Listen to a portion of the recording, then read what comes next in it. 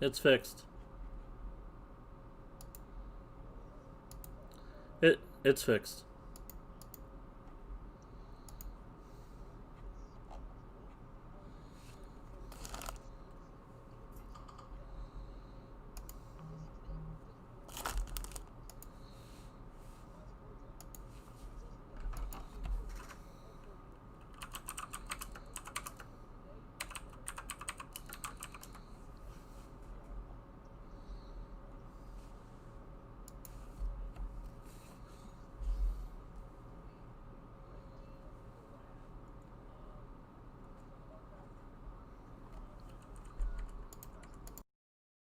In our description of our company, at the very bottom, I included the link to the UTS demo.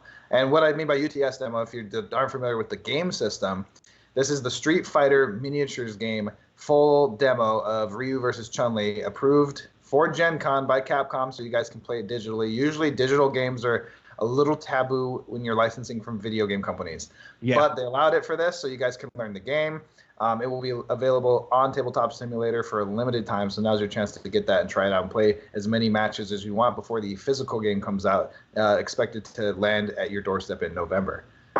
I know that I personally am just going to go and look through all the cards after we get done streaming here today.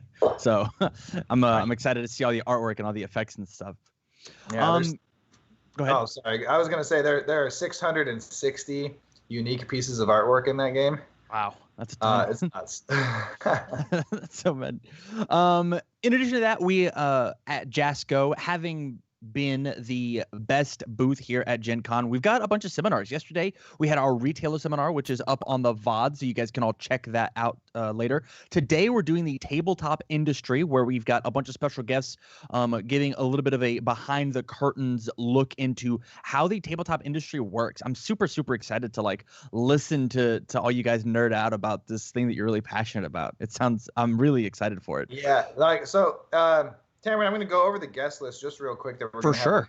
Because I'm going to explain to the general public who some of these people are, because you may not know these behind-the-scenes big names. Yeah, for sure. So we have special guest Chris Fry coming on the show, and this isn't in order. We'll have the order later for the seminar.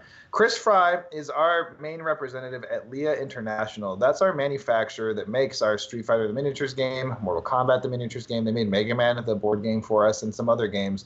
And they basically boast having the highest quality miniatures that you can get, especially pre-painted. A lot of companies use them. If you guys are fans of DC, the DC bombshells and several of the DC miniatures from Cryptozoic are manufactured by these guys. They do Ticket to Rides trains, basically all the like highly produced, high-end plastic models.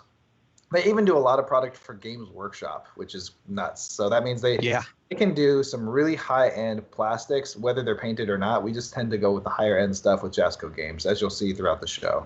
That's just Jasco's quality, right? Yeah. And next up is David Hanold. David Hanold's actually our project manager, but he's been in the industry for years and worked for several different companies. And he's going to go over Kickstarters, and he's going to go over logistics in our industry. We also have a series of artists and sculptors. So we have Das Nomo, it's the Nicole Cepeda. Hey, in our chat, thank you. Yeah. So Nicole obviously done a bunch of work for Jasco, but also throughout the industry, as well as El Grimlock, who's done work for Blizzard. He's done work for us, obviously, and then other big companies. I'm going to have Andrew Lucio on again from yesterday, who previously worked at Peterson Games. He's our sales manager now. Okay. Jason Hardy. Another kind of big name in the UFS card world. He usually shows up to UK Nationals to sign cards and do artwork. He did all the artwork for the Street Fighter 2-player Turbo Box. Oh, yes. He's the creator of the original Vincent Gray artwork, which I love.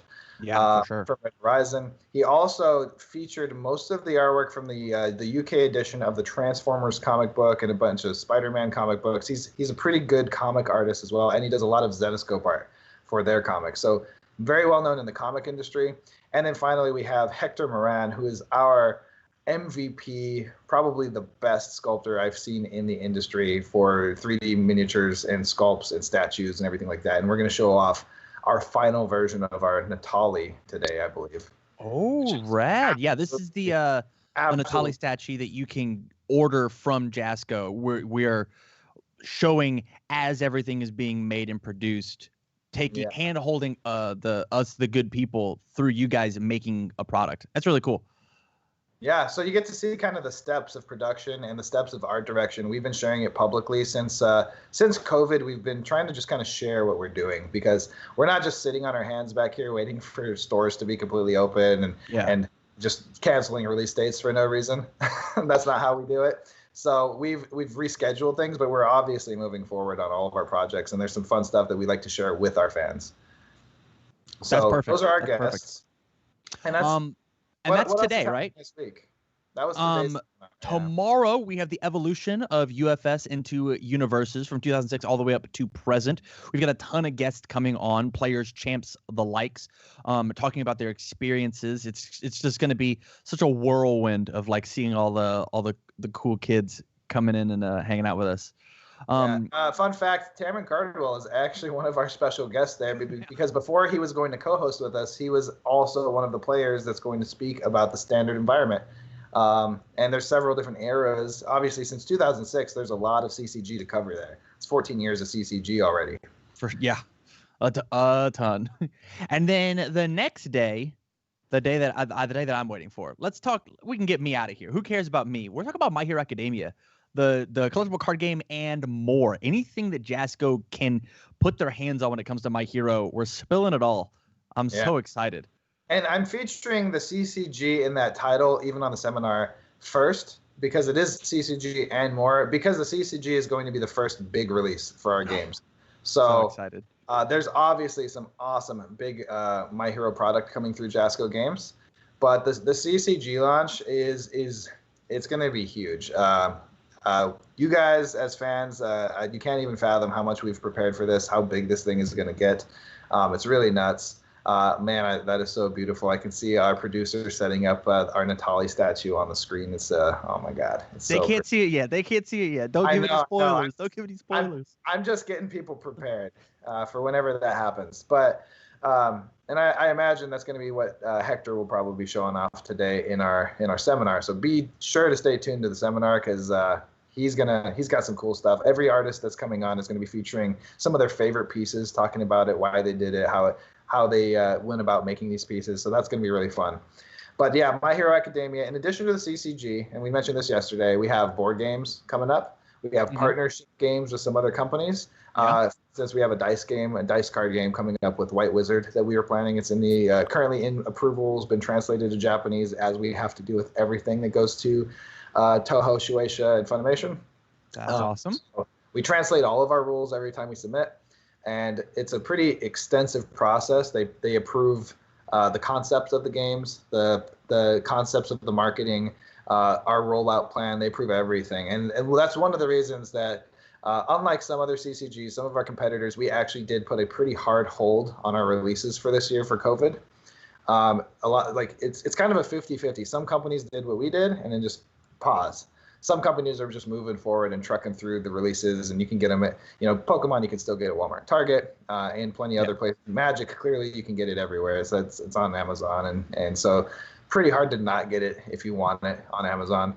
But for this, because we're launching My Hero Academia within our universe's kind of launch, right? It's got to get all the love, which means full tournament support, full marketing support, convention support. And yes, conventions could be closed for who knows. Could be another year even. I hope not. I kind of expect Gen Con to be ready next year, but it's still a little up in the air. For sure. But I expect by next August we should be having conventions again. There is a ton that could happen in the world in 365 days. You never know. I'm not even gonna say it couldn't get any worse anymore, because it clearly can get worse. It can always get worse. So for sure. So we're gonna stay optimistic there, but we do want to make sure that launch gets a full support behind it. We have a lot of fans. We've done a lot for the design of the game to make sure that anyone coming into the game, it's a completely fresh start. Not only is it a fresh start, it's going to be a really fresh feel if you're coming from other card games or even board games, or if you've never played a card game before and you're a big My Hero Academia fan. I'm stoked for our final day, and we actually put our seminars in hype order. We want you to kind of get geared up, get used to watching us, and get used to the seminars to where you're educated, but this last one, I mean, sneak peeks, new releases, all kinds of new product lines. And My Hero Academia, if you're not familiar with this anime, go check it out. You it seems like you'd be living under a rock in the nerd culture at this point. For sure. It's a really big property, really cool. So go get a subscription to Funimation. It's worth your time right now. A lot of people are stuck at home watching TV anyway. We can talk about that on Sunday. I want to actually talk about you and Jasco. So if anybody did not catch us last week, if anybody didn't catch us yesterday, if you're new to Gen Con, you're looking to work with Jasco Games, tell me about you, Jason. Tell me about Jasco as a whole. It feels like every time that I listen to you talk about a new project or a new space in the gaming world that you're like pushing into. It feels like you're a jack of all trades, you know? I've definitely got like business ADD, that's for sure. But yeah, so Jasco Games, and we're gonna give you guys a rundown of this every day. But Jasco Games is all about, I guess, nostalgia and doing what we love. So I started in the industry realistically as 21 years ago. I was 13. I had already been playing games at that point. I was really into Warhammer. I was playing my own version of D&D because my parents didn't allow me to play the real version. I played it, and then I guess it was evil. So was Warhammer. That was evil. Ninja Turtles was evil. Everything started evil, and then it was fine. It's a weird thing in my life from my parents' point of view. But I played a lot of games. Obviously played a lot of video games as well, the kind of classics, the Nintendos, the PlayStations, the Super Nintendos, that kind of stuff. Even 64, but for some reason the 64 didn't have a lot of my favorite games. But regardless, got into Yu-Gi-Oh!, got into Magic, and all these things. And eventually I was really, really into Warhammer. And I was 13 years old. And every weekend it got to the point where I had just moved to the Dallas area from West Texas and originally from North Dakota. And we got to the Dallas area. I made a bunch of new friends in junior high. And we started playing Warhammer together. I introduced them to Warhammer, and we started with Warhammer Fantasy. Eventually, we kind of just played everything, right? But but the closest retail store to get this product, and this is like way pre-internet sales, the closest retail store to get anything was about an hour drive away at a place called Big World Comics, and they may still exist. I'm not even sure. But it was an hour drive there, an hour drive back home. And so every weekend, me and all of my friends would pile into my mom's car, as many of us as could get, drive all the way there, annoy my mom the entire way there, drive all the way back with our new models every week that we saved our lunch money for, and our parents didn't know. We never ate lunch. We just saved our $5 or whatever and bought it. We bought our models. That's how we did it. We just starved ourselves. That's awesome. I don't recommend it, but I mean, it did build us our armies. So that was my strategy, and my friends kind of picked up on it. So at a certain point, we had been doing this for like 8 or 9 weeks straight. It wasn't even that long before I kind of broke the back on my mom's nerves there. And I was like, my mom was complaining. It's like, oh, I'm going to drive this whole way again, and I'm the only parent that's doing it. How come no one else's mom does this, right?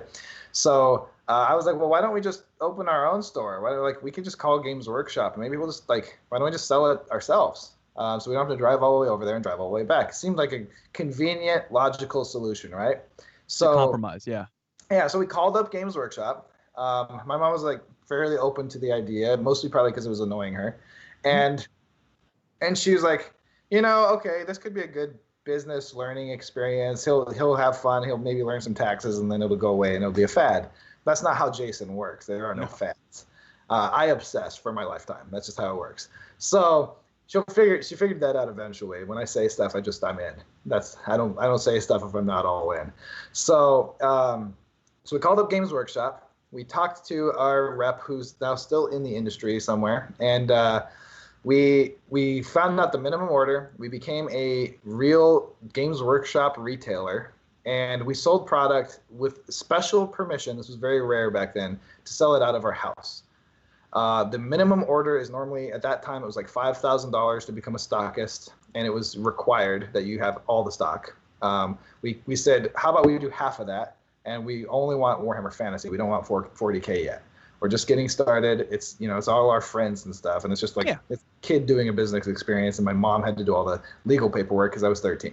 I couldn't create my own company at that time. 13. That's really cool. Yeah, I just ran it. So we ran it out of my game room. We ended up getting it through, ordering $2,500 of stuff on my mom's expense.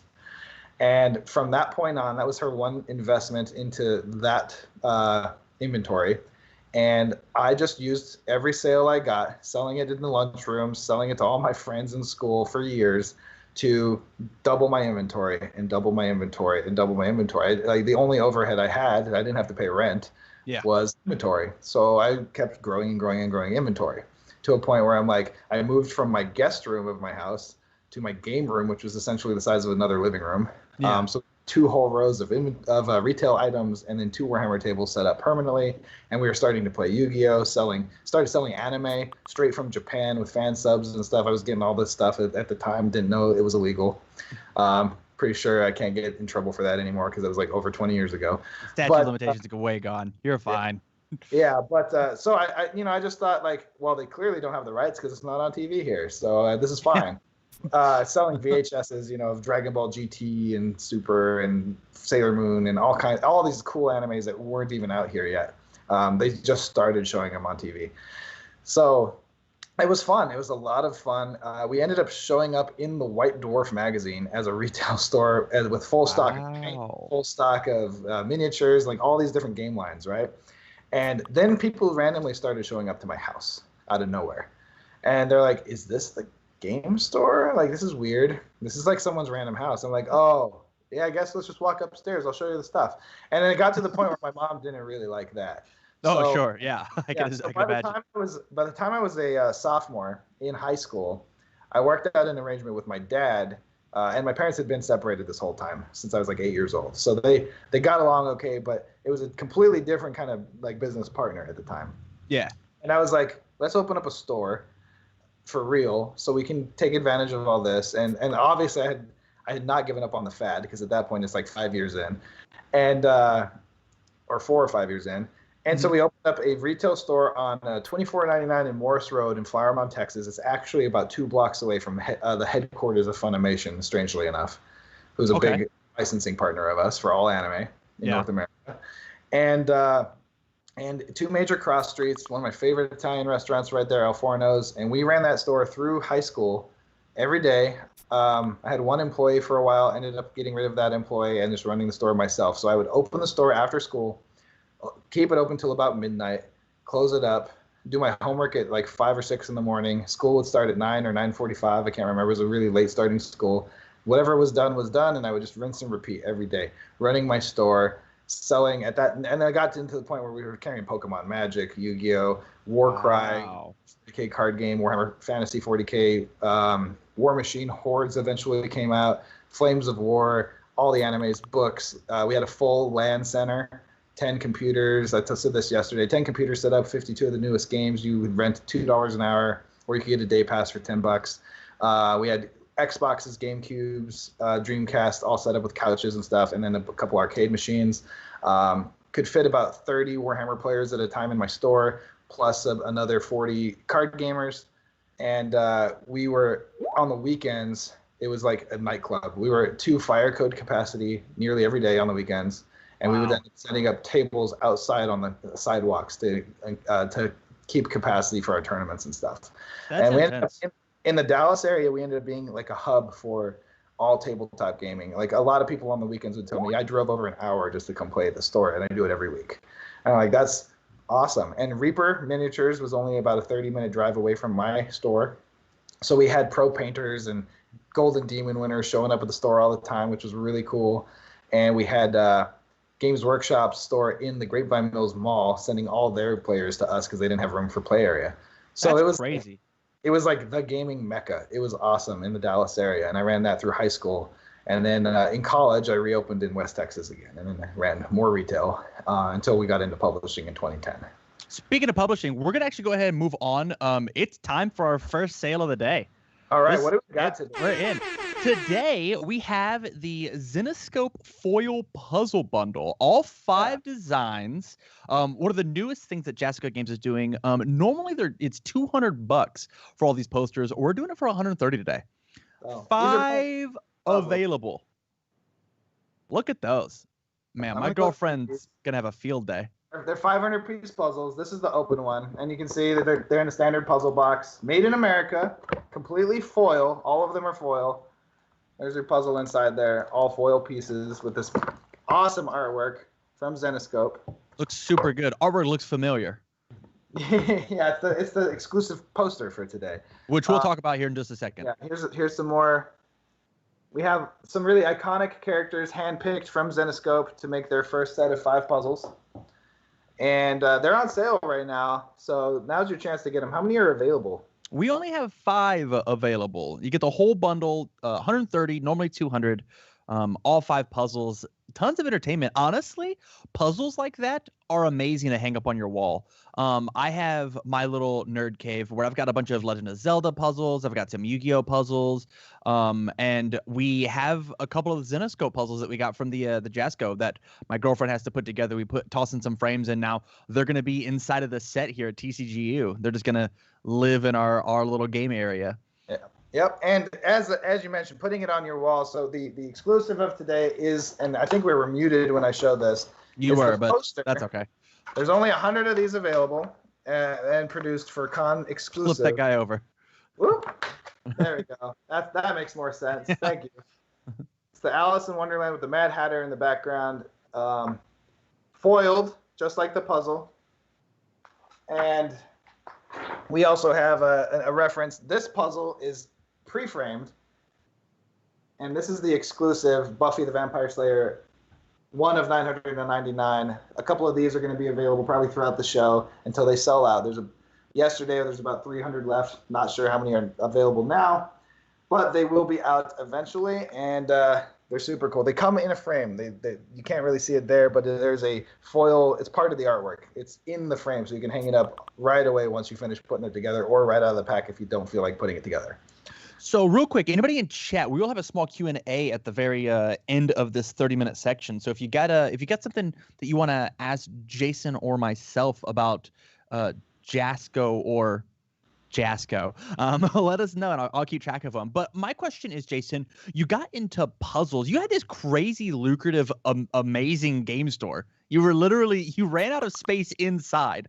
What made you transition to being the top dog and running Jasco as a development company and tie that into Zenescope and the puzzles, right? Because that's one of the newest things. So jumping from being a retailer to a publisher to making puzzles, that's a big jump. That's a huge jump, and we got all day if we got to. That is 11 years of history. But here we go. So in 2009, I was running lots of tournaments, lots of events, and playing myself in the UFS card game, the Universal Fighting System card game, at the time operated by Fantasy Flight Games.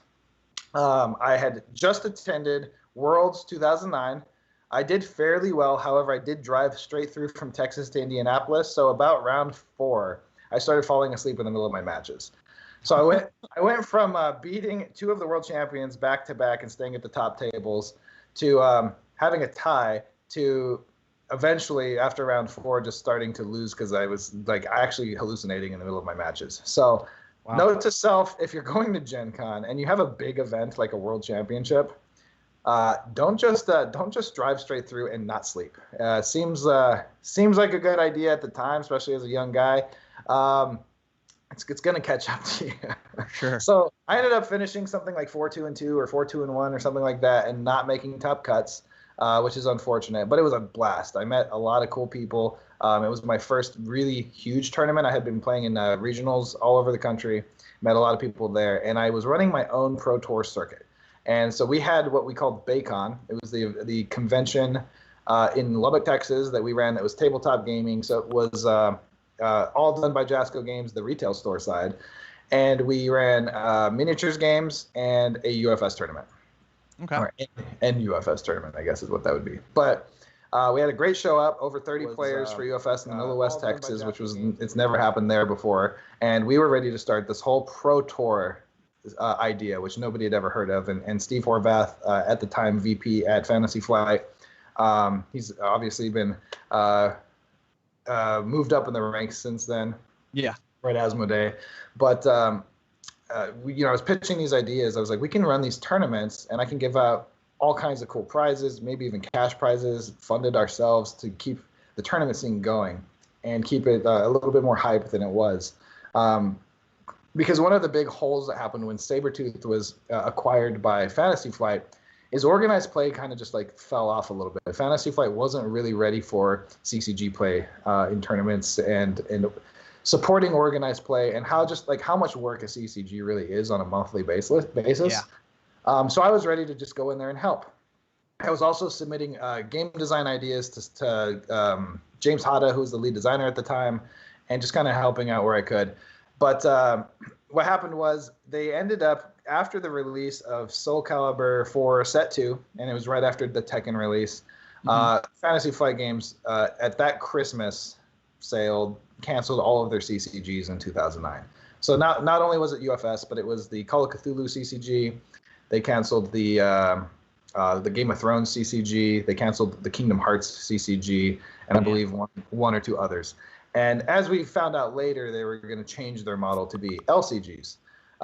So Which we didn't stands know that for. So LCG is the living card game model. So Okay. it's literally designed very strategically to fit the Fantasy Flight Games board game release schedule more effectively than a CCG would. Okay. They just have never really been built for a CCG model. They would need a whole division. At the time, they had one person. It was just not enough. It was not enough strength to keep a CCG going that way. So during that whole transition, I was graduating college that same time in December of 2009 from Texas Tech University. I had a major in German and a minor in Japanese. So totally useful, right?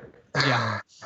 So yeah. Realistically, so I was already fluent in German, so that was kind of like it was pretty easy classes for me. I actually was taking graduate classes just because I was bored in the regular classes and taking them as regular credits. Makes sense. But I did this because I felt like going to business school was a huge waste of my time. I had been at that point in business for like 6 to 10 years already in retail. So I was like, why would I pay money to go to school for this? So I mostly just wanted a college degree to have a college degree. The Japanese actually ended up paying off quite a bit. But so sorry, this is kind of a long story. I know you asked for 11 years of stuff. You're good. You're good. So Jasco Games ended up at this moment, a very pivotal moment in 2009, making a deal with Fantasy Flight Games to purchase the rights to this recently canceled CCG. Got it at a bargain, which may not sound like a bargain. I can talk about the number now. I kept it quiet for years and years and years, but we got the whole game system for only $20,000. Wow. Which is nothing.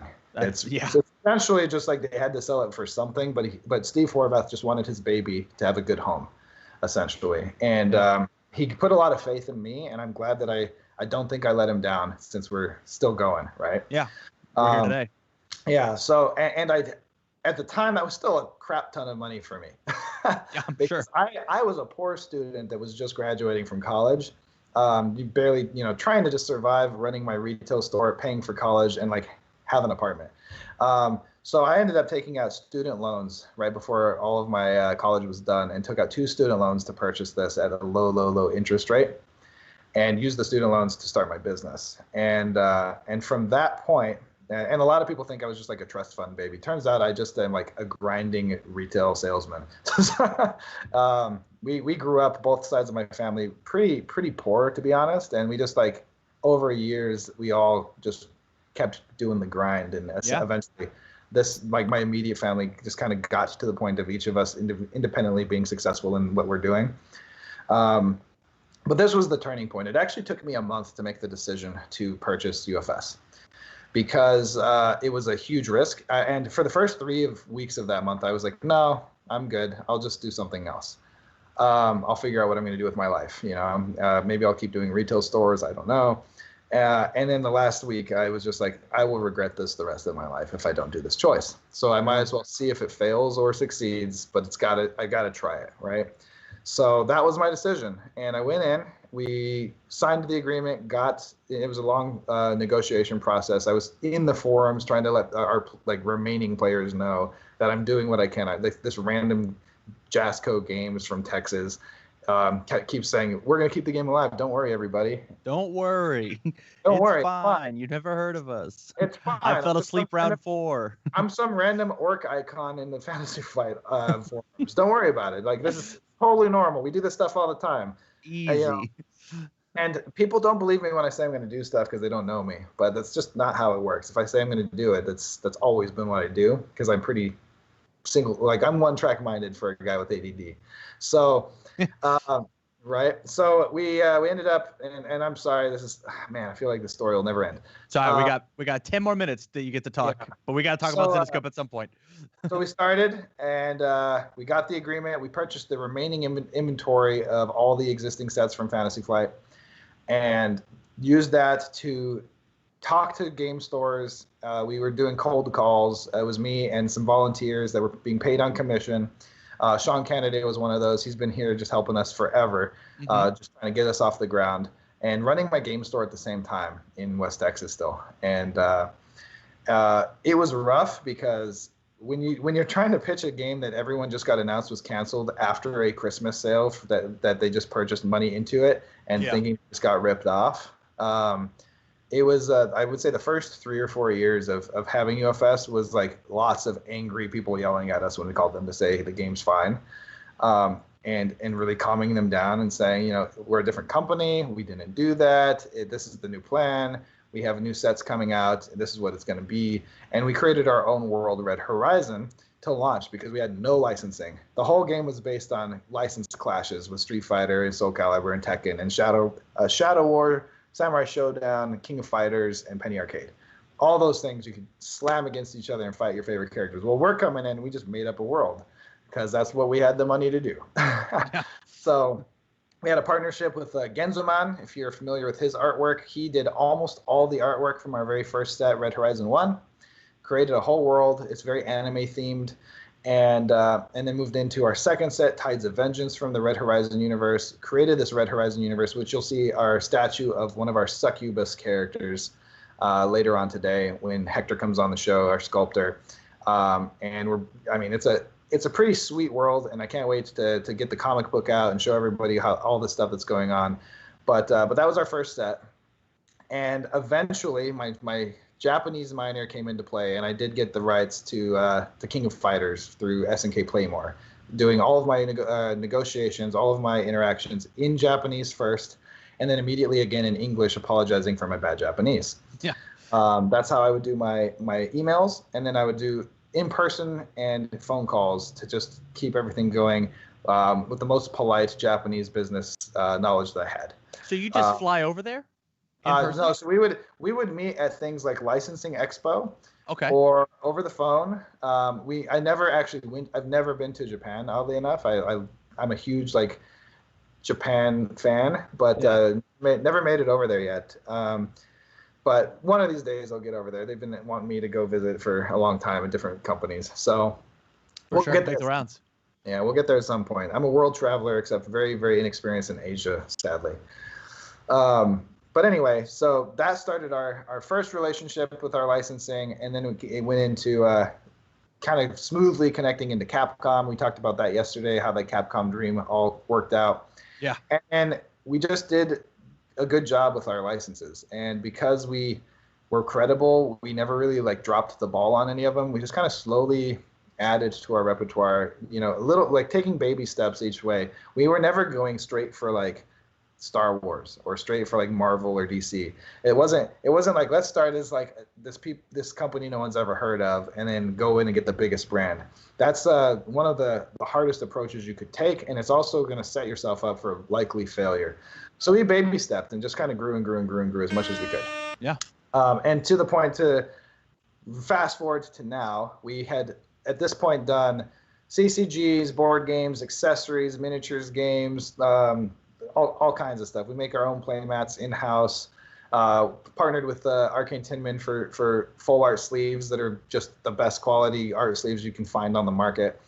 And with COVID coming up, one of the things that I'm constantly trying to do is creative out-of-the-box thinking and manufacturing in the U.S. when at all possible. So COVID kind of shifted all of our schedules. We had like 3 or 4 separate meetings on new production schedules because of how this has affected things. Like, everyone's closed. What do we do? Well, we have to be a little bit more forward facing. We have to talk to our consumers a little bit more directly now, so they know what's going on, because they can't just show up at their local game store in some of these locations, or most of them at the time. So with the knowledge that everyone is going to be stuck at home quarantined, and we were everyone was kind of panicking. How long is this going to be? How long are we stuck at home? Because no one's ever had to do that before. Like, are we going to get claustrophobic? That kind of thing. Yeah. So we came up with we can make puzzles, and puzzles are in super high demand. It even made the New York Times how puzzles were just like going crazy. Mm-hmm. And so we're like, well, we have a U.S. manufacturer. We not only can make high-end stuff, let's stick with our repertoire: foil, high-end, pre-painted, detail beyond belief. So we made foil puzzles that are in the same vein as a giant ultra rare or promo card from a CCG. Yeah. So they're not just purely shiny. It's not like the whole thing is shiny, because that would be too easy. We do all of our plating. So we pick out very specific areas. We put patterns, and we foil exactly what's going to look in best foil in a certain degree of foil. So we actually put different percentages of foil show through the ink on every different part of the puzzle, and it's just a beautiful result. In person, these things are gorgeous. It's really hard to see on camera, especially since they're shrink wrapped and stuff. And I have a window right here, so everything's really just a glare, and you can't see the cool foil effects. But it's the same manufacturer that makes all the Pokemon cards, Yu-Gi-Oh cards, Topps, Upper Deck in the U.S. And our products. So as Tim pops back up the deal of the day, or deal of the half hour or whatnot, mm-hmm. Talk to me about your interaction, your relationship with Zenescope. So the puzzles look great; they're amazing. But talk about what Jasco has done for Zenescope for Jasco, and what you could do for other publishers. Yeah, so Zenescope is kind of like one of our. It's not so much a licensing agreement as it's just a mutual partnership. We do license kind of a little bit back and forth, but it's a great we're 2 companies that work really well together. Really logical conversations. We're like, hey, we would like this in our line, and we were like this in our line. How can we work together to do something that's really cool? So we started out with our card game. We put some foil cards into an issue of the comic, telling them, we guarantee you your comics will sell better, because we've done this with Udon comics before. When our cards go into the comic book, our people need 4 of your comic book. Suddenly, they need it. It's not like it's I kind of want it. It's like I need 4 copies. I need 4 copies of that card. So and $4 for a card, especially when you get 2 in a comic, isn't actually a high price for our players. We'll pay $2 for a card all day long. Yeah. As a CCG player, I can totally attest to that. I'll buy the card for $2. That's nothing. So putting it into a $4 comic book is a steal. It actually just brings value. So both the Udon comic that we did this with was Street Fighter versus Darkstalkers first edition, and the Zenescope comic. They just sell out super fast. That's just how those work out. So it's great for the comic book company to start off of the relationship. It's a great promotion. Obviously, we're paying our own printing costs and helping them insert these cards into the comics safely, because it's kind of a unique process. But we started there. We ended up doing a DLC pack that's gorgeous, and because of just the way our foil stuff looks, they just really fell in love with the look of our packaging, the look of the foil cards. And so we were like, well, we could do puzzles, and we can help you with your statues, and we can help you, all kinds of places that aren't traditional print media. And we're doing our own comic book, so maybe that could help us on the other side. Maybe we can use your comic expertise some way down the road for our comic book. And so it was just kind of a perfect marriage where it was no stress. It was really easy to work back and forth together, and we like each other's brands. Their Grim Fairy Tales brand is very close to our Grim and Wonderland brand in name, so that's a little confusing. But, just a bit. But overall, it hasn't been a problem, and they're beautiful. They love every time we send them these high quality products with certificates of authenticity, stamps, foil special effects. Most game companies in our industry don't know how to properly plate a foil card to make it look right. You'll even see this in a lot of new CCGs that try to come out, where the whole card is completely foil, and it almost washes out the ink. to where you can barely read it. And this happens a lot when people don't know how to foil and then start trying to get into foiling, especially when it's not manufactured in the U.S. and you can't do controls. We control all this stuff pretty extensively. Tim, our producer, just going to give you a heads up. Chris Fry, one of our guests, is calling me on my cell now. If you want to just message him on Skype and let him know what's going on. I don't know why he's what he needs, but he might have an issue. That's just for later on in the show. For sure. So yeah, that's where we ended up, and unfortunately, there were, so it's like with all the good stuff that we do, there's always some hiccups and things that you guys have to be aware of as well. When manufacturing, there's usually things that don't go perfect. For sure. So in this case, we wanted to have the Buffy foil puzzles and the Zenescope foil puzzles done in a matter of 3 to 4 weeks. Made in America. We figured this would be super fast, high quality, and done into people's hands while they're still quarantined. That did not work out. Yeah. So it turns out that not only ourselves, but the manufacturer, for 3 days, were actually shut down as a non-essential business, and then became approved by the governor to be an essential business because they were doing some packaging and things for medical supply companies. So our factory briefly gave me a heart attack because we'd already promised our customers the deadlines that we were told. Especially for the Buffy Kickstarter for the puzzles to launch our puzzle lines. And then right after that, we found out that the paper supply company that produces the foil paper that's specifically for foil puzzles, which is different from foil cards, we didn't know, for one, that it wasn't already in stock, and two, that it wasn't going to get to our factory for an unknown amount of weeks. So we had started the project, funded it, ready to go, had quotes, everything. We had been working on this on and off for 2 years to get ready for puzzles. And this is when we decided it's time to launch the puzzles. And now the paper is suddenly a 3 to 6 week delay. Wow. Which is the entire period of time that we thought the entire project was going to take. That's kind of crazy. So everyone watching that did back our Buffy project on Kickstarter or that was pre-ordering the Zenescope puzzles, this is why they took so long to get into the delivery phase. They actually didn't even show up to our warehouses until about last week. So they are fulfilling now. Gen Con is going to slow things down a little bit on the fulfillment side, but we do have people still packing out orders. And Canada it's already in the Canadian fulfillment center for all of these, and the international fulfillment centers in Australia, EU, Asia, everywhere else, South America, have had it shipped off to them. So I don't know when it's arriving to them. It might already be there. But just so you're all aware, we, as well as the factory, did not see any kind of foresee these types of delays, because usually those papers take 2 to 3 days to show up, even when they're not in stock. Well, they couldn't even get shipped. So, and then the factory that actually presses the puzzles was having issues. So it was just nonstop stuff that it was our first puzzles ever made. It was our CCG factory's first time printing foils for puzzles. And then the puzzle company is the first time they had ever done a framed puzzle, because we invented that. So this is our own patented design, and it turns out it was a pain in the ass to produce for our manufacturer. Because as you can see here, it's actually built into a frame, so you can hang it immediately. Because I know a lot of people like to hang up their puzzles. It's a cool way to show off an accomplishment. For sure. And it's also the size of that 240-piece puzzle, when assembled, is like 2 to 3 inches bigger than the normal shipping rates size scale. So one dimension is like 1 or 2 inches too big to hit a normal shipping rate. So it ends up costing, even in the US, like $17 a pop to ship, just the puzzle. So, and then when you stack other stuff on it, yeah, it kind of evens out because you're putting more product in one order. But that was another just big mess that we're like, well, I guess we're just never making these again. It would have been ideal for retail, but that's how it went.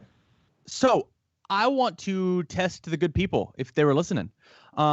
We have a small trivia question. We're going to be running these trivia questions throughout the entire day. And the way that this is going to work is we are going to ask a question. You can either be yes or no, multiple choice, true or false, fill in the blanks. There's going to be a ton happening. And so make sure that you let us know in the comments on all 3 social media platforms that you can talk on. My question is, if you're listening, the Zenescope foil puzzles are the first puzzles ever created by Jasco Games. Yes or no? Yeah, this is a good one. This is a good one. You have to pay attention. Super easy. Were you listening? Zenescope foil puzzles were the first puzzles ever created by Jasco Games. We'll let that linger, let that lay for just a bit. Tim, our producer, is going to see the first person to answer in the comments. And where can they comment? Where are we pulling from? We're pulling from Facebook, Twitch, and YouTube. So if you are live, you're you can see all of that. Also, I don't know if you can see. What does our winner get for correctly answering? That's a good question. It's a good question. The winner gets the foil posters of each of the Zenescope puzzle arts that we have. So if you see on there, we have got the 5 arts from our question. You're gonna get the posters from all of those. So this is a full set. So the exclusive today is just the Alice in Wonderland. We're actually giving you 4 puzzles that haven't even been publicly announced yet. In addition to that, so you're gonna get a sneak peek of all the foil puzzles, which is really cool. Posters. Posters. I knew I would do this. Yeah. Posters and puzzles are so close in pronunciation. It's going to be a mess. It is all good. It's all good. Excuse me. So here is. Are we ready for the answer? Waiting on our producer to pick a winner. As soon as we have the answer is no. The answer is no. The Buffy the Vampire Slayer special edition foil puzzle was made first. Indeed it was. They were done very, very close to each other. I think within 2 or 3 weeks, actually.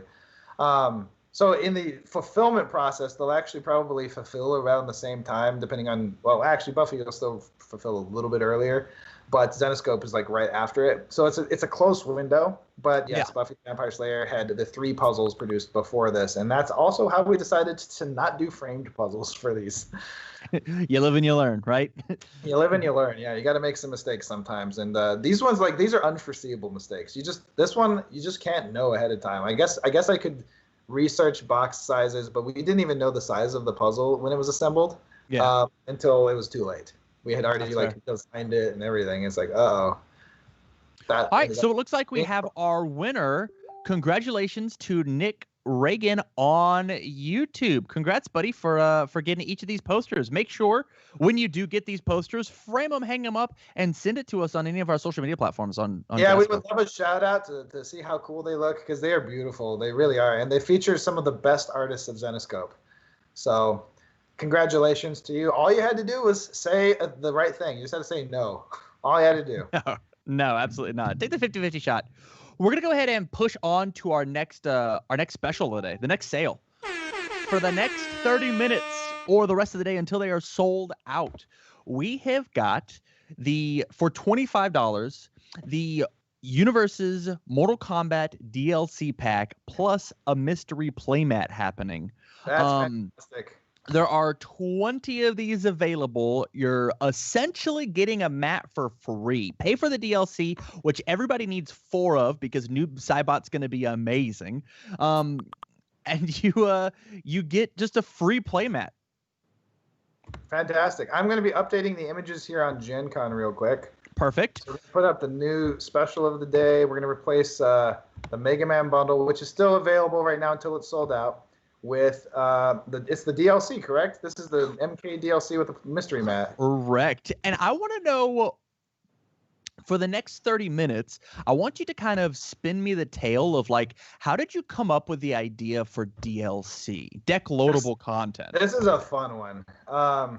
So we were talking internally, I think it was like 2 or 3 years about DLC. So this was a long process before they finally came out. And the reason, first of all, the reason it took so long before we told the fans that we wanted to do it, and then when it finally came out, is the packaging solution for this thing took forever to find out. In fact, even when we had a final packaging solution, the packaging had to change because it was too big. It ended up being massive, and I have some examples here, actually, of the original DLC packaging here, right here.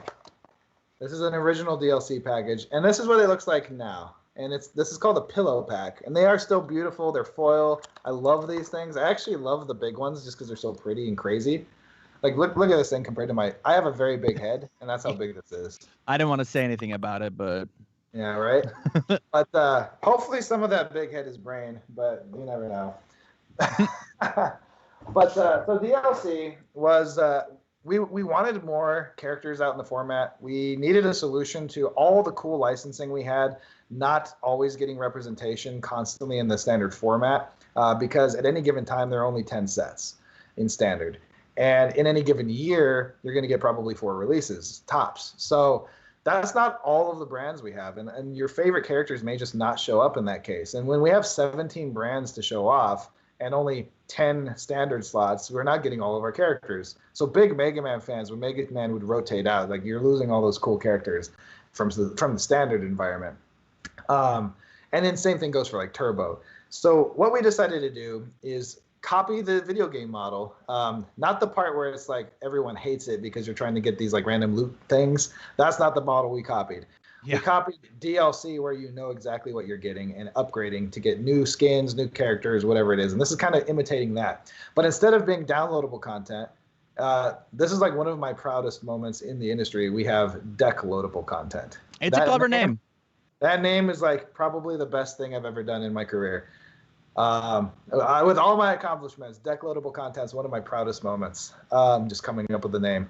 So deck loadable content is 4 character packs where you get 4 characters, either alternate costumes with newer versions of their abilities, characters that have never been in the format before, and then they get a signature attack and a signature foundation, and it represents every single time all 12 symbols in the game. So it's always a perfectly balanced add to the standard environment. And that's really where it came from, is we just, in addition to free promos and just randomly going to events to get stuff, we wanted people to be able to not have to go to an event. You get a perk for like playing and trying to win these when they release from your local Premier stores, because Premier stores get them as a handout, and they can do whatever they want with them. So usually they can use them to run a cool like higher level tournament where you get a cool prize. But additionally, you can just go buy these things. So they're not super event exclusive like a lot of promos are, where I'm like, I don't have to show up and get this through an event or use my redemption, as we talked about yesterday, to get it online later. I can just get it whenever I want, and they are literally released monthly, and then when they're gone, they're gone. So they're limited prints. Now, they're not like super, super low print runs, but they're not super high print runs. So for that month, once they're available that month, and the way the normal format works is immediately the next month you're going to get another one. The next month you're going to get another one. But what that does is that adds, what is that, 48 characters a year, something like that? Or it's got to be more than that. It's 12 packs times 4. Yeah, it's 48, right? Yeah. So you get 48 new characters in addition to the standard environment characters that you'd already be getting. And that can add 12 titles that aren't even in the standard format if we want. We can do cool stuff like we talked yesterday about maybe doing Buffy the Vampire Slayer. That's up in the air right now. That's not official. I can't remember if we actually did that or not, because there's Series 2 DLC, and I don't remember honestly what's in that. But for COVID, we did have to slow things down. We actually canceled our releases for a while. When we saw that stores were opening back up, we made them available as a item for our stores to purchase because they were begging for new content. But we had to slow it down from every month, which it will be again, to I think it was every 6 or 8 weeks in between releases. So by the end of the year, you're still going to get all of Series 1 DLC, and then next year we're going to kick back off with our DLC. So it's pretty cool stuff. Did we get any messages in the chat about that, by the way? Any questions about DLC? More questions that like the obvious answer that you'll have. We've got Nomo.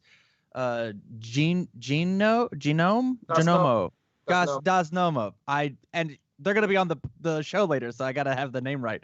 Talking about live and learn, is there any chance we could do anything with Sonic the Hedgehog? So there's always a chance we can do something with anything. So that's kind of where we go. I have talked to Sega before about Sonic a couple years ago, but at the time I think it was just to give you guys an idea. When I'm doing my licensing shopping, I do shop around for licenses. I usually talk to about 30 different brands at a time. Wow. And I will take the best possible performers out of those when I do this. So if something is bigger than a brand and we're still capable of getting it, we're going to go with the bigger brand every time.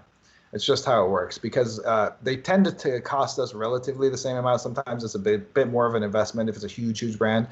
But overall, you want to get what you're going to get the most bang for your buck with. And we're so nostalgic about so many titles that we wouldn't talk to someone if we didn't like it in the first place. So there's a lot of really, really cool brands out there. And when you're at like a show like Licensing Expo where everybody's licenses are out on the table, you kind of realize like, oh crap, I like too much stuff. As it happens all the time. You're like, oh no, I like everything. In the same vein, Barry Everson from Facebook asks, when is the Cyber Ninjas set coming for the DLC? So I don't know if it's specifically the DLC that's going to get. I'm assuming he's talking about like Cyrax and Sector and Smoke. Correct.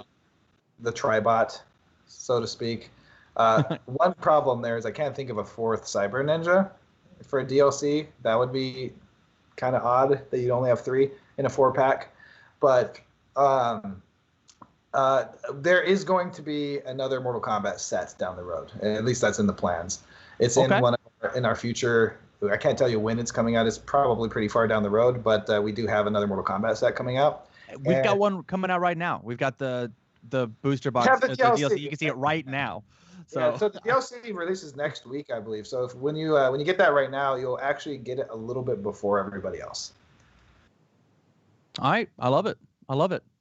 We've got a Mohawk Mike from Twitch who says, "What's the craziest license anyone's ever asked you to put in the game?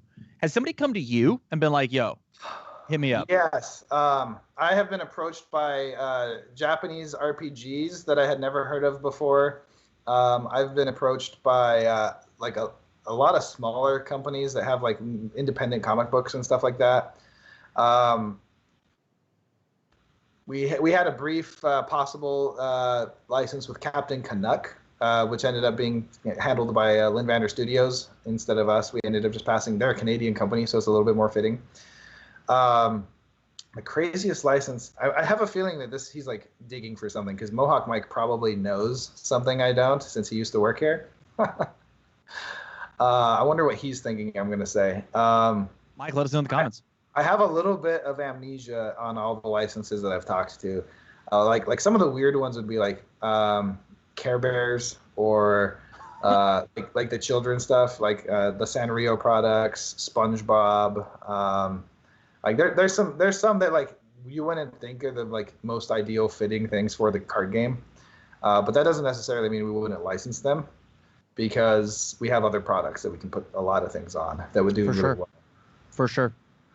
And anybody who's watching who is like who's wanting to work with Jasco, like as we said, he's a jack of all trades. Every time I talk to Jason, he's like, "Oh, I've got this other crazy idea that like pushes the game industry forward." So hit him up, call him. He would absolutely love to work with you. Yeah, I do feel like I don't think it's on purpose, but Jasco Games as a team does tend to kind of like move the pendulum forward in our industry before a lot of other people. We are the first ones to do a Kickstarter Savior campaign with the Evil Dead 2. Yeah. So that was an interesting thing. So that would be the third game that we've rescued. I think we rescued UFS. We rescued Albion's Legacy from 100% defect rate, and then we rescued Evil Dead 2. There might have even been a fourth game that we did this with. I can't remember now. So that's one thing we've definitely done. We were the first licensed board game Kickstarter with Mega Man.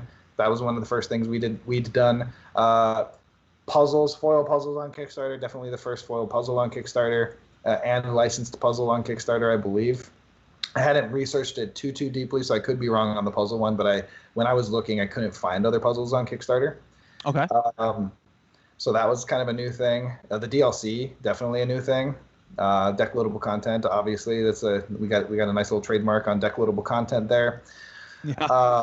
It's once again very clever name. It's super clever. It's beautiful. I love that one. And then we kind of try to push the limits. Like the Street Fighter Miniatures game, highest end game ever produced in the industry. Especially on a massive scale. Like I'm sure there's some hot like handmade limited run games that you can get that are probably equivalent in price or quality, but this game is nuts. It is a massive project. It's the equivalent of us designing 4 or 5 UFS sets at once in terms of game mechanic scale. Wow. In terms of components, it's even harder because of the sculpts combined with the dice, combined with the cards, combined with the UV coated backs, combined with like all the crazy stuff, 3D terrain. It's insane how much stuff is in this game. And unfortunately, I think we like gave Capcom way too much work. So it took a long time to get approved because 660 unique pieces of art plus 3D terrain and 3D models, paint schemes and colors that have to be approved, all that stuff sent to 4 different licensing people like Capcom Japan, Capcom US, Angry Joe Show, and ourselves to approve everything. And that's UTS, right? That's for the Universal Tactics system. Which you can find a demo right now. Exactly. Right now at the bottom, there's a link on the Looking Glass. If you're in our Gen Con booth currently, I included a link there. Additionally, it's on our Facebook. It was posted yesterday on both the UFS Facebook and the Jasco Games Facebook. And then if you're in Twitch or YouTube, we might be able to put a link in there for you eventually. But right now you can go test the game. We have the entire rulebook included. You can fight Ryu versus Chun-Li as many times as you want. Includes like the dice and all the 3D terrain. You get one of the standard boards that I think it's the Ryu stage, if I remember correctly, that was set up for the demo. Got a lot of beautiful trees. You get to try out the game and see how the combos work, how the mind games work. If you watched the stream between David Hanold and Tim trying out the game from the Jasco team a couple of weeks ago, you'll notice that like Tim always get perfect guesses, his counters. Like even when he's not guessing, he's just like, this is all I got, perfect. I don't know how he does it. He's like, so there's you can be just like a luck god, but that over time will not work for you. For sure. Skill-based tactical game. 10 matches, your skill will have to like, it's like when you button mash and just get lucky sometimes. Yeah. But you're not going to beat a pro button mashing every single game. It's just For not sure. how it works. I do also think that Tim's a pretty good player at that game. I think he's a little bit better than Hanold. Don't tell Hanold. So we're not recording. You're fine. You're fine. Not a live show. Hanold, I think he's lost like 3 out of 4 against Tim, something like that. I'm like, it's not looking good for him. I think he's trying to get a little too cute with his strategies. Stick with the bread and butter, man. You got this, Hanold. I am rooting for him. I want him to win some games, man. But anyway, it's available on Tabletop Simulator. If you already have Tabletop Simulator from Steam, you can play it right now for free. Capcom approved it for Gen Con. Right now, it is not going to be approved to be up any longer than that. We're going to try to get permission to let you demo it after Gen Con, but for now, it is only Gen Con. That's fair. That's fair. Let's pivot back just a little bit to the DLC that we're selling right now, right? If you could snap your fingers and get any license you personally wanted, what would it be? This is from Alexia555 from Twitch. I believe one of our winners yesterday, if I remember correctly. Personally, like without any business decision involved? Yeah. Like if I didn't have like a profit involved in it either as part of my decision, I would say it would definitely be Ninja Turtles. Like that's a no-brainer. I have like a whole bunch of Comic-Con exclusive Ninja Turtle toys over here that are just beautiful. Kind of want to get them and show you all, but not relevant. They would be super perfect for DLC too, right? 4 characters, 4. Oh man, beautiful. It'd be so good. Beautiful. The question is, who gets the evil symbol? Who gets chaos? Raph obviously gets the evil symbol. That's fair. He's a rude dude. Yeah. Chaos and evil for sure. Chaos, evil, all. You we could sit here so? and don't think so, this whole Tim? thing. You can't see him on camera, but he's like, no way, no. He wants him to have. Michelangelo has chaos. Yeah, I could see that. That makes sense too. Okay. Yeah. Okay.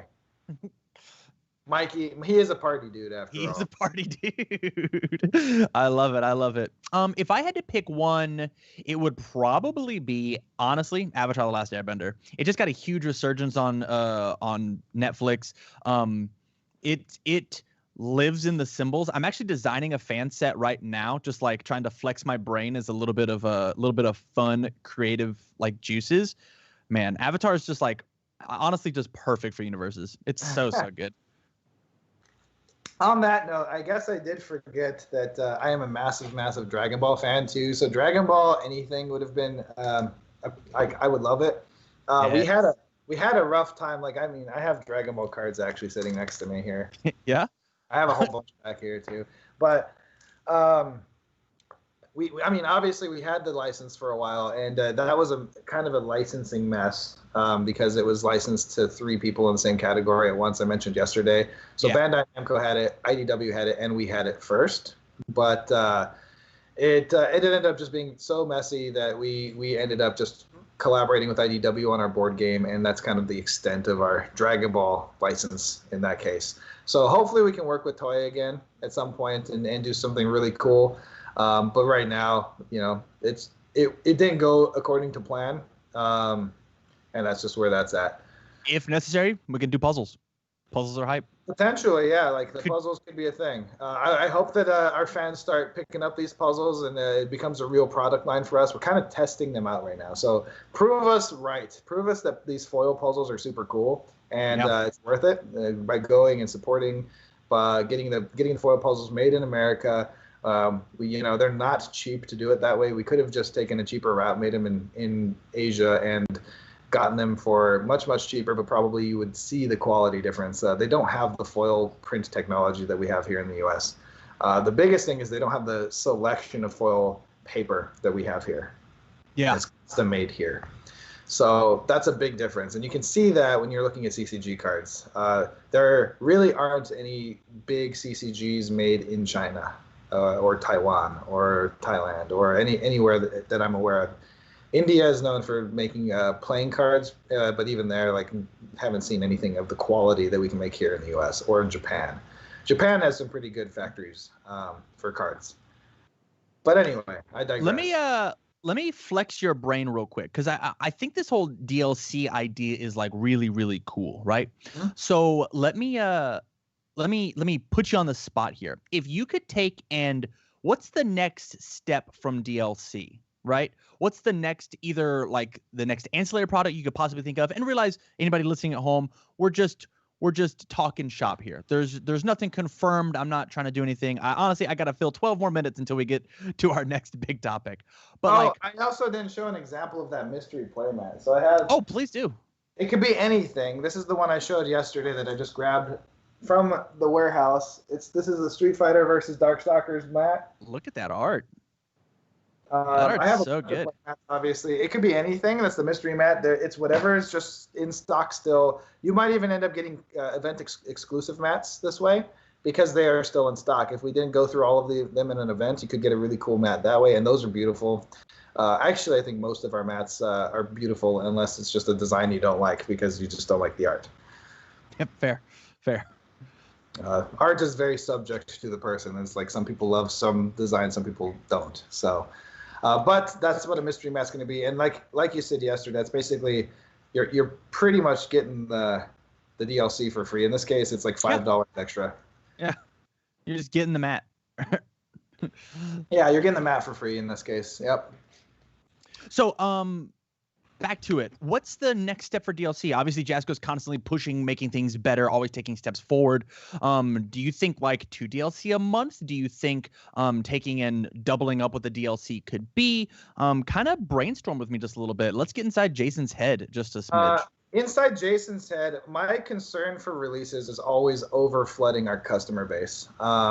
I'm always concerned about too many releases for the CCG and what it's going to do to people's pocketbooks. So let's say we have 2 DLCs released in a month. It's the same month as a core set that had a 2-player turbo box and a big booster set. That's a lot to ask our customers to purchase, especially when it's an exclusive release. For sure.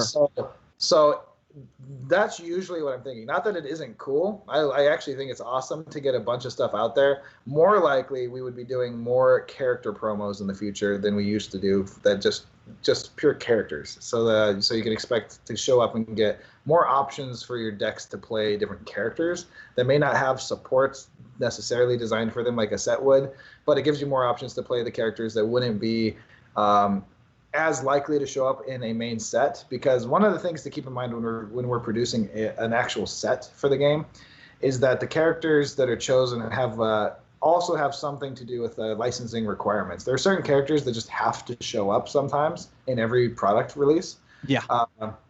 This is why you'll see there in classic UFS there were, in the course of 3 years, 9 different versions of Chun-Li and Ryu already in the card game. That's a massive amount of versions of 2 characters to show up in the course of 3 years.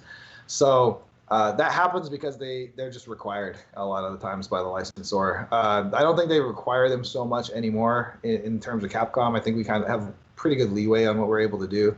As you can see from Street Fighter versus Darkstalkers, and the Street Fighter DLC. Ryu did not show up in that, right? In Street Fighter DLC, you get like a good variety of characters there as a subsidiary product. Mm-hmm.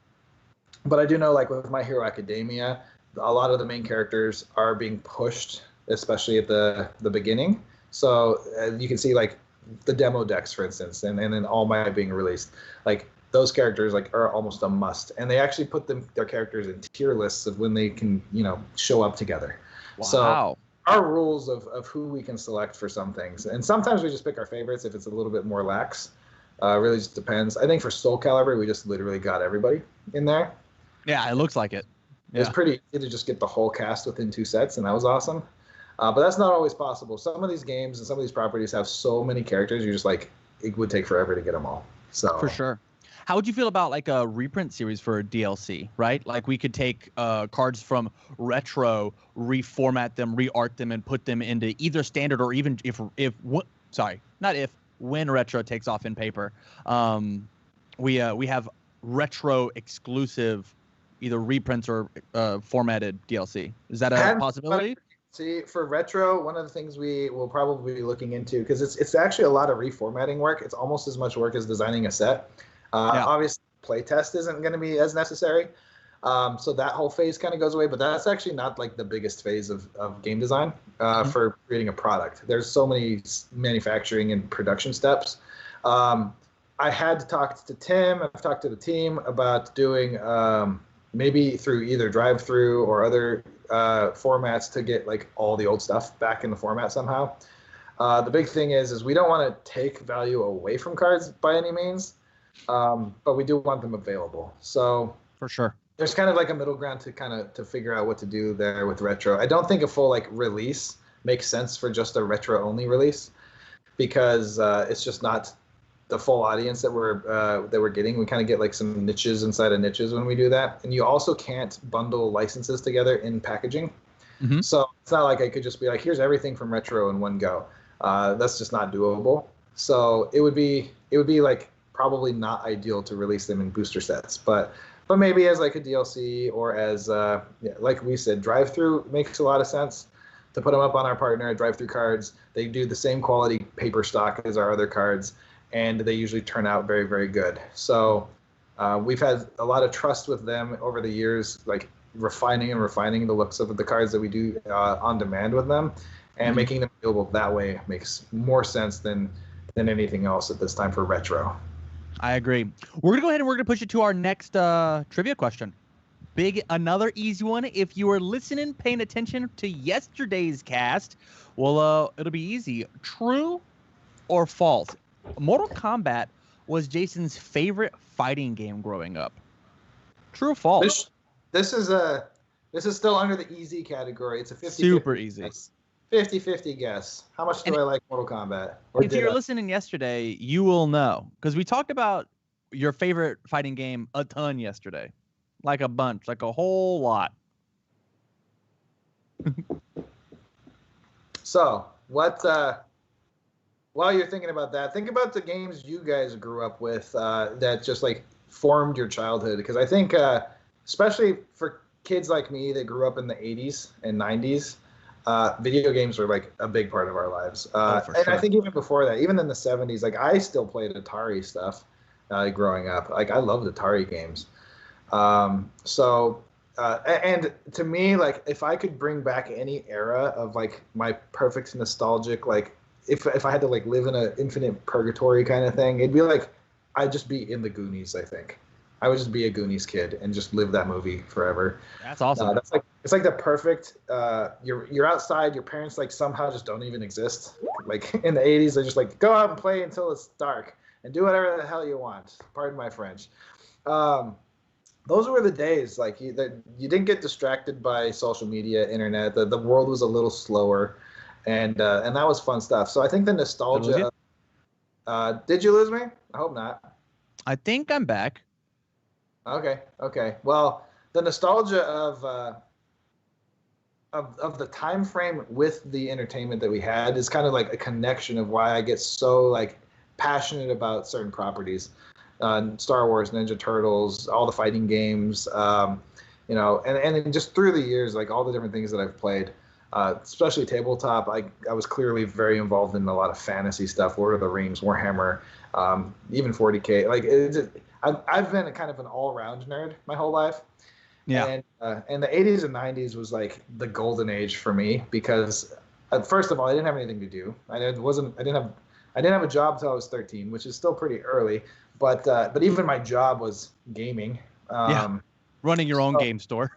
Right. So it was like, it was a really cool era for me. And I kind of wish kids these days had the option to like have zero. I kind of wish tablets and phones were like illegal until you're 18, like smoking or alcohol or any of that kind of stuff, or voting even.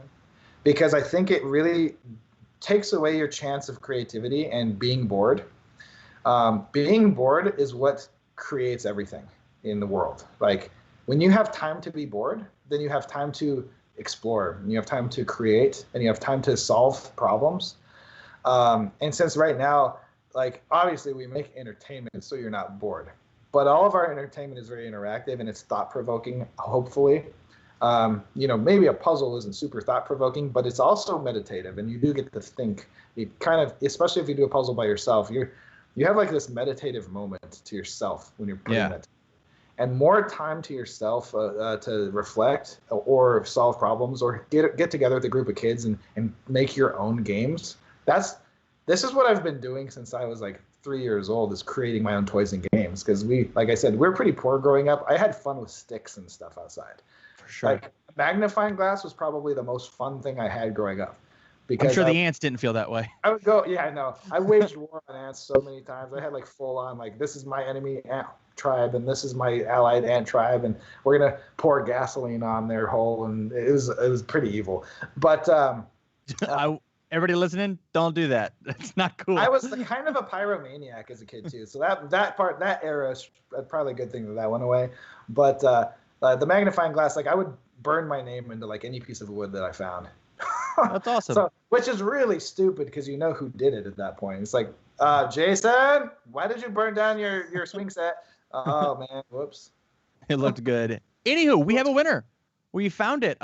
Congratulations to Brandon Berry on Twitch. The answer was true. Of course, Mortal Kombat. Mortal Kombat's rad. Man, I played the crap out of Mortal Kombat. Like, obviously, I played Street Fighter 2. Like, you can go into a pizza place in my town without seeing a Street Fighter machine. But I would specifically request to go to these like 2 arcades in town that had all the Mortal Kombat machines as they came out. So Mortal Kombat 1 was like just culture breaking. They're like, oh my goodness, look at the crazy realistic violence. And then Mortal Kombat 2 was like mechanically, it was beautiful. I loved the game. And then fatalities, like the introduction of having secret moves that nobody actually knew, and you had to just play with them until you got them at the time, because there's no internet, or you buy tips and tricks or another kind of book to go figure out, like, here's all my combos, here's all my moves. I'm going to show up at the arcade and hopefully just keep my quarter going or get just wrecked by somebody that's better than me. Yeah. That was a blast. Mortal Kombat 3 was like, oh my, I remember how excited I was anytime anything Mortal Kombat 3 happened, because I was like, it felt like there was so much to discover in that game that was infinite. I was like, there's so many characters, so many new things, so many combos. They introduced a combo system like for the first time in Mortal Kombat the way they did, and secret characters and secret codes. And like all that stuff was just so cool back then. And then the arcade being slightly different than the home console versions, and then the console versions being slightly different from each other, and then having the blood codes. And this is all during like this kind of the South Park era, where so violence is kind of pushing the limits in the United States, and then we're also getting like political and language barriers being pushed. It was a really like interesting time when I was like 12. I want to talk more about you and your arcade days here in just a second, but I do want to push it over to a sale that is, really relevant to the fighting game feel. The third special of our day is the Street Fighter Exceed bundle. It is Exceed is a fighting game kind of in the same vein of Universes, but is more about the distance and playing footsies than it is about the high, middle, low zone attacks. Today, until they sell out, which we only have 10 available, you get all through the Street Fighter Exceed bundles, the Street Fighter Exceed playmat for 75 bones. That's so it. I've actually got all this stuff for my show and tell here, so I can show you how this works. This is one of those excellent partnership products we made with Level 99 Games. Yes. It started out, we actually had Red Horizon in Exceed, and I believe that Exceed launched with Red Horizon, strangely enough. It was really cool. And I have all three of them, but I can hold two at a time. We'll go with this. So we have the Ryu and Chun-Li Exceed boxes. Dang, those boxes look sick. All the way around, you get the other characters that are represented in the box. Each of them come with 4 different characters, so they're all playable standalone right outside the box. There we go. You can see they even got Dan here. Dan Hibiki. Dan. Somebody asked for Dan DLC, so. Yeah, there you go. And then we've got the M. Bison box here, who is not the Japanese name. That's the American name. The dictator, we could say. Yeah, the big bad guy. Cammy, look at that stuff. Woo. So, and then with this bundle, it actually includes the playmat, which is right here. It's Chun-Li somewhere over here. There's Chun-Li versus Ryu. That's apparently bigger than I thought. Yeah. And it has the zones on here so you can play the game. It's almost like a board game, the way the card game works, because your positioning of cards is actually just as important as the playing of your cards.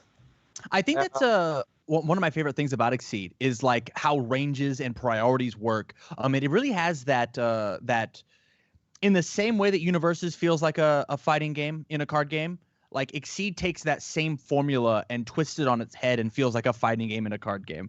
It's really, really cool. For sure. So this is something I really love about the tabletop industry and taking your creative ideas to put them into a different medium. I would say that UFS or Universes, the Exceed fighting system, and actually Yomi put together encompass every part of a fighting video game. Okay. Except for maybe the reaction times. I think the reaction times you would have to have like a dexterity game thrown in there. but you get like the core mechanics of fighting game. With Exceed, you have the footsies, the spacing, the mind games and predictions and all that kind of stuff. With UFS, you have kind of like your core tech, your openings, your punishments, your still mind games, obviously, but the footsies kind of goes away. You're more predicting all kinds of other things. And then Yomi, like you can see the one trend that goes through all three of these games is mind games and predicting what the other person's going to do. For sure. That's really important. But so UFS and Universes does it with the high, mid, low attacks and keeping the right blocks and then out-tricking your opponent with tech. Yomi does it with mostly mind games and combos and getting used to your matchups. And all of these games, the better you know your matchups, the better you're going to play. And then Exceed fighting system or Battlecon even is a lot more about spacing, positioning, tricking your opponent on what they think you're going to do. So again, mind games, but with the spacing. And they all do this. They all do the mind games a different way. But when you combine them, you kind of get the whole fighting game in there, with the exception of, like I said, how fast you can press the buttons and perfect like execution of button pressing.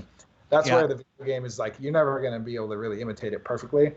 And I don't think you want to. Like I think it's cool to have the different ways to play the game. You're going to see the same thing in the Universal Tactics system. You get another kind of it incorporates, obviously mind games was a huge thing. The number of times that Angry Joe said mind games in the development of that game. You could like write an entire encyclopedia about just the only thing in it is mind games. But it was like the elements there with terrain being added, kind of giving it more of a 3D feel, which Street Fighter's never really had. But it still feels right. It's cool to get when you get the mechanics right in a fighting game, in any kind of board or card game. It feels really good. Fighting games are so iconic that a lot of people can relate to it. And then getting to play with your favorite characters different ways, it just gives you that connection to your character again. Like, I love being able to connect to my favorite characters as many times as I can, whether it's a toy, a game, a video game, a movie. Like, all those mediums come together to give me this, like, nostalgic, like, drug kick. It's kind of what it is. Like, give me nostalgia. Oh, right. I don't do drugs or support drugs, by the way. But I mean, it's a cool feeling. Like you get to really connect, and I think it's like almost like a family relationship with these characters. You just you feel proud of your favorite characters. You want to see them do well. You like to see their stories develop in different ways. You like to see them represented. I get excited when my favorite characters show up as like amiibos, because I'm like, yes, they made it to the limelight. They're there. They did it. Way to go. It's like, it's kind of weird that I root for these fictional characters like that to be successful in real life. But I mean, it's just, I guess, being a fan. Yeah. And even making our own property, it's kind of weird to sit on the other side where we created Red Horizon and we have fans of characters that are just my thoughts. That's a weird feeling, because I'm like, I'm not nostalgic about my own characters. I'm like, I made them, but fans have gotten really into it, and we don't even have a lot of content out yet for our own property. But it's people. We will. We will. We have been working very hard to get that content out. There's a lot of over 1,000 pages of stuff I'm sorting through still to get out of like 3,000 pages, I think, to get everything really organized and get you guys all the information that's been stuck in writers' heads and my head for the last 10, 11 years. So you know why we think this is such a cool brand. Yeah. And to be honest, like, it's cool to see when you're working with other people what they come up with to add to the brand itself. And you'll see this in like Marvel, DC all the time. Different writers can make really cool twists to stories that have already been told. Roy's our boy. I see you, Nick. That's one, like, I'm like, that's cool that like there's a Roy fan out there, and myself, I'm like, he's one of the like under released characters, so it's like how, like, you don't know a whole lot about him, but it's still fan because of his mechanics. Yeah. He was like the first Freeze character, right? He might have been. Well, okay, so he said that both of our staging areas don't re-ready. Half of the cards don't ready. Yeah, his mechanic is actually taken from some old cards that were banned. Oh, well, good. It was a combination of Chinese boxing and program malfunction. If you look those cards up, one of them is a King of Fighters 2006 card. One of them is a Darkstalkers Realm of Midnight card. Both of them uncommon foundations that were part of the thing that like made one of the worst metas of all time. Back we printed it all on one card.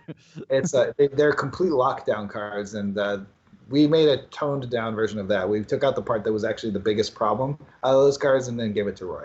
Cool.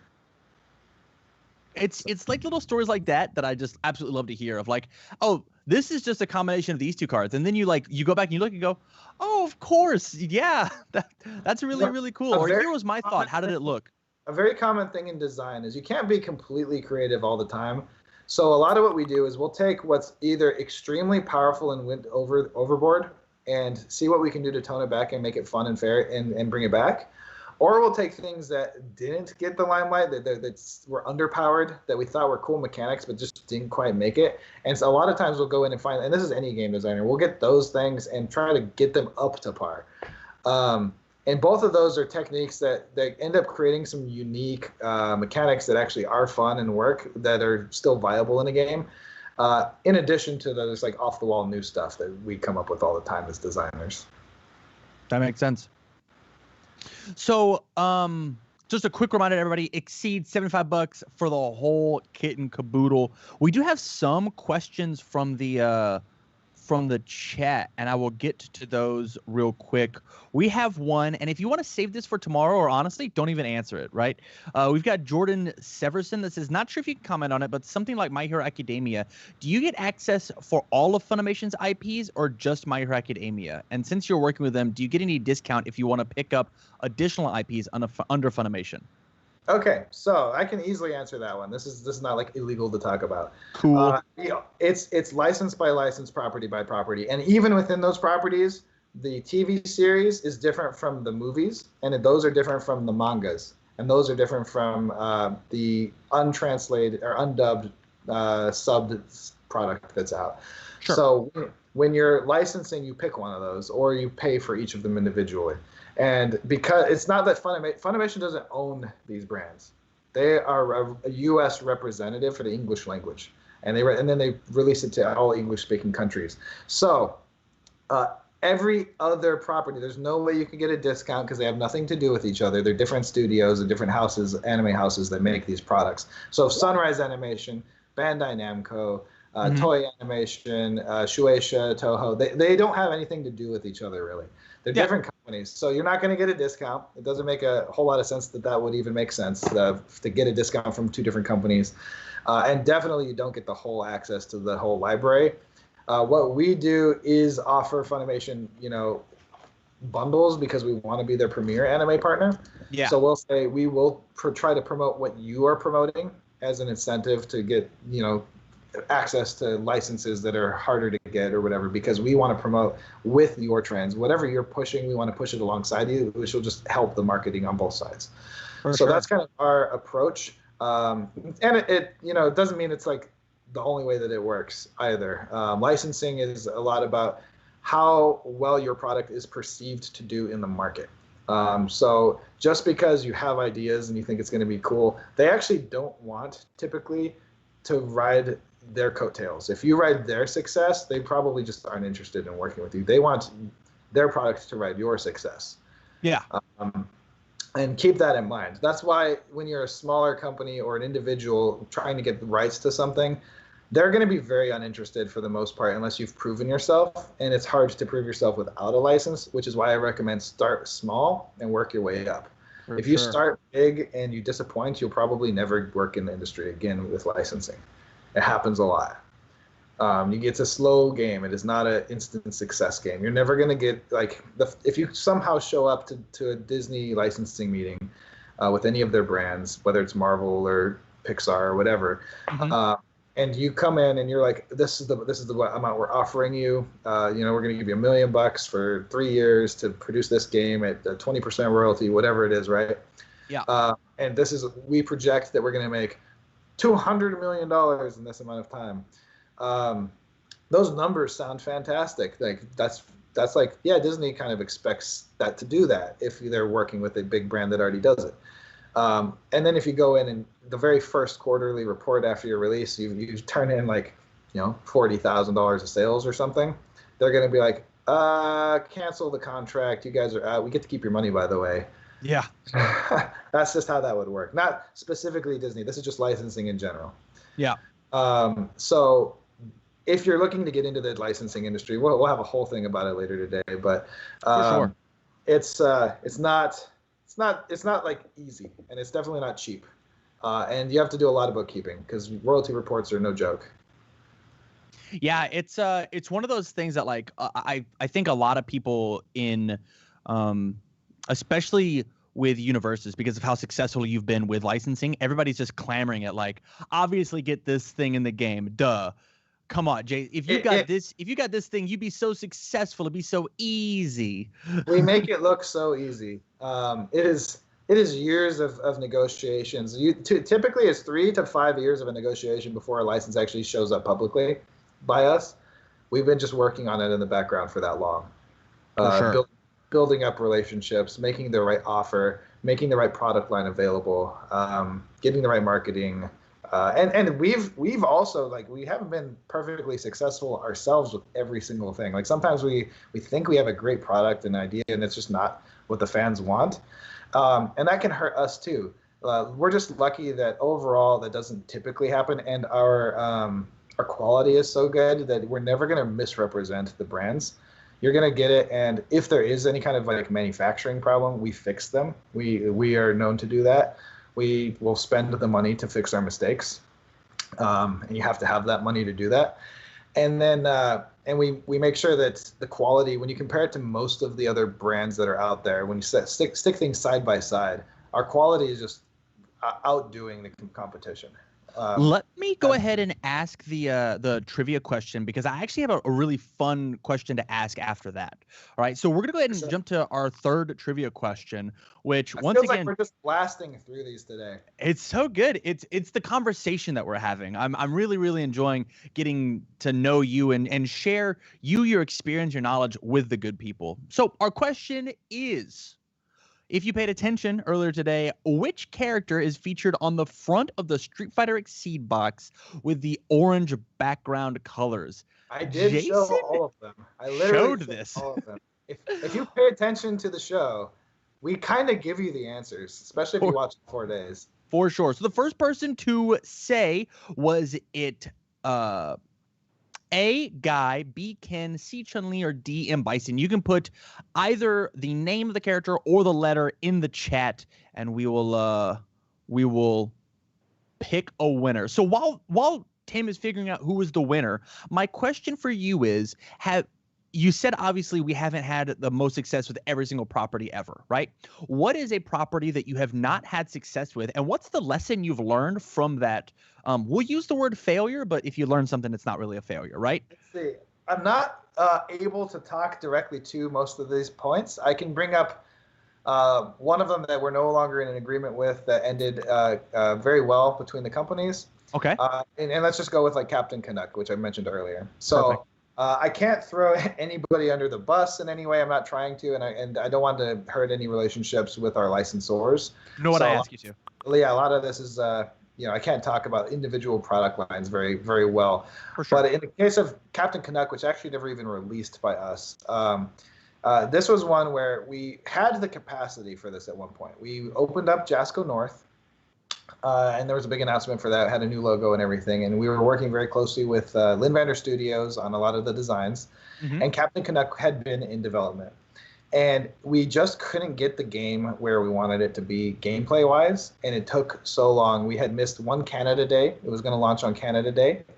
And we missed it. And then we missed other holidays. And then we all got all the way around to another Canada Day that we missed, which is July 1st. For those of you wondering. And so we ended up just getting to the point where like we are not going to be a good partner for this because it's not our top priority on our product list because we have other licenses that are taking investment priority. And the game mechanics that we were developing just weren't up to snuff for what we felt. So we ended up just passing the agreement on cordially to Lindvander Studios, and they're taking it over as a Canadian company. It's actually more fitting. But that's one of... It's not like there's tons and tons of examples of this, but that is one example where we just didn't pull our weight, I guess. That's totally fair. And that's what happened. And we just ended up passing the license on. I think it's important to anybody out there, not just the community listening, but also people willing to work with Jasco, to like, it's okay to admit your mistake. It's okay to learn from issues, and being open and transparent about stuff like that. Even the stuff that you're allowed to talk about, like that's a good lesson to everybody of like, make sure that you know what you're getting into. Licensing related, we've done other things too, where we're trying new areas of business. So for instance, we have our own fulfillment warehouses and everything and people. So at one point we actually tried to take on some other people's independent products that were on Kickstarters and things like that, and just put them into distribution for these people and represent them.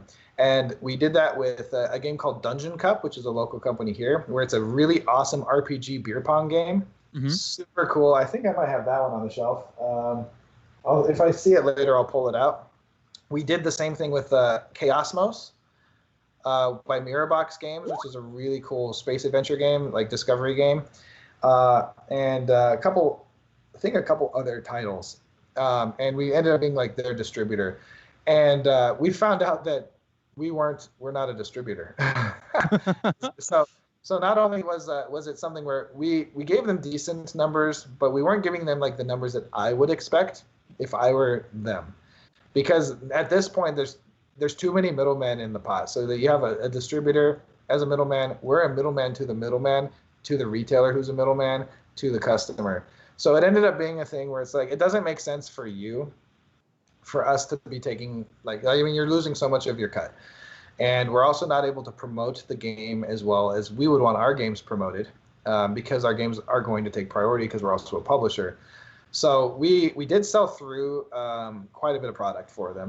But I think personally, I don't think our profit margins for these companies was good enough. And so we just ended up, after these trial periods, doing our best for these companies. We just stopped doing that.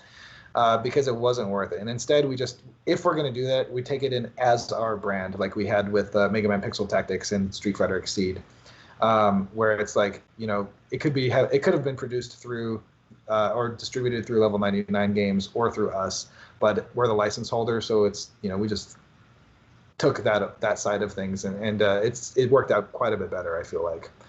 For sure. But yeah, I mean, these are lessons you learn. We all kind of want to try. We feel like there's a lot of business out there and a lot of business ideas, and we want to try different things. So yeah, of course.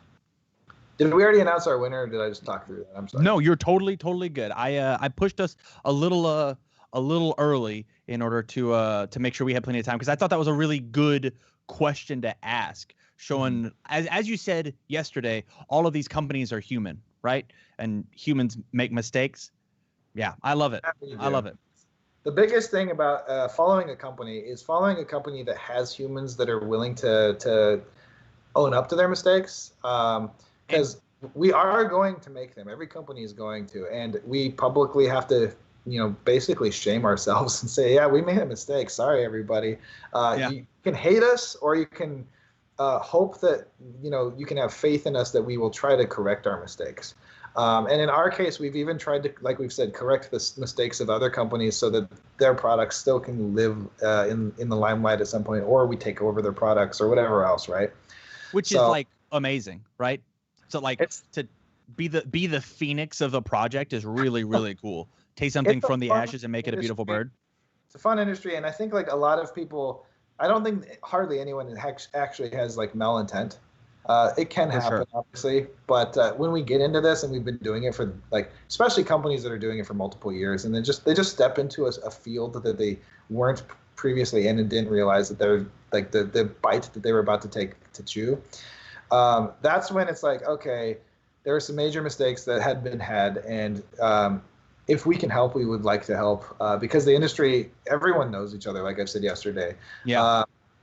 Probably met every CEO of every company that makes games. Yeah. And we know each other fairly well. We talk, especially at conventions in person. We usually just all meet up at some point and say, hey, what can we do together? What are you guys doing? What are we doing? Should we do anything together? If it works out, it works out. If it doesn't, it doesn't. But whatever, let's, grab some drinks, eat some food, have a good time, have a good talk, see what's on the table. And if it works out, it works out. And I truly, I think every company that's going to, take the risk and go out there and chase their passions, or it's mostly passion why we get into this, nerd culture. Even the big companies are like, this is just cool. Yeah. The staff, it's not like the staff that they're hiring isn't like obsessed with the products. For sure. So we get the opportunity and the privilege to work on this. And usually in our industry, it's a bit at like a pay cut. We're not video game companies that are making billions and billions every single time. Like, that industry is literally 6 times bigger worldwide than our industry. And you can see how many games and toys are out there, and it's still that much bigger. To give you an idea, I believe that, like, the World of Warcraft game made more money than any blockbuster movie combined. Yeah. Over its lifetime, and that's one video game. So when you see like the Titanic or Avatar or Star Wars, and they're breaking these, or in recently the Marvel movies breaking these records in the billions, you're like, World of Warcraft had $11+ million of subscriptions every month forever, just in subscriptions. Like, good job, movies. As somebody who runs a YouTube channel about a card game, yeah, I totally get that this is not where the money is. I mean, that's the thing. Even as content creators, the biggest tabletop content creators are not even a microscopic blip on the influencer radars. For sure. If you compare Angry Joe with his 3.3 million subscribers to Board Game Geek or the Dice Tower or any of our big like tabletop influencers, even Will Wheaton's Tabletop. Yeah. Like, that's a actual movie star, or not A tier, but everyone in our industry definitely knows the Will Wheaton and his groups, and how many people in Hollywood are playing D&D and that kind of stuff. Don't even come close to the video game reviewers or some of these people on Twitch and YouTube. It's crazy, and they can make a serious living that way. Whereas this industry just it could be that big, and it's been growing. That's the other thing. Since 2009, we've been like tripled in size, I think. We're gonna go ahead and announce our winner. What was our question again? The question was, which character is featured on the front of the Street Fighter Exceed box with the orange background colors? And the answer is Chun-Li. It was Chun-Li. It was Chun-Li. I kind of tried to trick you guys there because Guy's not even in the boxes, but he is Yeah. orange. Ken is like kind of red. He's also not on the covers. But yeah, there you And go. Bison's on purple, right? Bison's on purple, Ryu's on blue. And our winner is Ben Stevenson on Facebook. Congrats, Ben. You won the Chun-Li edition box. I couldn't tell you what the prize was beforehand because it gave away the answer. Oh, good call. Glad you read ahead on that one. I almost asked you too. I was like, hey, what was the prize for that one? The prize is what I said. Awesome. Yeah, I think the Exceed, every time that I play that game, I have an absolute blast. And if anybody for the last minute pitch for the rest of the day, if you're just joining us, $75, you get every single Street Fighter Exceed bundle that we have, all three of them, as well as the Exceed playmat that is a printed, legitimate mouse pad style playmat. And there's only 10 available, so make sure that you click quick. I wish I could talk to Brad live about this one because this is an interesting. Like, I was actually driving through New Mexico years ago and I played a little bit of BattleCon with him in person at a coffee shop in Level 99 headquarters, Albuquerque, New Mexico. Because our offices were in Texas and Las Vegas at the same time for a while, I was driving between quite often with like driving. Yeah, I drive a lot. Like, my truck has hauled so much stuff in that trailer, or multiple trailers at this point. And multiple trucks at this point too. But yeah, so that's another thing as a business person. I will save money anywhere I can save money, even if that means I'm putting hours on my body. I'll do it. Because moving stuff is expensive. If you're paying other people to do it, it's like a third the price to haul it yourself. So anyway, so we met up on one of these trips, and he showed me Exceed, and I think, like, I can't say for sure, but I think the entire Exceed game was created because of that conversation. Because the only question I had after I played BattleCon for the first time was like, was it not able to be done in one deck? That was the question. And he must have just either subconsciously thought of that question for a really long time, because I think we even talked about it in the coffee shop about how would it work if it were one deck, and how come it didn't work previously if it were one deck versus two for BattleCon.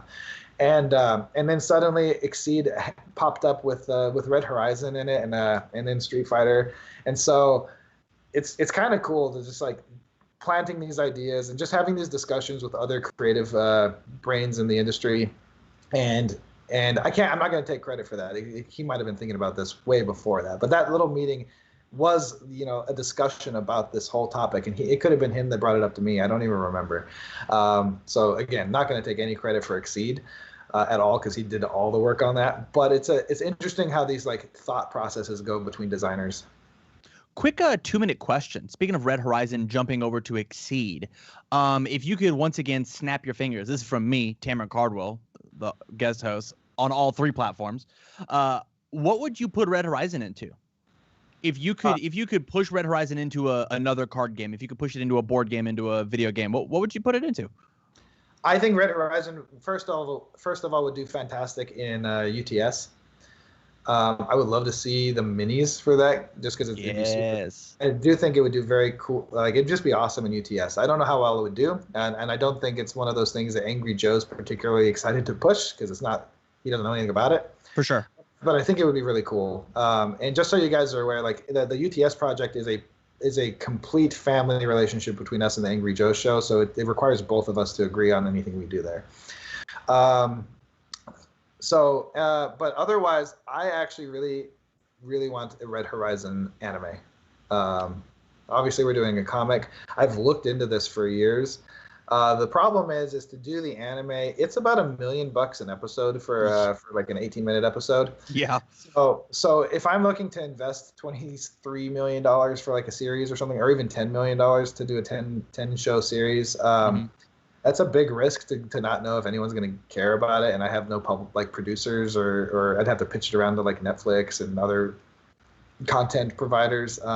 That's not in my wheelhouse at all. So let's see if we can get that Kickstarter, huh? Think we can get 10 million, Jasco crew? I mean, even 1 million for an episode would be kind of cool, or 2 million for a 30-minute long episode, or 4 million for a movie. But real, like, huge motion pictures don't even bring that kind of money in on Kickstarter. Like, look at Super Troopers 2. I think it made like 1 or 2 million. I can't remember. And that's Yeah. that's an iconic like feature film. So coming in and saying we want an anime of something you have no idea what it is, and I need $4 million.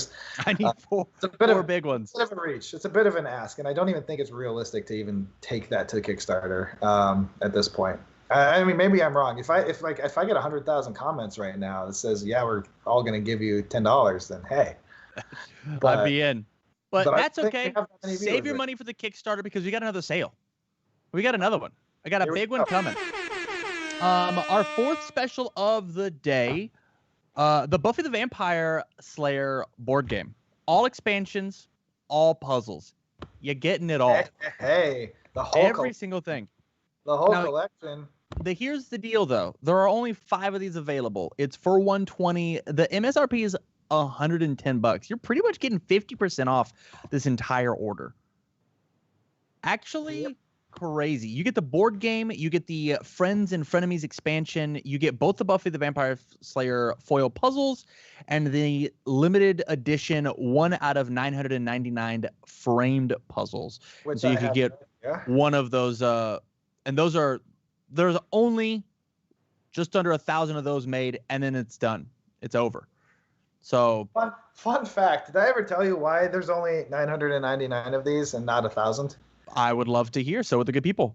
The original plan was to use a hand crank foil press machine for the limited number, and it only goes up to 3 digits. Huh. And we ended up not using that, but we still ended up saying 999. So it didn't even have to be limited to that number, but that is what it is. It's not 1,000, 999, everyone. Yeah. Yeah. It's because that 1,000 would be like even more special. What's that? That 1,000 would be even more special, right? You have 4 numbers and not 3. Or didn't exist at the time. Yeah, that would be very interesting. Kind of crazy. So here's what I want to talk about now that we've got Buffy the Vampire Slayer on our brain, right? The board game. You had this fever dream getting into the Mega Man board game, right? Like it came to you in a vision from the tabletop gods. You didn't quit. You didn't stop with board games. What is the most fun, rewarding part about creating a board game? As somebody, I've never made a board game in my life. Okay. This is actually a really easy answer, and I think it speaks to everyone in our team and probably the whole industry. The most rewarding part of our industry, not only is it just like seeing the product in a store and being like, oh, cool, it's actually on the shelf. Like that's so humbling in the first place. Even after this many years, every time I see my product on a shelf somewhere, which it shouldn't be so surprising anymore, but it's like, oh my God, that's so cool. But realistically, in our industry, one thing that we have over a lot of other industries is all the work that we do becomes a physical trophy for your entire life. You literally, when your project is done, it doesn't just go into a finished project bin. It's not like, okay, like taxes are done, they're gone. All right, all that work I did is gone. It's like you get like a physical, like I consider it like a trophy. You're like, yeah, I did this. I made this, and it's physically here. I can look at it. I can touch it. I can play with it.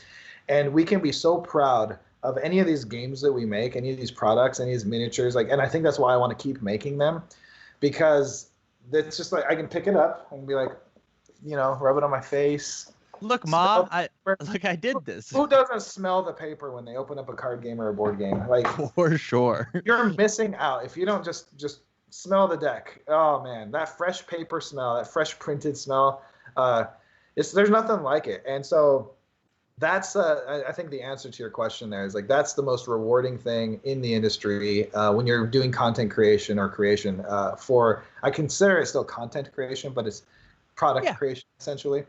We're creating entertainment. It's only joy for everyone. It's not like we're making like a political thing where it's like we're going to split, people's opinions about something. Where you don't buy it if you don't want it, for one. And when you get it, it's there to give you joy. We have nothing that we're creating that's not just pure entertainment. And that's just, it's great. We get to bring joy to everybody every day. And that's like probably why we work the stupid hours we do for the not video game or Hollywood pay. it's an industry, and it has about probably about a $7 billion industry. Let me see. I actually have my notes here from the recent years somewhere. You know what kind of industry this is. As you're looking that up to queue up for the next tabletop one. Industry is currently valued as of 2017 at about 7.2 billion worldwide. Let's go. In value in sales. I'm not sure if that's. I'm assuming that's retail sales. I can imagine. Yeah, which is dwarfed by the video game industry, but you know. Yeah. I think Flashy lights are way cooler than lame cardboard. I think the video game industry is like 56 billion, something like that. But I have that number too. If I want a real number, it might not be that high. That's a lot. Could be higher. Who knows? League of Legends is a crazy game. The thing about these numbers is they're only taking, for the most part, publicly traded companies that have visible numbers. Yeah. There's no way they know that our actual numbers are applying to that industry. So I imagine that our industry actually is bigger, and so is the video game industry, because the private companies aren't sharing their numbers. Makes sense. They're not required to anyway. As a game designer, what gets you the most giddy inside the game? So take away, ignore being humble.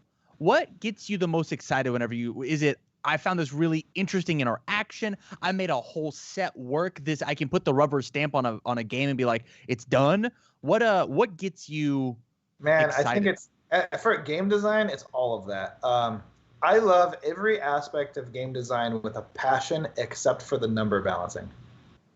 Okay.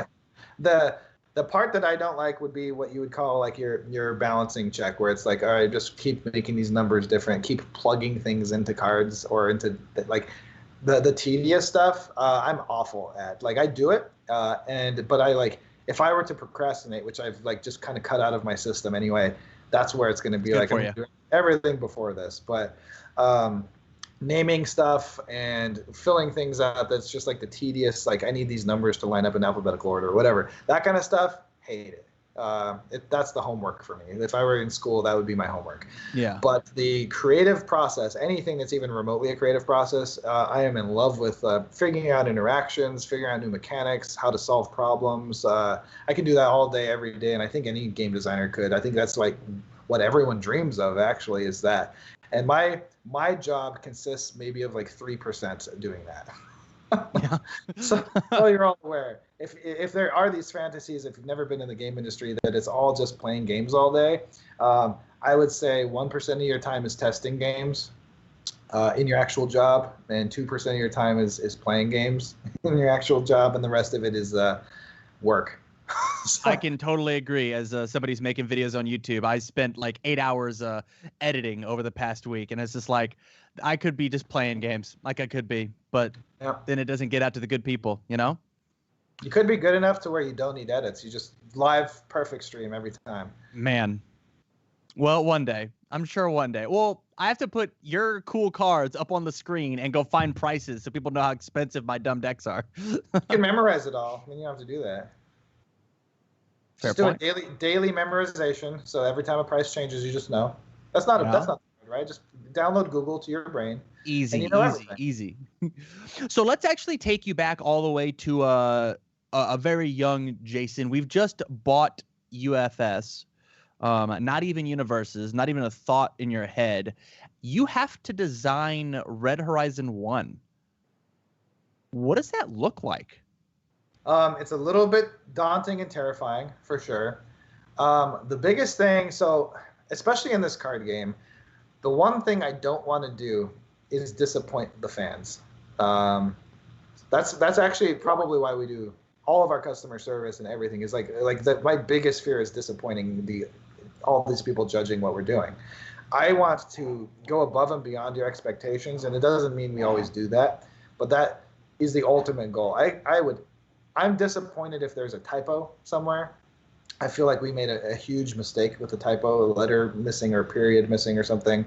That's like soul crushing for me. I'm a bit of a perfectionist, and when I miss something, and it's not just me, the whole team misses a proofread or something, or a mechanic doesn't work, or we have to ban something, it is actually every single time pretty soul crushing. It's like we let everyone down, and I hate that. So very first thing, my very first thought is never designed professionally, and I have to go and suddenly be a professional designer. Yeah. I don't know where. I signed up for it. I'm like, all right, I paid for this. This is my new college course. I'm paying ridiculous money to learn how to be a professional designer.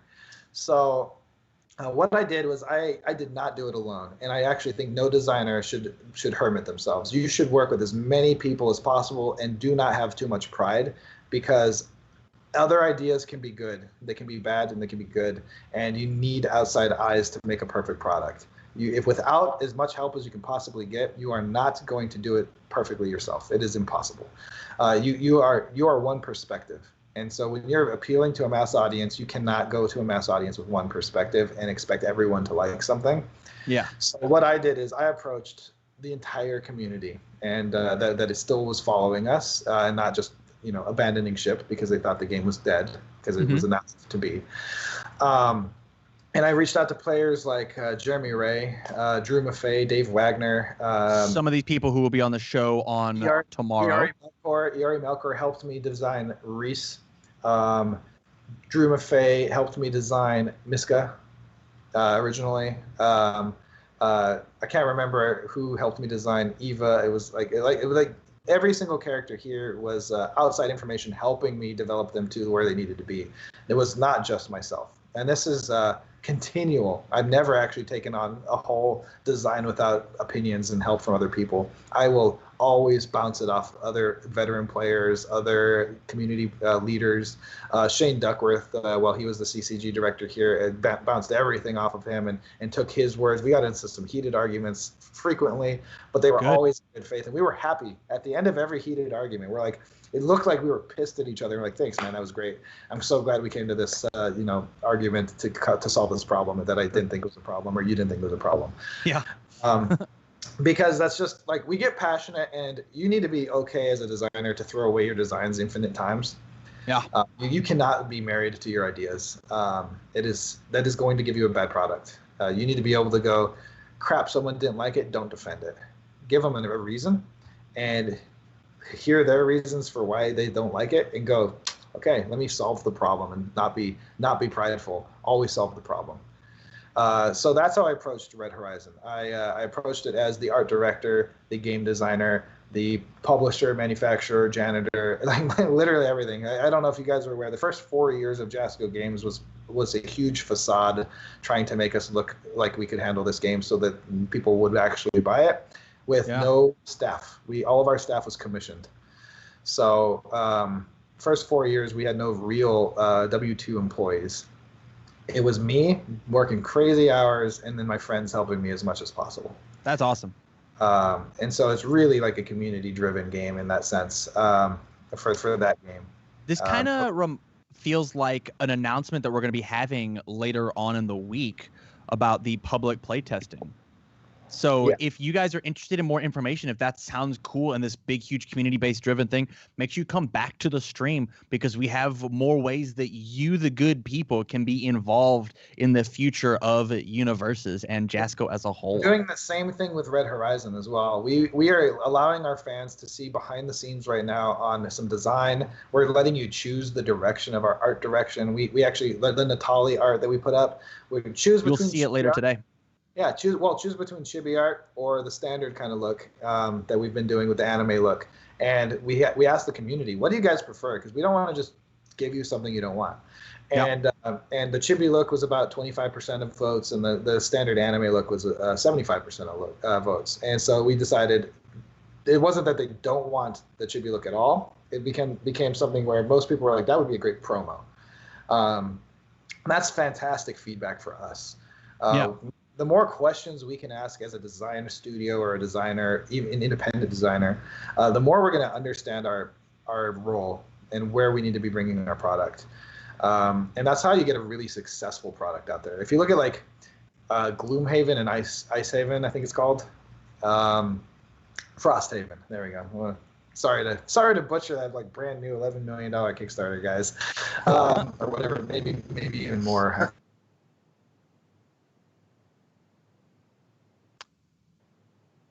We lose Jason?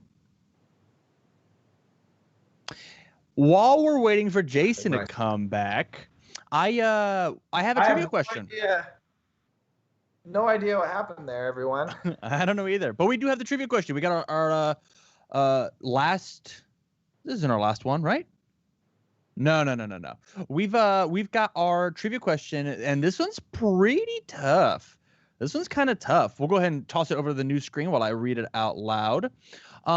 Blank was the design studio responsible for creating the rule system for Buffy the Vampire Slayer, the board game for Jasco Games. So in the comments of all three of our social media platforms, I need you to tell me who was responsible, which design studio, for creating the rule system for Buffy the Vampire Slayer. This is pretty tough because, we, as the host, didn't just give you the answer inside the show this time. I think it was answered yesterday, if you watched yesterday's show. Ooh, how exciting. How exciting. So tell me, what does this look like? Before I say it, you can't say the name of the studio, Jason. What does it look like whenever you are delegating out things like this? Because I'll go ahead and just say it wasn't Jasco Games. Anybody saying Jasco Games? Incorrect. You are delegating out this idea. What does that look like? So we end up taking a director role, as opposed to being the writer, creator, director, and filming our own movie. What we do is we take an overall director role and let the creative people do their job when we do something like this. So our job is to take the overall eagle eye approach and say we want these kind of elements in our product, and we want this sort of look in our product. And then it's up to the designers to do the rest. And we'll have obvious input, just like any director of a product, art director, film director, whatever it is. There's a lot of input and a lot of quality controls, and that's kind of our job when we're hiring an outside studio. It's quality controls to make sure that when it comes out, it's a final product that we can be proud of still, even though we weren't doing the nitty-gritty work on it. So so just so you guys know, I have no idea what happened where I cut out there. My screen just went black, and I was like, did I lose battery or something? I have 100% battery. We're plugged in. So I was going over to check the cord, and then it just popped back on. So hopefully my computer doesn't just explode from overuse. I don't know. Okay. All right. I have a winner. I want to say big congratulations to Mike Lowe on Facebook because he guessed Linvander? Linvander Studios. Linvander Studios. I can tell you why Mike Lowe knows that, because he's Canadian and he's actually in the area and has been to their game store before at the round table. Well, that is totally cool. He won one of the foil Buffy the Vampire Slayer puzzles. So congrats, buddy. Hey, Mike Lowe, you're getting a puzzle. You're on the show tomorrow, too, so that'll be fun. Yeah, you better have that puzzle put together and framed in your background by tomorrow, young man. Before you get it. Yeah, for sure. I want to go ahead and jump to the audience. I would love for you guys pop some questions for us. Scott Sunman, you're hilarious. Pop some question for us, like a really easy one. Who was it? We had Ben Stevens. He said, "Couldn't you have had 1,000 if you started the counter at 000?" This is from Facebook. Technically, yes. Yes. But it wouldn't go up to the number 1,000. Yeah. I think it was just being a bit of a smart aleck. Smart Alex. Smart Alex. Correct. You have other questions for us? Those are fun. I love the chat questions, so feel free to ask us anything anytime on here. Mike in the chat says he'll put a Xeno one together tonight. You better do it, buddy. We'll see ya. He's putting a what together? A Xenoscope puzzle. Oh, awesome. Yeah. I want to know how hard these things are, because I haven't put mine together yet. I have them all sitting here. I opened the first one, and I'm like, all right, we're going to put together a puzzle, and then Gen Con. Yeah, and then Gen Con. And I was like, I guess I'm not sleeping for a week to get ready. So it's crazy that you could possibly imagine that we have to prepare for this stuff. Isn't that nuts? It should just be like, hey, look, we're suddenly here. No work. Yeah. But that's weird. I got asked a little bit before the thing started, and I was like, I don't know what I have to prepare. I don't know what I'm supposed to do. And so I went through and I looked at a bunch of how to interview somebody or how to do, like, I just looked at a bunch of videos. I was like, I gotta study up. I hope I'm doing okay. Anywho, I'm unfortunately getting a whole bunch of phone calls from different people right now that I can't answer. So if you're watching and you're calling on my phone, the direct line to Jasco Games, which is actually my cell phone, please leave a message. We'll get back to you after the show. Or if you've got a question, leave it in the chat. That's even better. Dayusha from Twitter says, for Jason, UFS or universes aside, what's your favorite card game you've ever played? Like, what's your favorite mechanic? Give me something that you're like, wow, this is really rad. That would be the Warcry CCG for Warhammer Fantasy. Warcry? Yep. Tell me about it. Hit me with it. So honestly, I wouldn't have played UFS if it weren't for that card game. Okay. To lead it off. So that was one of the first card games made by Sabretooth Games. Before they made UFS and even before they made the Warhammer 40K card game. Warcry is their fantasy card game based off of Warhammer Fantasy. The mechanics are extremely similar to UFS, which is what got me into UFS. In fact, I was a bigger fan of the mechanics than any license that was in the game when I got UFS. And I learned to be competitive in that game. So Warcry, we were the #1 seller of the product in all of the southern half of America and #2 in the country overall. For the Warcry CCG, we would sell about 30 booster boxes on a weekend consistently. And I actually still have tons of sealed product. I buy it up anytime I see it. There were several sets out for that game. I think it was around for like 4 or 5 years. But that is by far my non-Universes UFS favorite card game ever created. In fact, I do plan to take a lot of those core ideas and create a new game, whether it's a CCG or just a standalone game at some point, and bring a lot of the coolest mechanics from that back with a new twist, obviously, one of these days, because yeah, it's unbelievably cool. Obviously, it's very Warhammer based, so any new game I would do would, it wouldn't be quite as Warhammer elementy, but it was super cool if you haven't played it. I've played, as I said yesterday, I've played 40K quite a bit. I played Tyranids, I played Space Marines, I had some Necrons. And this is the tabletop minis game, right? Correct. Yeah. That was what I did. Hilariously, very, very mirrored. I played Yu-Gi-Oh back when I was like a little kid with my dad, and then I stopped playing Yu-Gi-Oh because it wasn't cool, and then I jumped into Warhammer when I was like in middle school, fresh in high school, and then I jumped out of Warhammer because I would rather play a game for an hour than play a game for 16 hours and get raffle stomped on turn 1 and be like, well, sure, man, roll your dice. I don't have any dudes left. And so like I could play more games of card games, and then I just have fallen into universes. Yeah. How much tabletop RPG experience do you have? Like Dungeons and Dragons, Pathfinder? I have dabbled in a lot of them. I would say I haven't had like a hardcore campaign in a long time. I wish I did. I love RPGs. I'm usually the GM or DM, depending on what system you're using. And I think it's because of just my creative game design elements really make for some really good storytelling that way. I agree. I can make people think in a much different way during RPGs than I think some GMs and DMs do, which is fantastic. So we had a question from Justin Ward on Facebook. Jason, would there be would there be possible for a Red Horizon tabletop RPG to exist? Yes. However, it probably wouldn't be published by us directly. It would be like either Catalyst Games or a license through another major RPG publisher. We have one staff member here that has published a bunch of major RPGs and worked on them extensively, but it is not our wheelhouse, and I've learned at this point to not step into things all the time that aren't your wheelhouse. We do it a lot, but for big ventures like that, we would want it to be done right.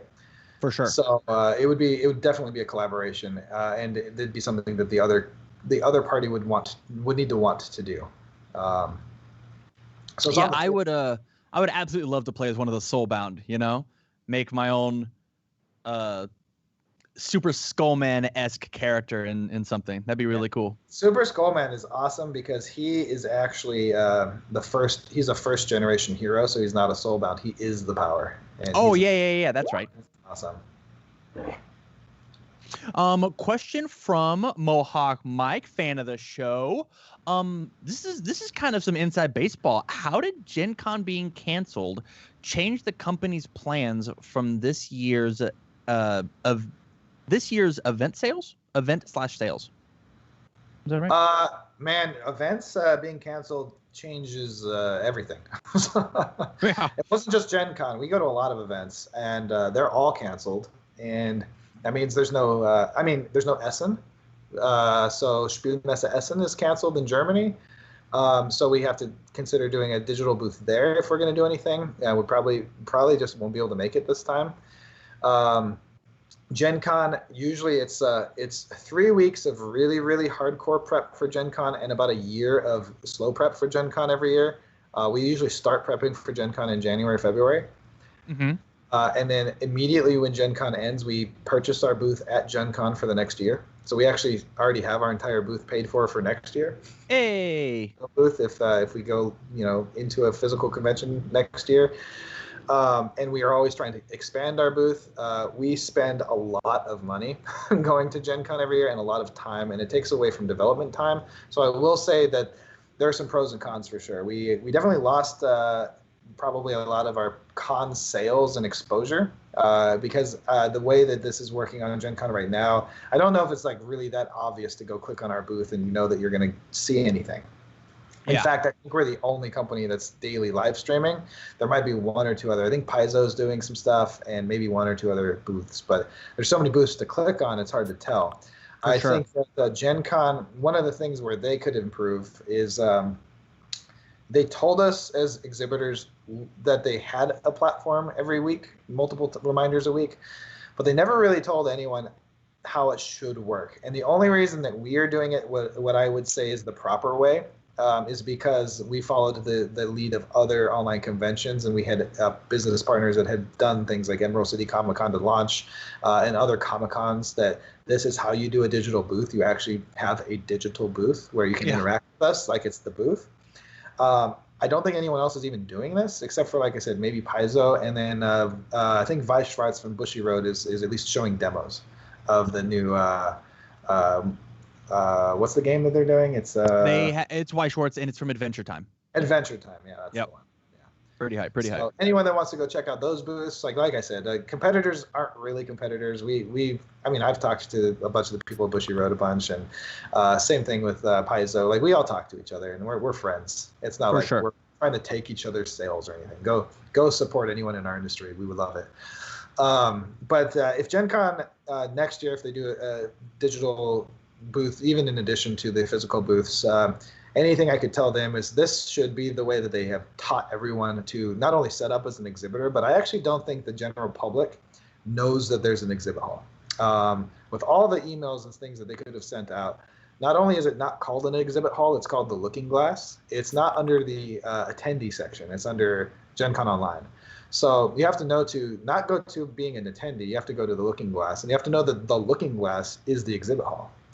Yeah. And then you have to know that in the exhibit hall, there's a bunch of random stuff that you can click on, and only a few of them are interactable. So I would love it if, like, when we're live, our booth would glow to show that we're live, or have a green around it or something, so people can go see which booths are actually live to interact with, whether you're in Europe or Asia or the US or Australia, wherever. Africa, I don't want to miss any continents, I guess Antarctica. But get on here and know that that you can interact with the booth. I wish that it was a little bit better portrayed to both the exhibitors and the retailers, or sorry, not the retailers, but the general public as attendees. But to anybody here, I mean, because of how active we are in JASCO, we've got seminars happening all day, and most importantly, we got sales. We got big bonuses for you guys. And we have another one for all my Universes fans. The fifth special of our day, the last special before we jump into our our live seminar. We've got Yu Yu Hakusho booster displays, 10 only for $50. 50. Oh yeah, that. If you Grab you some spirit shotguns. Grab you some. Show. Yeah, it's like grab you some the Tagoro brothers. Man, what a crazy good card. If you were looking to get into the game, you can buy 2 of these booster boxes and pretty much have whatever character you want built. Their commons and uncommons can fill them out. For any of you big nostalgia nerds, let's let's get you into honestly the best card game that there is. Let's just be honest about it. Yeah, and you can say that because you don't work here. True. I can say that because I just believe it, but true. I can say that because I love this game. Holy cow! Yeah, whether you want to trust my word or not, it actually is the best card game. Just period. Sorry, everyone, it is. You may have played other games. You may be financially invested and have your financial bias there in your other games, but until you try it and build a deck, and I mean, it requires you to have to learn the game. There's some time investment. You learn the game, you build a deck, you kind of see what's going on, play the game correctly, and I guarantee you it's going to be hard to go back because plenty of solid YouTube channels that can teach you and show you how to play that game. Yes. The deeper you go in the game, the more great these mechanics are. And you may, like, we have people that get upset with the meta or they don't like losing and they don't like whatever because, oh, I got beat by something. And that's just, how it happens if you're a competitive card gamer. But appreciate the mechanics and understand that us as a company, Jasco Games as a company, will solve our problems in our game as soon as we can. This year's been a little slow because there are no events, so like the rush to ban things hasn't really been there.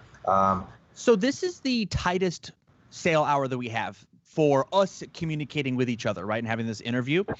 So my big question for you, and we got to make it fairly short. I'm going to interrupt you with the trivia question because we got to get it out here in like 13 minutes for our commercial.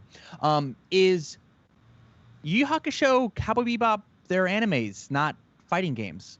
How do you feel about that jumping over into the game? What are some other things? What was the decision made to have that? I love the idea, and I think it should have always been kind of the plan for UFS to not just be fighting games and not limit ourselves to that niche of within a niche of that fan base. I think what universal and universes means is every universe can fight. And I want people's favorite characters from anything to be possible. And showing the animes, and then just even going in with Mega Man and showing people, like, we did it before Smash Brothers, everyone, just so you know. We put Mega Man into a fighting game first, not a video game, but showing people that you can play as your favorite characters and see, it's the age-old question when you're arguing as kids, who would win between Superman and Goku? Who would win between this and this? This is how you can, like, build a deck and lay it out on the table and prove that I'm better or this character's better than this character. And I know that they're not really those characters, but it's kind of like the dream we've all had when we're playing outside as kids and, who would win? Who would win in this and this? Yeah. And this answers the question, at least to an extent. To an extent, for sure. Yeah. So I want people to really be able to play their favorite IPs, not just video games, not just fighting games, but movies, animes, cartoon shows, whatever you love, and put it in here. Comic books, especially, like all this stuff. Ideally, one day you're gonna hopefully be able to see every major character at some point in this game that you could ever imagine. That would be the dream. The dream. With that said, we're going to go ahead and we're going to push to our question. Give people, it's kind of a long answer, so we'll give people a chance to type their answers out. Tim, whenever you're into the first of our 2 hard questions of the day. Correct. These 4 characters for the Yu Yu Hakusho booster set for the UFS/Universes collectible card game have either the fire or water resource symbol. I need you to write out 4 unique characters that have either the fire or water resource symbol. First person on any of our platforms, Facebook, Twitch, YouTube, will receive a whole booster display for Yu Yu Hakusho. Yep, we need all 4, everyone, not just 1, all 4. Gotta be 4. And so with Yu Yu Hakusho Cowboy Bebop, you've said the word nostalgia over and over and over again. And these two properties really show for that love for old school anime, right? Yeah. What's another old school anime that you want in universes? So first of all, let me address nostalgia real quick.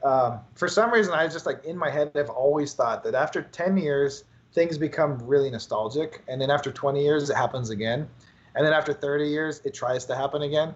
And it's a really interesting thing. So things that are 10 to 20 years old are like they really kind of come back to our minds. So just so everyone's aware, you can really love it in the moment too, obviously. Stranger Things is one of those shows that just like it just got me the whole time with like that 80s 90s nostalgia. I was just like, oh, I could feel it the whole show. I loved that show. Yeah. But other animes that could do really well, Gundam. I would love Gundam. Ooh, Gundam would be a hype. And then just jump into all the Gundam. I would love Gundam. I've actually been trying to nail that down forever, but it's not good. We're not getting the properties for Gundam that we would want because Funimation doesn't have the rights to them right now. They're it's kind of one by one is what they're able to get. So if you see it on the live stream, then it's probably something the Funimation currently has the rights to. For sure. Or not the live stream, but the Funimation streaming service. Yeah. Gundam is definitely a big one. Other anime, I mean, I like a lot of animes that may not be fitting for this. Sure. But I would say anything that showed during Toonami is very like Sailor Moon. I actually would love in the game. Sailor Moon would be amazing. Holy cow! That was actually our discussion even before Dragon Ball Z.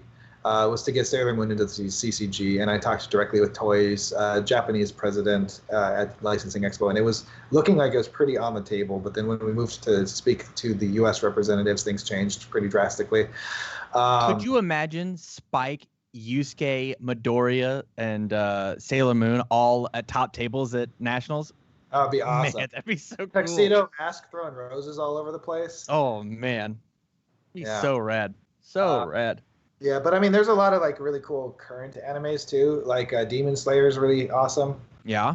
Yeah, I mean, I don't know. There's so many animes. It's kind of like I don't want to list them all. There's like hundreds of good animes. For sure. I think like the big thing about this being introducing anime into universes, and we got to get the winner and then jump out of here real fast, is the fact that it just opens the door for not fighting games, right? It could be anything. Like if we wanted to, we could have Harry Potter or like you said, Star Wars. Like those aren't strictly fighting game properties, but it opens up the door, which is I mean, Darth Vader and Yoda showed up in Soul Calibur, so. True. All right, we're gonna go ahead and hit the answer to our trivia question, and the answer was, Byakuya, Hiei, Kurama, and Kuwabara have either the fire or water resource symbols. Kind of a freebie for any of our people really paying attention close to the meta, just like Dayusha was from Twitch. Congratulations, you're getting a full booster box from Yu Yu Hakusho. If you make sure that you... This is what you just won. I don't think I'm on camera, but... You're definitely not. Take a picture whenever you get this in and send it to any of our Facebooks or any of our social medias. We'd absolutely love to hang out with you. No, not Harry Potter. Hey, that's fun. If we got Harry Potter, my mom would play. That's all I know. She wants to Expelliarmus everybody. Expelliarmus is the new counter spell. We had a question. Man, that question is way too big. Shame on our fans for asking big questions. This question, we've got like 5 minutes, and Jonathan Lohman says, "What advice do you have for aspiring game designers?" And I feel like that's a 20-minute question. Well, you know what? That's great because we're going right into the Tabletop Industry seminar next, and I promise you we will answer that one because one of our talking points is what makes a good game, and that kind of leads into advice to your inspiring game designers. I love that. It kind of leads into we had another question by one of those pesky Facebook peeps. Trying to find it back. Andrew Lucio, yeah. who says, when are we going to get that sweet Andrew guy back on the show? And the answer was right after our commercial break, I believe. It Yeah. is. Yeah. He's coming back soon. Let me find. Everybody's just people-pogging off about all the animes that could possibly be in universe, and it's making me happy. Demon Slayer would be hype. Hunter x Hunter. Yeah. Super rad stuff. We actually talked about a couple. I almost had a signed agreement for. We talked about Fairy Tail. We talked about what was the one? Why do I forget the name of this anime? It has it's very like Halloween themed, and everyone's like dead, and they have weapons that are people. Man. Should be like really obvious to me, and I forgot the name. I've got another one. I've got another quick question. All right. And this should push us to our time. We've got one from Ted Ruiz that says, who was the hardest character to design and balance when working with the various IPs and their respective companies? Let's stick this to universes if we can. Who was tough? Man, that's a big question. There's a lot of tough ones. You got 4 minutes. Oh boy, I gotta remember everything I've ever worked on. Let's see, tough ones. So I would actually say any of the fighting game characters are not that tough. They're not tough. They have essentially like they have like a playbook on how to make those characters. Mega Man was also fairly easy. The Robot Masters were like, I mean, I didn't work primarily on those. We had another designer doing most Mega Man stuff, but they are fairly straightforward on what their plans of attack are. It's definitely going to be an anime. Actually, it's going to be Cowboy Bebop. I think Twinkle Murdoch and Mad Perot and Wen, even though it's DLC. Actually, like a lot of the Cowboy Bebop characters were very difficult. Even like Faye Valentine, because they aren't really like we're getting across a personality more than a fighting style for all of these characters. And anytime we have to do that, like I had to get across Faye's gambling and cheating mechanic. I love it. And that like whole personality was her mechanic and not a fighting style or a series of moves. The other thing is they all their attacks were essentially shooting guns straight forward. So for their art, so it's like that was really tough to work with. What's the highs? What's the lows? I actually think Bebop in general is probably the hardest set to design that I've ever done.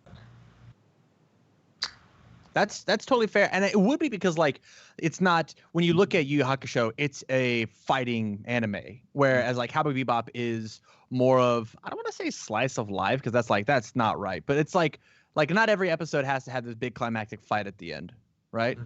Yeah, and then that's probably closely followed by Seventh Cross. Seventh Cross was also very it was a very intensive design process because we introduced such a crazy mechanic with Gauge. And every character having Gauge. I think talking before the show of how terrifying that set was going to be to get out to the market without me breaking it. Yeah, it's a really, really cool set. Ton of staples inside of that set. I think that Dragon Tongue is going to be necessary in the upcoming format, but we don't have to get into Universe's meta talk on the show. And I think the easiest was probably the Red Horizon stuff because I have full control. Okay. So if I wanted a certain type of attack, if I wanted a certain combo to work, I can just make it work, and I can write it into my own stories. Whereas anything else is very up to other people to make the decision for me. Yeah. So Red Horizons definitely, and I think there was an element of the King of Fighters 13 that was difficult in the fact that we made the teams work together. So I had to have one character essentially with like a 27 card support. And it ended up being 3 characters kind of doing similar things with 27 card support, which turned out to be really cool. But it also was 3 sets designed all at the same design process and then split up later into sets. We can talk about universes a little bit more later. Right now, we're going to take a small commercial break. We're going to be gone for 15. We will be back. While you have this, make sure you check out all of the deals that we have had so far on the Jasco. Not just today, but you can catch anything from yesterday. As long as it's still there, it's still live. All limited quantities. We'll see you back in 15. We'll see you guys in a bit. See you soon. Thank you, guys.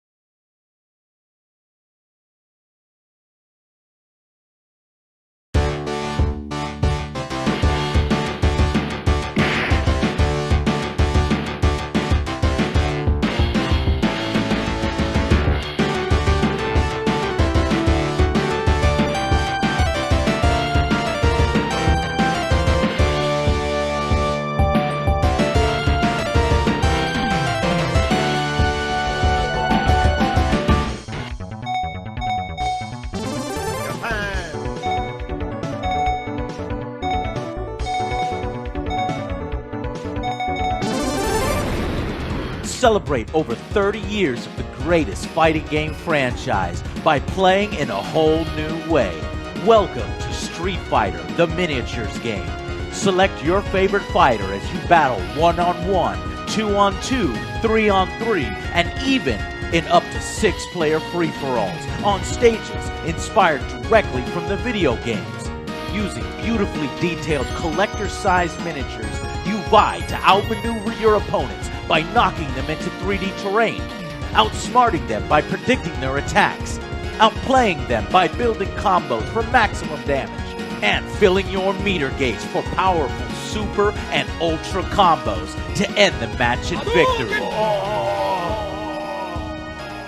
But the fun doesn't stop there. The boss modes adds this franchise's iconic villains as 3 players team up to take on one overpowered boss who will stop at nothing to crush all opposition. Through this exclusive Kickstarter's add-ons and unlockable free stretch goals, help us celebrate this long franchise's history with additional fighters from Super Street Fighter 2, Street Fighter Alpha, Street Fighter 3, Street Fighter 4, and Street Fighter 5. So what are you waiting for? Ready, pledge, fight! The end has come.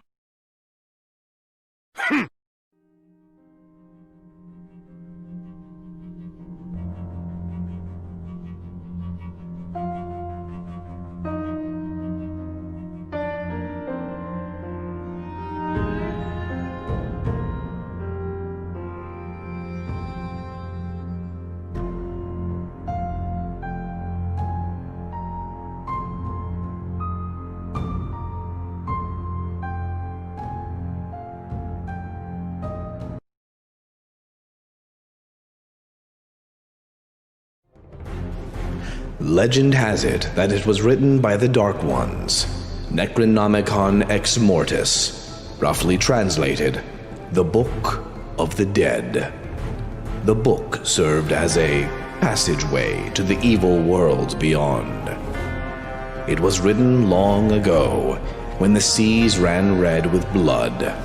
It was this blood that was used to ink the book. In the year 1300 AD, the book disappeared. You know how it is. You get together with your friends and decide to have a nice weekend in the woods. Maybe head up to the cabin, go for a walk in the woods. No city, no distractions. Just some time with your mates and your girl, Groovy. And then some evil darkness decides to crash your party, possessing people. And before you know it, the dead start rising from the ground, looking for this magic book, or perhaps just a tasty snack. The only hope to stop them is to find that book ourselves and seal the portal near the cabin. But be careful, cause the evil can get in you and turn you bad. And evil has its own plan for the portal, wanting to open it up and release deadites on the world. It's down to us to save the world.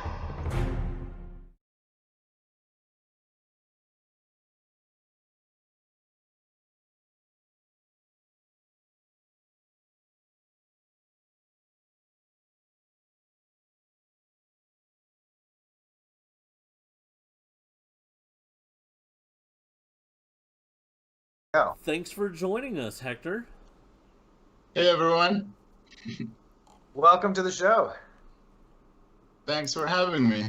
We talked in the last 4 or 5 weeks in a row. I've been talking about our Red Horizon, developing Red Horizon, and so I've reached out to you. It's been a couple weeks now since we did, and we've developed. So this week I think we're gonna jump into and show off the Natalie statue that we're making. And this is pre-revision. We do have revisions that we're gonna show off of her, but just to give the fans kind of an idea of, this is what we would call a T-pose. So it's before she's in any kind of dynamic pose. Tell us a little bit about this statue. This Natalie statue, and then I'll kind of give my feedback in and what the overall goal is for this thing. Well, basically, I got a bunch of the official art from you guys for this figure. I have my own kind of basic human bodies, male and female, and of several different styles. So I looked for the art style based body that was the closest that I could turn into a version of what I see in the cards. I could have taken my Street Fighter base, but I took a different base character for her. And basically, I started kind of building the outfit on her, and then throwing on the hair. And I have my methods for building things like the wings and stuff like that. So all of this is basically kind of starting with the basic body, and then just kind of turning everything into the outfit that needs to go on top. So every piece of the character kind of gets built individually, and it can be kind of extracted from the body. So you have things like the little buckle here, and this gets made kind of as close as possible to what we see in the cards. And then this gets turned into the T-pose character, which in some projects with some clients, they have to approve the T-pose so that then it can move into posing. There are sculptors out there that work in pose, and they start basically with a mannequin, and they pose that, and they start building the outfit on top of it. Since I come from a background of working in video games, I'm kind of used to working with a T-pose, so I start building things from that. And like with her, there's still a lot of work to do. For example, like there's a lot of detail that's going to come into her horns. Her outfit has a bit of these Giger-esque sort of details going on. So there's going to be a lot of those little ridges and grooves that happen on the outfit. We already have a few cards that we've looked at for the potential pose. So I'm gonna see if I can mix that and either take one main reference and pose that exactly, or do a bit of a mix of a couple of cards. And from there we keep tweaking. Over here, for example, we have her scythe. The scythe was interesting to build, because it's got like very organic detail, like the bones here, and then it has a bit more kind of hard surface, we call it, type of structure on the golden parts, and then it has these very kind of, again, I call them Giger-esque. I would guess that is one of the influences on her design. And so it's kind of doing a lot of these ridges and stuff like that, and then I'm gonna get that into pose and try to turn this into a cool statue. One of the benefits of having worked on Street Fighter is that I learned a lot about making effect into supports for the characters. So we're gonna see what we can do for her, and as far as having her flying, but also having some supports and maybe some sort of energy effects going on. And yeah, I mean, I've worked on a few large statues before. I do a lot of statue work for THQ, for example, and so yeah, this will not be one of my first statues, but it's gonna be my first statue for you guys for Jasco. Yeah, we're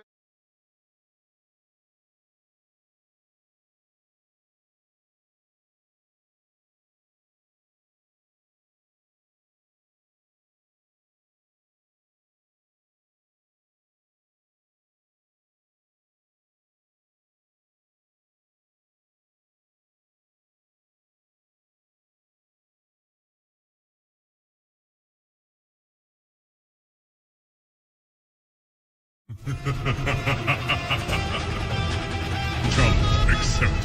Fight!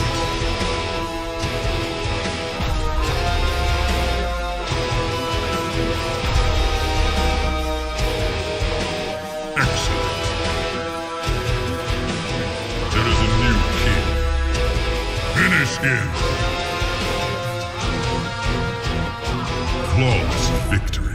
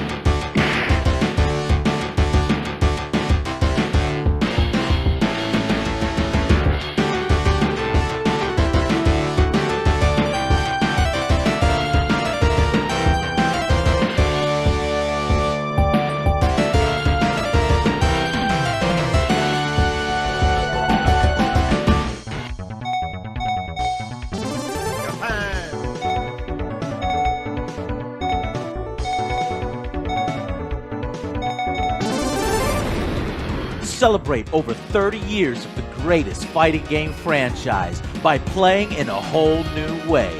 Welcome to Street Fighter, the miniatures game. Select your favorite fighter as you battle 1-on-1, 2-on-2, 3-on-3, and even in up to 6-player free-for-alls on stages inspired directly from the video games. Using beautifully detailed collector-sized miniatures, you vie to outmaneuver your opponents by knocking them into 3D terrain, outsmarting them by predicting their attacks, outplaying them by building combos for maximum damage, and filling your meter gauge for powerful super and ultra combos to end the match in victory. But the fun doesn't stop there. The Boss Modes adds this franchise's iconic villains, as 3 players team up to take on one overpowered boss player who will stop at nothing to crush all opposition.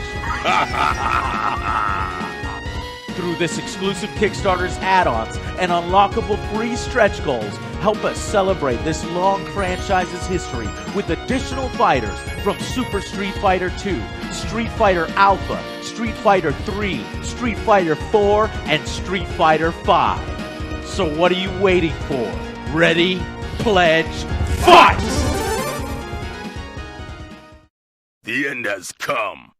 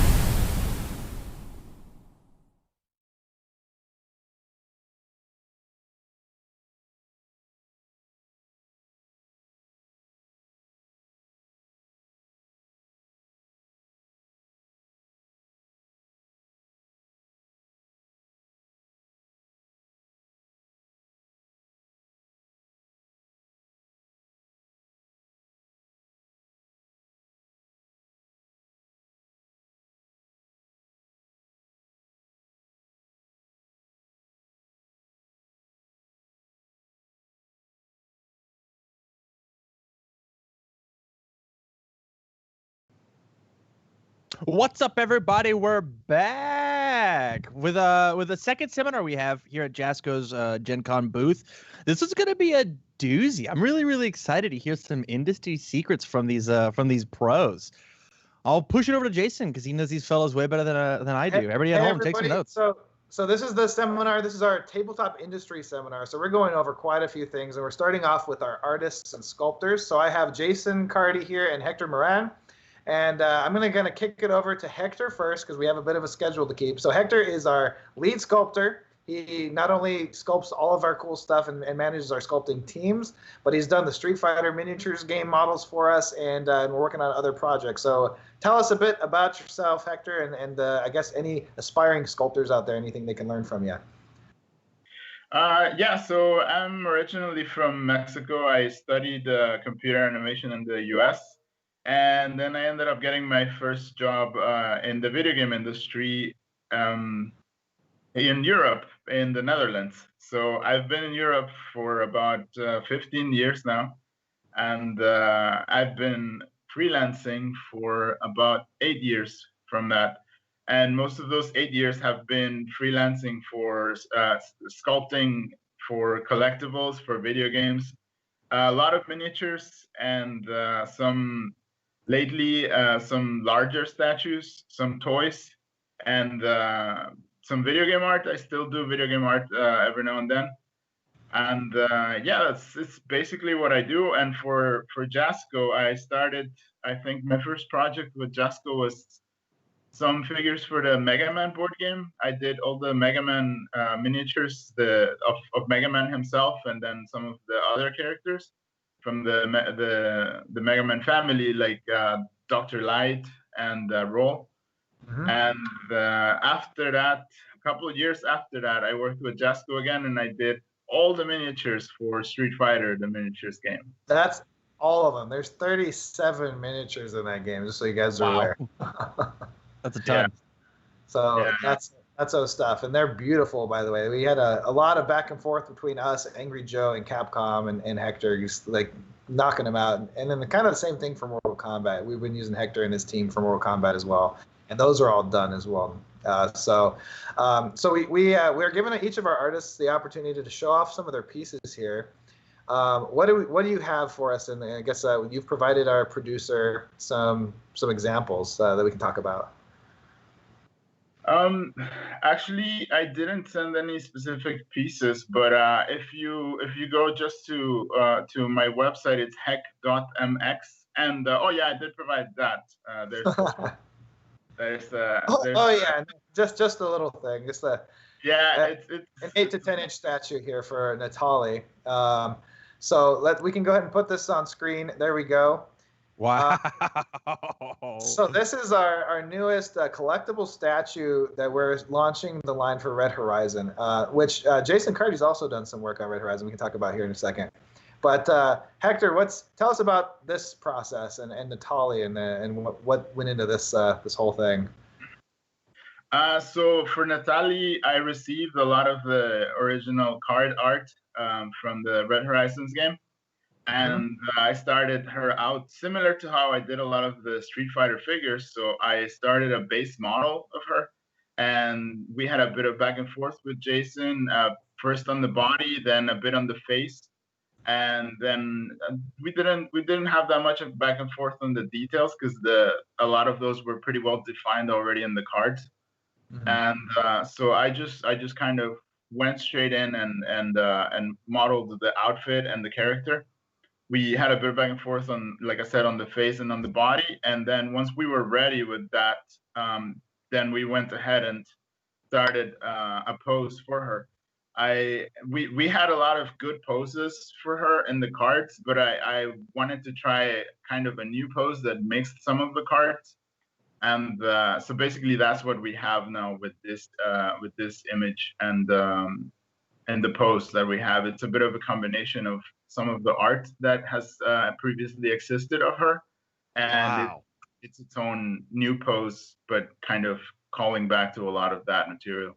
Yeah, so some of our hardcore fans who have been following kind of saw some of the steps of the process because we've revealed like the 3D turns with the T pose a little bit, and then just like the evolution of the edits that we've been making together.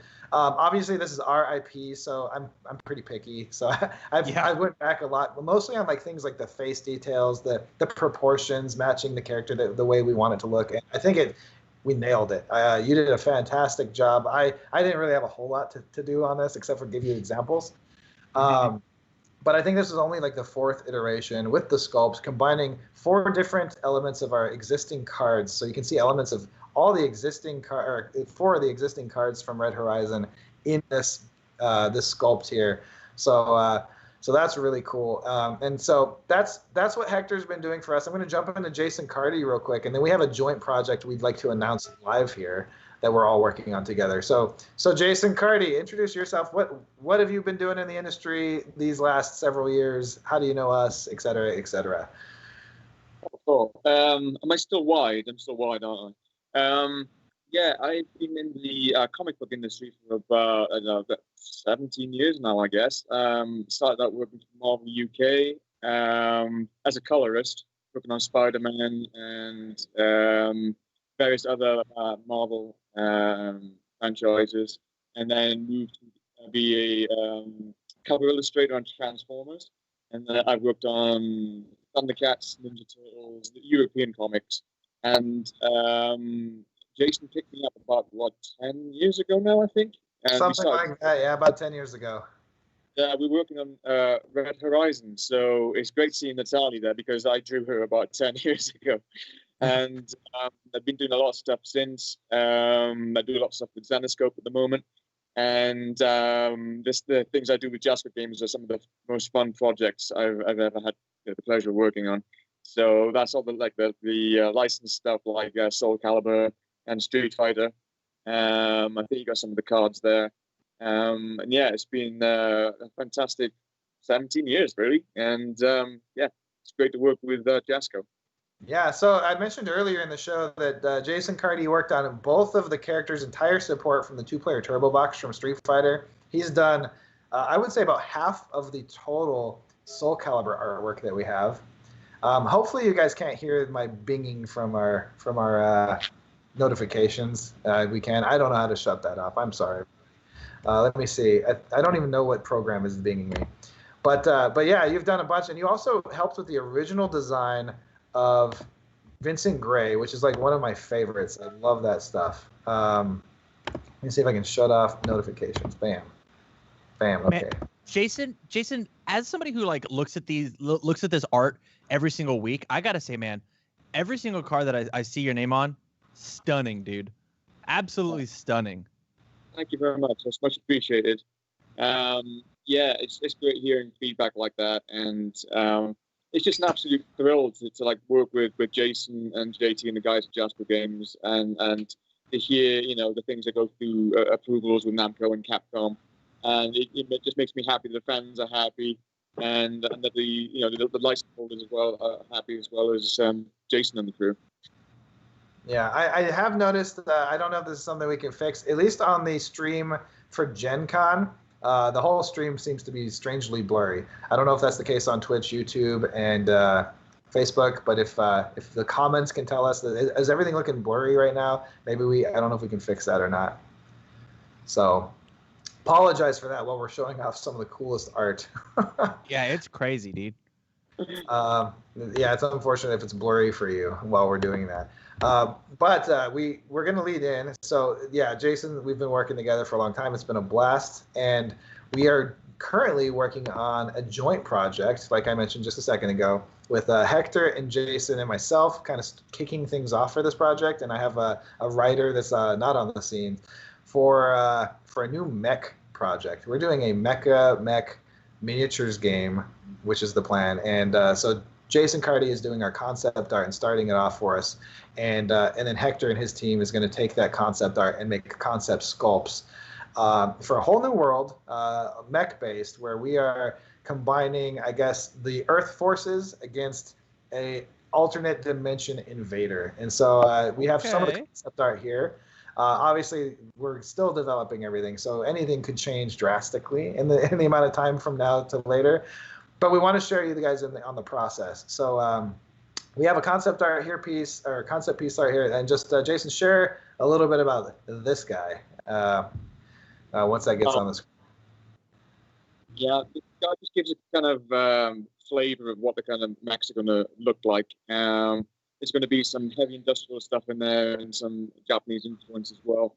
But yeah, the scale of these things, I just put the Statue of Liberty in there to kind of give you an idea of how big these things are going to be. So yeah, the biggest miniatures game ever. They're literally larger than cities. Like the actual miniatures are literally that big. Crazy 3D printers. You're going to need rollers and stuff. Yeah, and this guy is going to be the kind of like more stealthy ninja type mech design. So that gives you some kind of idea as to the size and the kind of like the bulk of some of the other designs. But yes, it's coming on quite cool so far. This was a fun one because I think Hector pointed out that BMW has this new transforming like car metal technology, right? And so we decided to give this guy a real, like a huge, unrealistically large cape. He has a massive cape compared, like if you sewed a cape together that was this big, it would take up like a whole city. But instead, what we're doing is, if you look at that new BMW, I can't remember what it's called. It's a prototype. It has this transforming metal plates, and so we're using this cape as like sort of a stealth device, where it kind of transforms behind him, and it's like almost like an invisibility cloak, at least is the current talk of how this character is going to work. And so we have this massive ninja mech. I think originally he even had like tank treads for feet, so that he could skate up to you without making a stomping sound. Who knows if we'll keep that or not.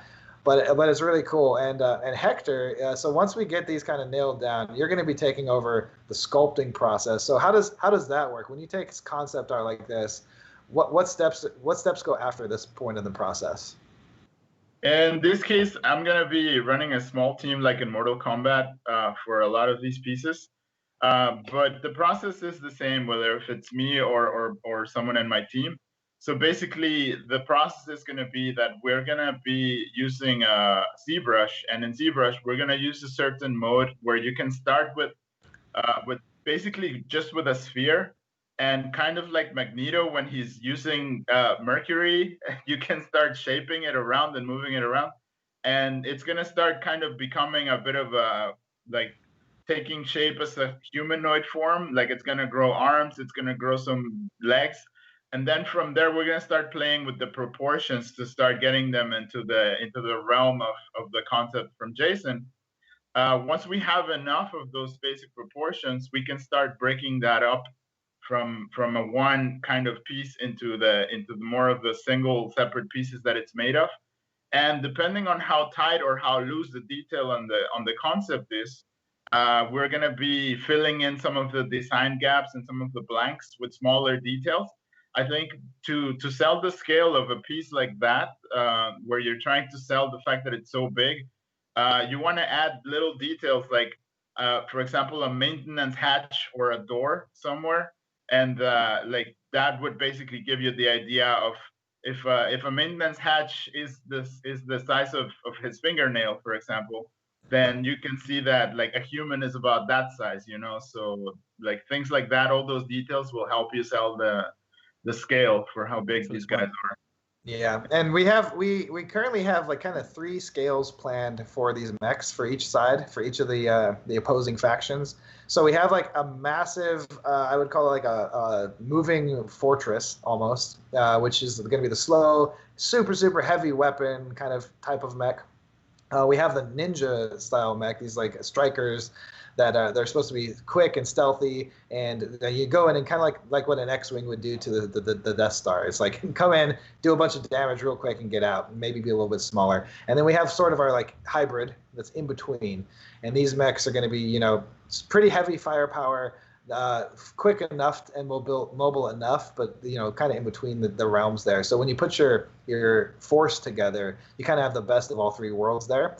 And this is part of what we're looking at for the human factions. So the idea right now is the world is kind of allied together. So we're going to see elements of different cultures and different countries that have come together to show off their styles of mechs and what they've been able to do in their military, using this interdimensional power source that's been able to power these massive things.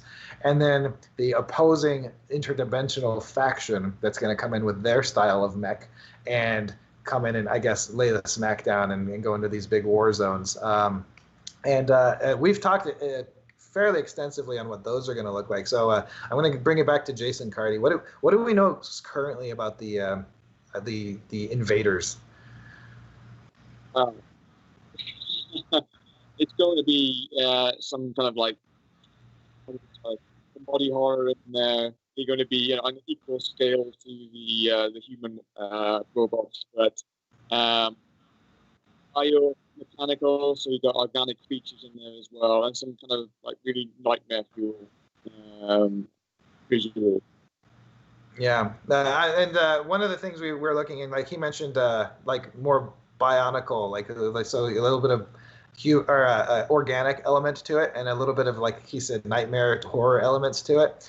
We're also looking at putting in some kind of insect influence. Like I liked the ideas of walkers quite a bit, and not just two-legged walkers from like your BattleTechs and your there's several different animes that have done this and things in the past. But even like 4, 6, 8, and maybe even centipede style walkers that still have that like kind of classic pointy nose type of mech or walker or war machine, so that we get the best of both worlds there, but adding our own organic and kind of like horror element to it.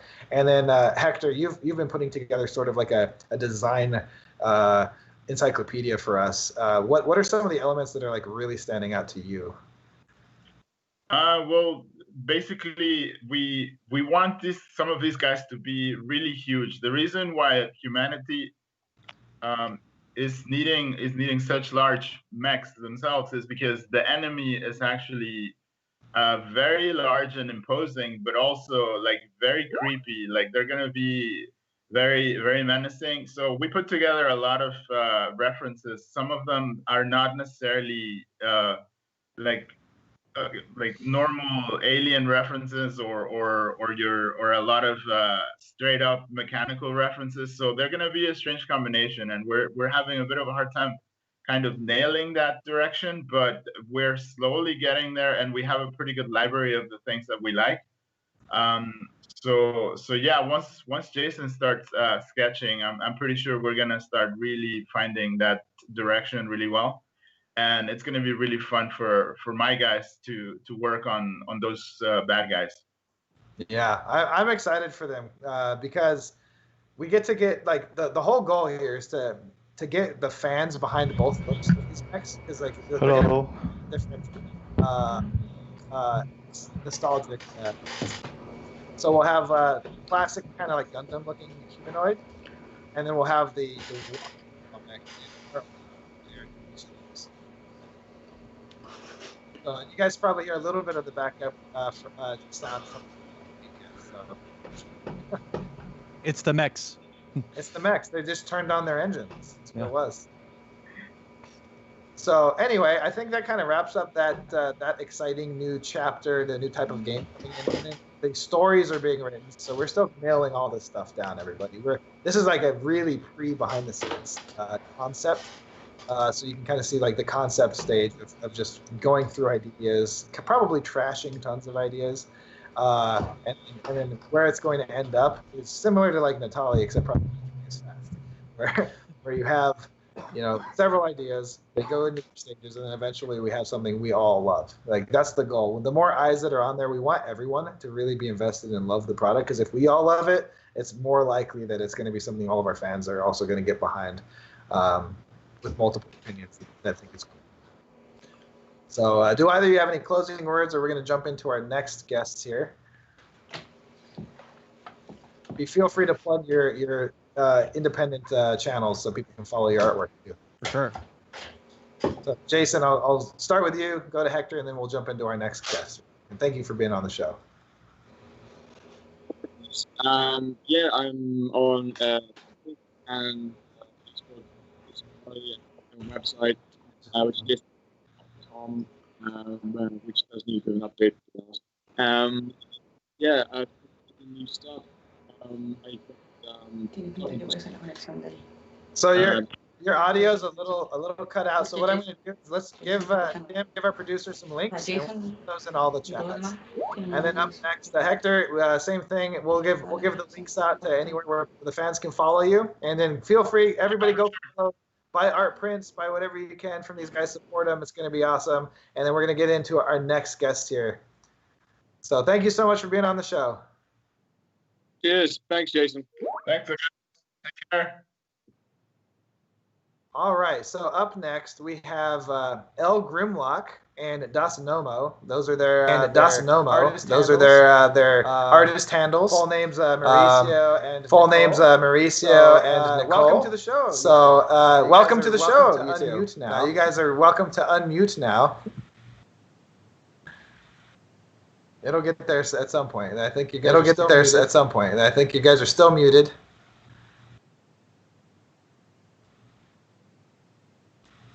Doubles. Uh-oh. You gotta press the mute button. I can't do anything. While they're figuring out the technology, so both of these are aspiring artists. Well, not even aspiring artists; they're experienced artists for years in the industry. Mauricio here, El Grimlock, has done artwork for Blizzard, obviously for Jasco Games. He's done some of our coolest Street Fighter artwork recently, and done things for our card game. And Nicole is actually our current art director. So she's been leading artwork, doing a lot of graphic design, and these kind of technical difficulties unfortunately happen all the time. So they're still muted, but we'll get them here shortly. Tim, if you can hear me as well, on the mixer, if you want to mute the N and M channel, boom, got rid of our echo, fellas.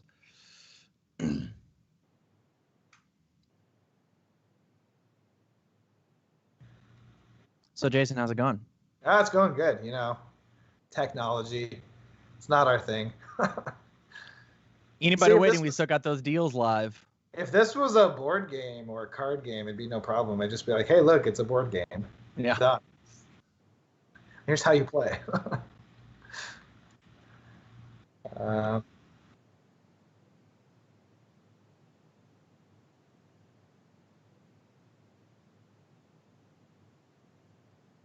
There we go.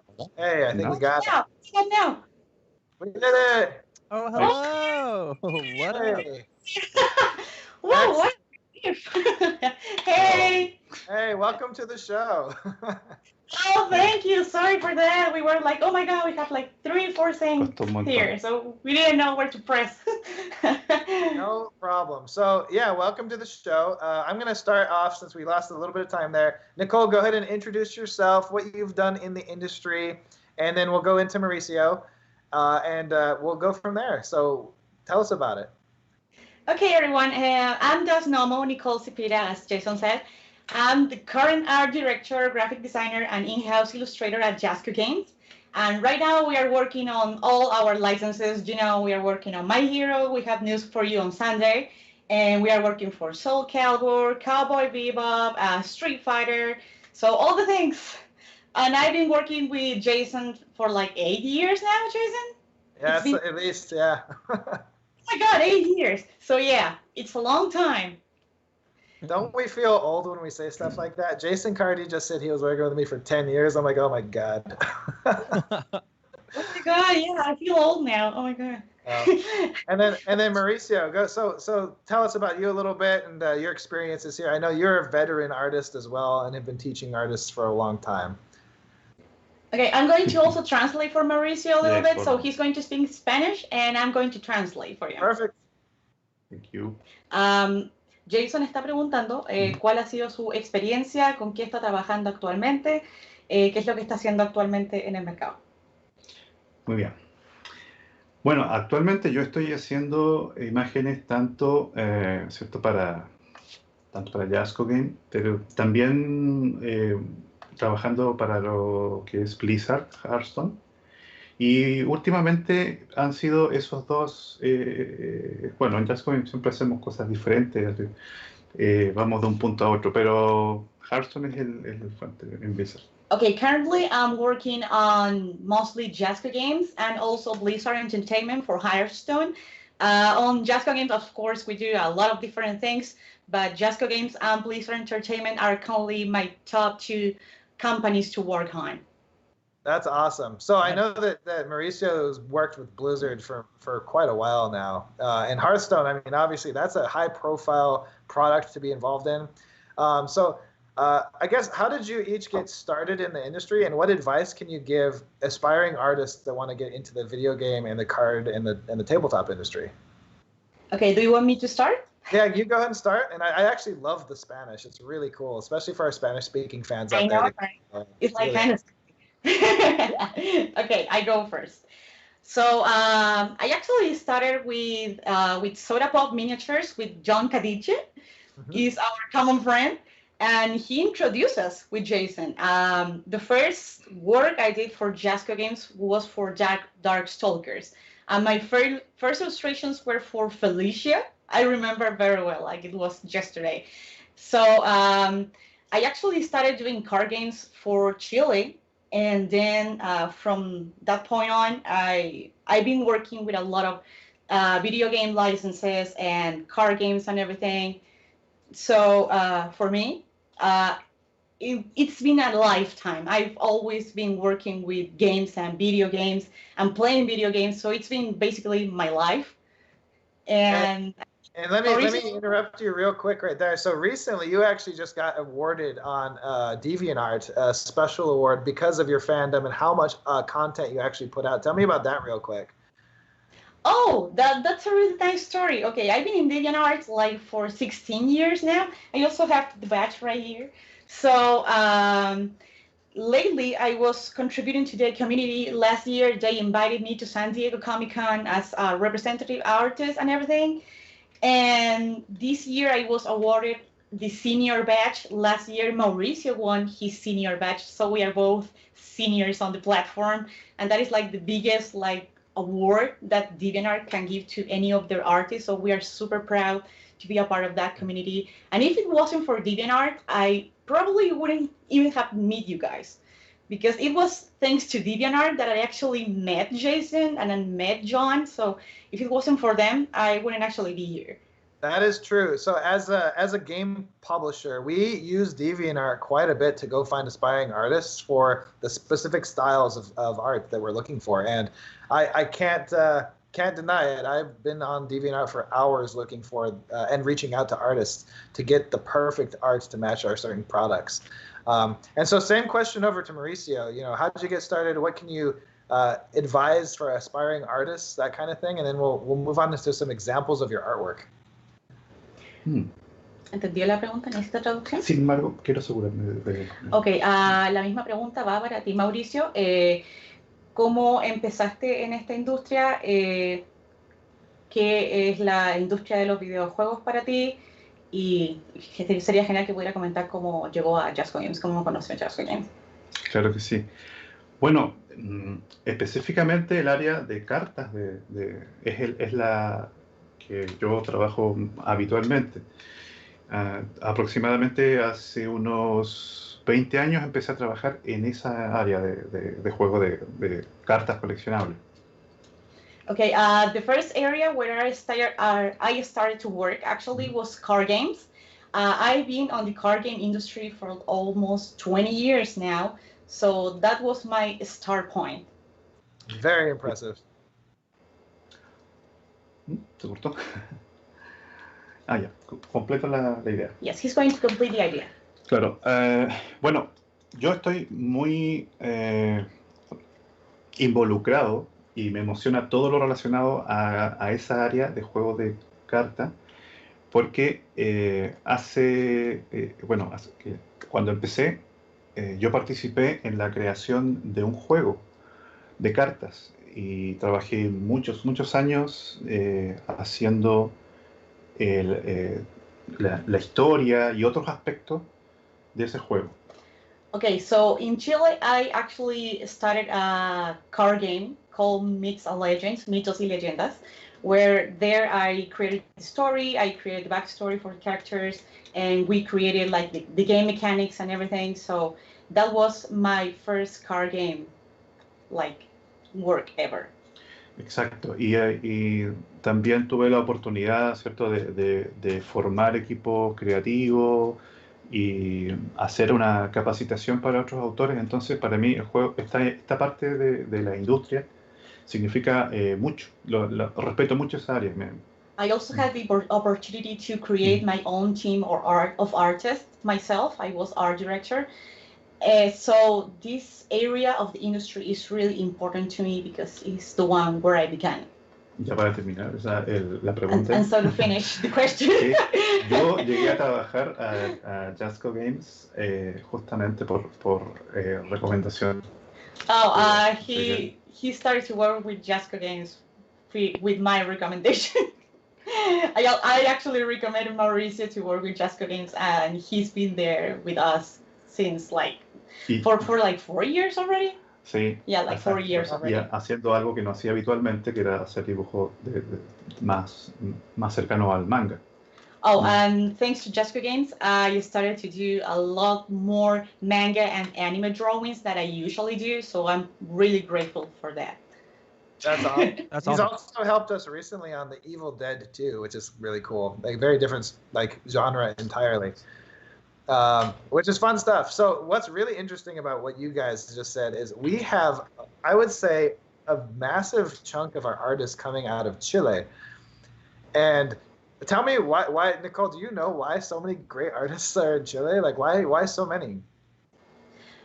Okay, maybe we both can have the answer for you. I can give you my point of view on the thing, but I think Mauricio is the one to actually answer the question the best because he's been on this industry longer than I have. But in my opinion,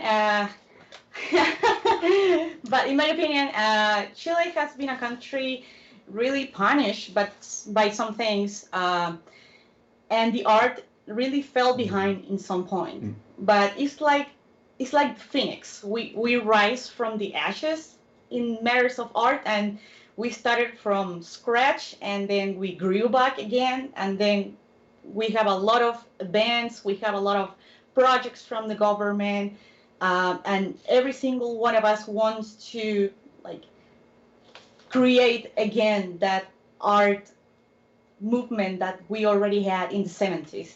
Because we had a lot of artists on the 70s, then we had none, and now we want to rise and shine again. And that's why all of us are trying to do art and live from art. So we are trying to recreate what we had in the 70s. I don't know if Mauricio has a different opinion about it, but maybe his opinion will be... That's fantastic. Yeah, we'll ask him his opinion in just a second. But I want to say that not only you two having worked in Chile, but there's Genzoman in Chile. There's Eduardo Bramble in Chile. Silva, I believe, is in Chile. I would say almost all of our Red Horizon original art that isn't Jason Cardy came from Chilean artists or artists that had worked in Chile. It's crazy how many good artists. Yeah. So I would love to hear Mauricio's opinion on this as well, and maybe his longer experience there. Okay. We are having some problems hearing you, but I think I heard the last part, so that's the most important. Okay, Mauricio, ¿cuál es su opinión con respecto al hecho de que hayan tantos ilustradores talentosos o tanta materia de talento artístico viniendo desde Chile particularmente? Bueno, yo pienso que ocurrieron varias cosas para que eso se produjera. Hay una en particular que tiene relación con este juego de cartas de mitos y leyendas.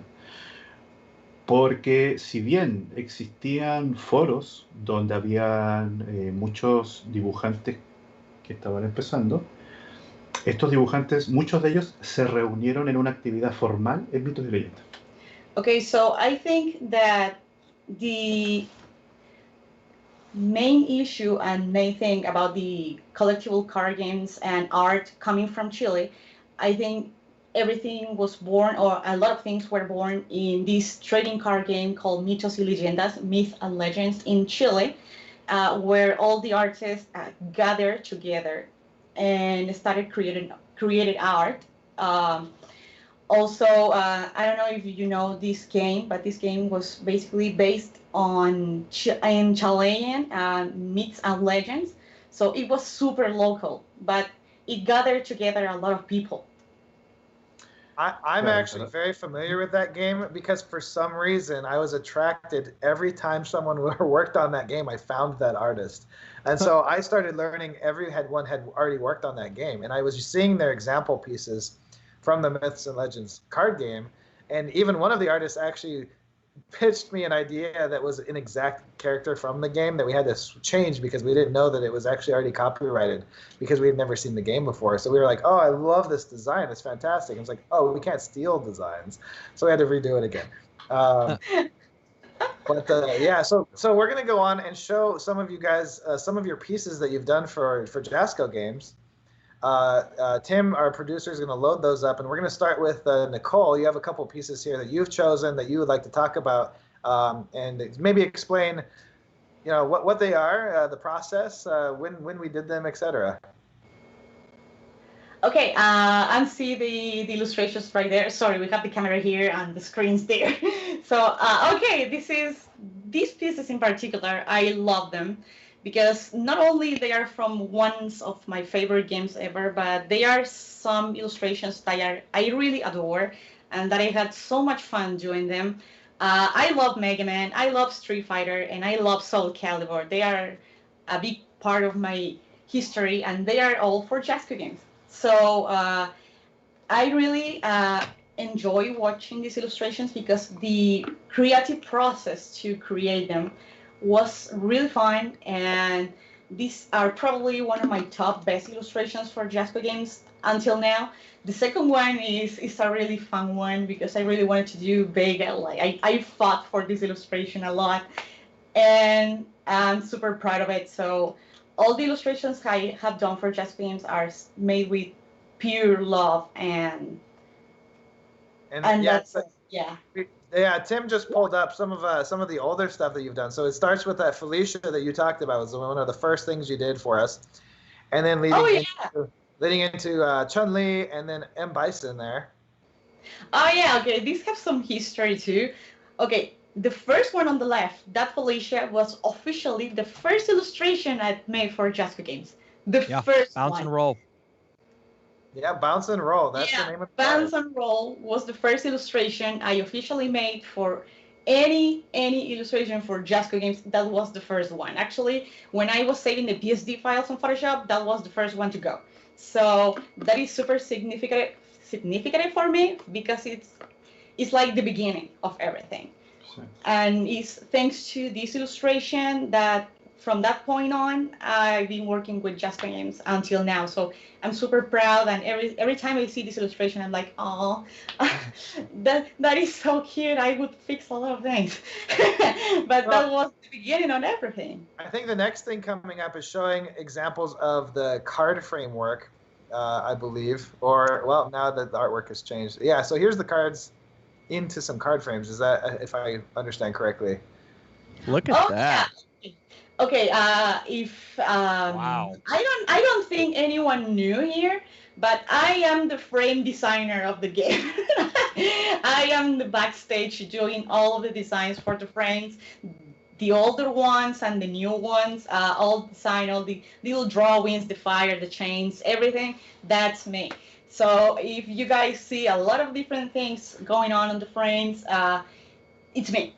So you can. These games in particular are super cool. Like we have like the chains and the frost, the fire, the like slime, all kinds of there's a Mega Man frame there. Really, really, really cool stuff. And we've been working and working and working. We even have more new frames that you guys are going to see tomorrow when we see My Hero Academia. But we do custom frames like this to really give each property its love, and to show some of her in-house illustration skills. She's also the illustrator for both of the Natalis that we had our vote on for the line art in our Natali contest. So we're going to move on to a plug for Nicole. We're running maybe a little late when we get into Mauricio, so we'll just because of that 3 minute we lost there. So be sure to follow Das Nomo on DeviantArt. She has Facebook, websites. Go support any of her merch, any art prints, anything like that. And then we're going to jump into Mauricio, and he has also done some cool artwork for us. So let's show off what he's done here. And this is a line art for a Blanca attack, and we can see the progress from line art into coloring, which is actually an art print on my wall in my office. I love this artwork. Yeah, this artwork's great. Go into this a little bit for us, Mauricio. Ok, quiere pedir opinión acerca de la ilustración de Blanca que hizo para ella. Bueno, esa probablemente sea una... No recuerdo bien si es una de las primeras... Vamos. Bueno, lo que destaco de esta imagen es que pude poner en práctica, con un poquito de miedo, así de duda, una técnica que es muy habitual en los dibujos occidentales, que es poner secuencias de un movimiento, como cuando Flash corre. Okay, this illustration I really like, but I was actually a little bit scared while working on this illustration because I had to not only apply a more manga anime style on this, but also to show more movement on the image, like a sequence, like when Flash is running and everything. But it was a really fun image to do. Yeah, on that sequence, because I was following him there. Sorry to interrupt. Seeing it, like the art done in a term of here's the beginning of the move, the top of the move, and the front of the move, and it all pulls together. This is actually, I think, one of the most excellently executed renditions of a motion attack. So I love the way that this was done. Yeah, it is, and it's also like the office favorite of everyone in Jaffa games. Like I said, it's an art print in our office, like just up, and it's right next to the door. It's one of the first ones you see. Yeah, it's an image we adore. Yeah. And then this next piece is the Street Fighter versus Darkstalkers. It's 2 cards that also made the cover for a lot of our stuff, and it's also the mystery playmat I was showing off, I believe. Yeah, it definitely is. So this is crazy because look at all these characters. What happens when you're doing something like this? Like look at this, the line art. It's a lot of work to lay out each of these characters individually, I imagine. So what can you say to us, Mauricio, about this process? ¿Qué opina acerca del proceso de la ilustración de Darkstalkers versus Street Fighter? Okay, esa fue como la batalla de las Termópilas fue muy difícil. I don't know how to say that word in English, but it was actually like the Battle of Thermopylae. Yeah. How do you say that in English? But this was a very extreme image to work on. Ok.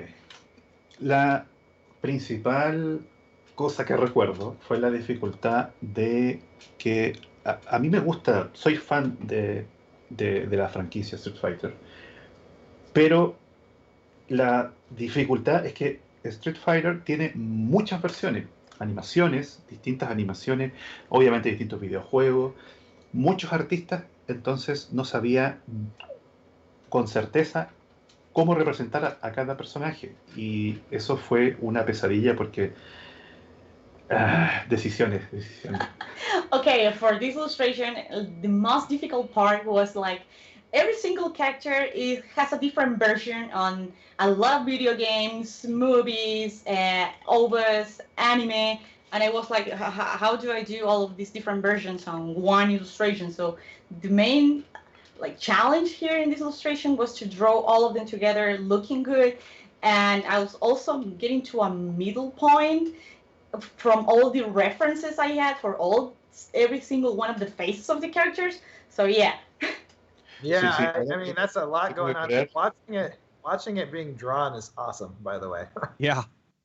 Una cosa importante es que nosotros sí tenemos referencias oficiales, nos dan referencias ustedes y Capcom, pero aún así los personajes en las referencias aparecen rígidos. Nosotros tenemos que hacer que ellos estén actuando, y ahí es donde la pregunta es ¿cómo lo hago? Como la película que me gustó, a mí me gusta mucho, por ejemplo, la película animada, la primera, Street Fighter, the Animated Movie. Entonces eso, caracterizarlo era lo difícil. Yeah, the most challenging part of them all actually was to create the characters while they were acting, because we have the references Capcom provided us, we have the references that you guys provided to us, but every single one of them is static. So here they are battling, they are posing, they are jumping. So we need to imagine all the faces, how they would be. We need to get to a middle ground from the movie. I love Street Fighter, the animated movie, so I really wanted something like that. So that was the biggest challenge of this image, and the time, of course. Yeah, look at that. It's how it came together is just beautiful. I love watching this. The colors just all popping so much. And then we have another piece here coming up.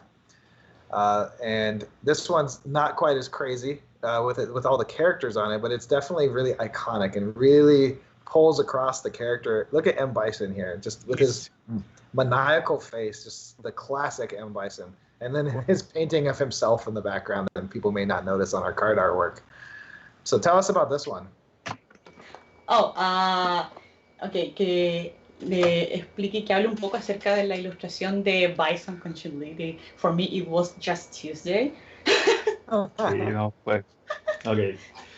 Ya esa imagen fue un desafío especial porque a mí me gusta mucho hacer sátira, hacer cosas, humor, pero no se me ocurriría en primera instancia mezclar esto con humor. O sea, yo sé que lo hay en las películas, de todo lo encuentras.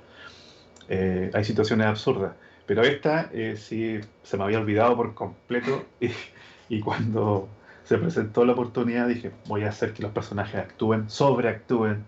Me acordé ahí de Raúl Juliá. Okay, for this one, this was a really fun one to do. The challenge for this one was to actually create like satire, like humor. And it's hard to think on humor with Bison. But I remember the actor of the movie, of the live action movie. I really wanted to give this Bison that attitude. For me, it was just Tuesday. So the biggest challenge here was to create kind of a humoristic image, but preserving kind of the seriousness of the scene. So yeah, I really wanted to do something like humoristic here. And this artwork is from the Universal Tactics System Street Fighter game, where we actually got permission to call it. For me, it was just a Tuesday from the line from the movie, which is awesome, by the way. Yeah. It's very rare to do those kind of like fan throwbacks for like deep fans that watched like love the Street Fighter movie, for instance. It's like it's kind of got its own bad movie kind of feel to it. And then this next piece coming up is actually from the Las Vegas playing cards from Edgar Allan Poe, the deck of cards. That's a collaboration project between myself and Drew from Norse Foundry, and we own Las Vegas playing cards together. And both of these artists, these fantastic artists here, have done custom decks for us that will be available very soon through Kickstarter for Las Vegas playing cards. So this is Edgar Allan Poe. I don't know if you have anything specific to say about these, and then we'll move on to our next guest since we're a little late. Si tiene algo que agregar acerca de las imágenes de Edgar Allan Poe para... Sí. Definitivamente. Bueno, es que ese proyecto fue muy divertido. Yo lo disfruté mucho porque la verdad es que a medida que vemos temas distintos en los trabajos que hemos hecho juntos, que ustedes me han solicitado, hemos podido encontrar diferentes cosas en las que descubrimos que somos fanáticos. O sea, yo pude ver en ustedes que les gustaba la obra y conocían los poemas de Edgar Allan Poe, y a mí me fascina todo lo relacionado con literatura de horror, y en el caso de Edgar Allan Poe también. Había muchos poemas que yo no conocía y pude ilustrar y me encantó, lo disfruté mucho. Y es muy diferente también a otros géneros, de como los Street Fighter. Entonces... Okay, this was a really fun project to do because we kind of found a middle ground for things we liked. I really saw you adore Edgar Allan Poe, and I adore Edgar Allan Poe. So I was like, wow, this is going to be a really great thing to work on. And I really could see that we are really both passionate for the same topics. So this was a really fun project for me to do, and I cannot wait for you all to see the rest of the set. Yeah, it's really cool, and the stories in Edgar Allan Poe, the darkness of Edgar Allan Poe, I can't wait to see it either. It's one of my favorite projects that we've done for that company, and Nicole, you've done one as well, so I'm looking forward to the Alice in Wonderland stuff as well. So, of course, be sure to follow those. They're going to be coming out very soon. But now we need to move on to our next guest. Thank you so much, both of you, for being on the show. That's thank you. Grimlock and Das Nomo. Go follow them. Go buy their swag on their local sites, and appreciate all of our artists in the art industry. Thank you so much. Thank you so much for the patience. Really. Not a problem. Okay. Bye-bye. Thank you. Thank you. Up next, we have Chris Fry. I don't know if you want to be Christopher Fry or Chris Fry, but introducing you from our manufacturing side of the industry. So, Chris, what do you do in our industry? I do the business contract development between the publishers like you and our own factory to make sure that all the relationships and contracts are smooth. Before we go into just that, what is your background before you got into that? So people kind of know you've been here for a long time. We've actually worked together. About 20 years. Yeah, I after the military, I worked with Pepsi for a few years, and then I started Battlefront USA for John Paul and Pete over at Battlefront. Worked with Gale Force 9. From there, I went to Privateer Press, worked on their sales and development team for several years, and then got recruited with E-Figures Distribution, and that's where I got into the distribution side for 10 years. And then got recruited over with Linda Lee Ping over at Lee International, and now I'm in the manufacturing. And out of all the different places I've been, from retailer ownership of a store, everything, I like manufacturing the best. So I get to see a lot of cool things. That's great, because every day there's something cool. Oh yeah, I'm sure you've learned just a boatload going from every section of the industry at this point. I have, and it's. I think that's where I kind of excel in my current position, because when we start talking about distribution or people are bringing the projects there, I'm able to look at it from a retailer side, distribution side, end user side, and give advice to help that end package. I mean, even with our current projects we're working on, we've had, you got a Kickstarter version, and then you have a retailer version, and then possibly a mass market version. And most people don't think of the different necessities like a barcode or even having something on the spine for retailer setup. So it's really helped out connecting all those dots. And then the different cultures that we get to deal with, and on the manufacturing side, I could be dealing with France or Russia or America. It just depends on what time of the day it is, what's going on. And every one of you as partners and friends thinks differently of the products, and it's fascinating. It's last night it was I can't talk about it. Last night was another line of stuff that got across my desk that I'm excited to do as a project. So it's one of those things where it's like every day, like I said, it's Christmas for developers. So yeah, it's really cool. So what would you say to aspiring publishers, game designers that are looking to get in? Obviously, there's probably some manufacturers or sorry, not manufacturers, publishers looking for manufacturers. What do you guys offer? I'm hearing a little bit of echo actually, but what do you guys offer that other manufacturers don't? Because I know I've mentioned you guys are like experts at plastics for sure. So the biggest thing that for anybody new is understanding there are a lot of great manufacturers that have high volume, low volume needs, but you have to understand what is your end goal and who you're working with, because there's a difference between brokers, the middlemen, and actual people that own an OEM factory like we do, where we have our own factory and equipment. Not very many people do 100% of everything. You're going to outsource one part, trays, bags, dice, something for some reason. But talk to them and find out what their long-term commitment is, who's they've worked for. A lot of people won't even share who their partners are because they don't want to overwhelm them with clients and lose priority. But get to know the people quoting on your project. Look at factory pictures. Look at, have long-term conversations with them. Don't just do emails. And talk to 5 or 6 different people. If you go for the lowest quote, you're going to get the lowest service. It's just been the standard thing for 20 plus years. Look for building a relationship that's going to last you longer, and ask those questions about restocks. Ask the questions about continuing the relationship on a project for more than just the 90 to 120 days it might take. Some projects can last 2 to 3 years, and then you got restocks. If they're not prepared for that, then you just signed on with a horse that's not going to make it all the way around the track multiple times. So, make a relationship, invest that time. You should be on the phone. You should be video conferencing. Not just hey, shake. What would you say is the most common mistake that the new publisher makes when they're getting into a manufacturing of a project? They do not look at a quote with the actual spec stuff. So one thing that we constantly have to deal with is people saying, I have this idea I'd like to get a quote on. And they don't have STL files for the miniatures. They don't have the artwork design. They haven't come out with a finalized spec for the end product. And that's where you fail over, because what happens is you're talking to someone, you give them a spec, and they're taking an estimate off of your imagination or a drawing, which means they don't have the volume on the plastic. They don't know the amount of assembly parts. We specialize in PVP plastic. It's a specialty. That's one of the things we do. You could send me 2 models. One model could be 4 parts components, or it could be 27 parts components because it's Medusa and it's got cat stuff sticking out. We don't know that till we start looking at the volume and diametrics. Even the stuff of our Street Fighter stuff, no 2 models is going to cost you the same. So if we got one model, say Ken, and we're like, man, or Ryu is like, you look at Ken and Ryu, they're actually 2 different models, 2 different poses, 2 different assembly parts.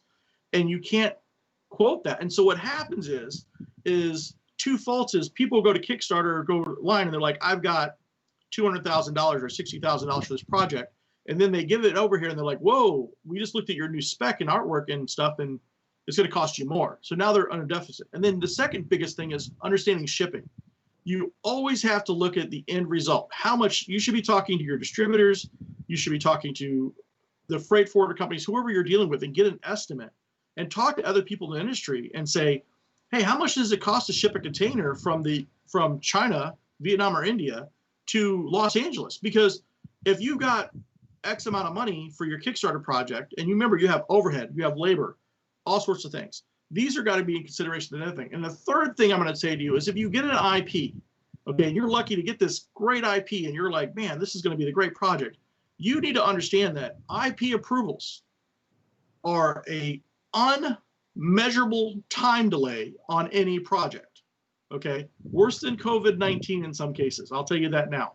Because if somebody in Japan or Korea or whatever looks at a project that's their heart and thing, and you're like, and we give you a schedule says this will be 136 days or 218. You've seen my schedules. I try to be very meticulous about them. I can't help it if something isn't approved in that fashion. And now you have 20,000 people upset at you and us because something wasn't approved.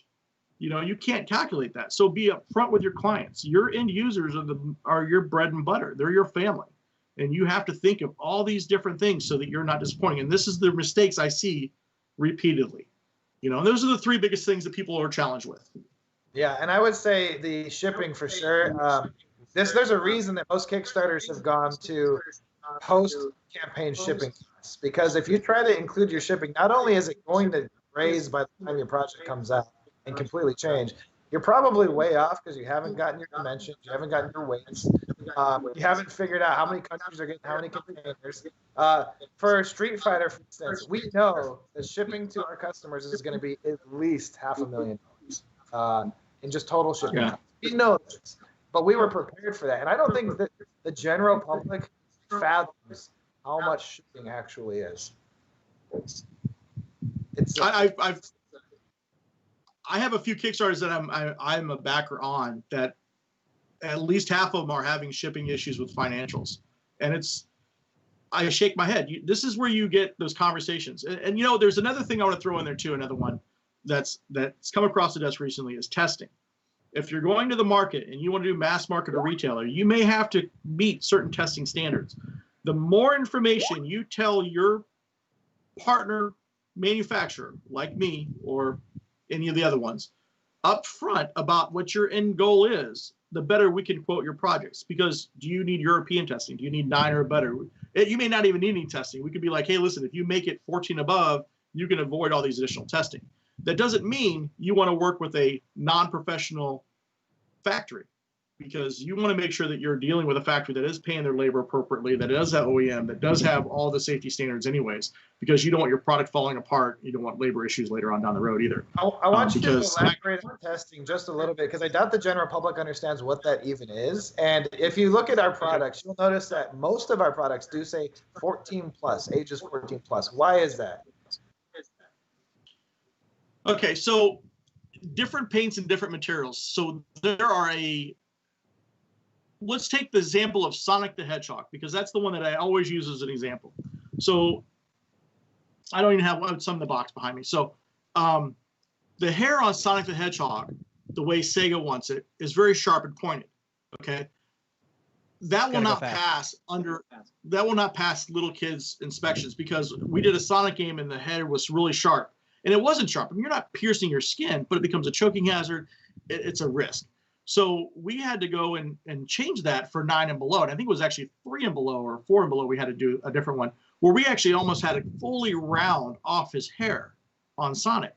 And then we had to explain to Sega why we were modifying one of their iconic figures in a way that made him look differently. And so what it ended up being was we went back and redesigned his hair, where it was all kind of fell together in one.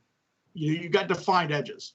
It wasn't the separate hair into the 5-6 hair strands. So you got to look at the different models and stuff like that, because is the game going to be for little kids that you're teaching, like an educational game, and show there are there choking hazards? We all think that 12 millimeter dice are great, but they're choking hazards. Why? They're like candy. At the 12 millimeter size, it's like, gummy bears, stuff like that. Does something fall apart? What kind of glue's there? When you get into painted miniatures, like specifically with a Street Fighter, if you're looking at target quote price, your manufacturer may quote you the cheapest available paint. That paint may contain a tad bit of lead in it or some other component in there. So you want to make sure that you know the specifications of what you're going for, because if that lead doesn't meet a certain a restriction on California's proposals and stuff like that, then your stuff gets rejected or has to be recalled. So again, the more information you give these manufacturers, the more they can make sure that they quote you the right product. It's also why you won't see manufacturers producing, we don't produce dice in-house because we have painting facilities, and that some dice can be toxic in resin.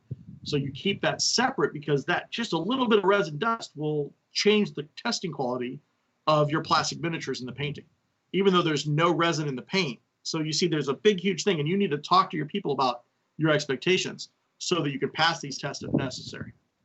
Yeah, and so all of that sounds like a little bit maybe overwhelming if you've never manufactured something before. There's a lot of things that can be a mistake. So what I suggest to anyone going into manufacturing or going into publish your own games, and you're looking for a manufacturer, obviously Leah is fantastic quality. I don't even know if you guys have spots to take up for any new customers right now, because you're very popular. But if they do, that Chris Fry would be who you reach out to.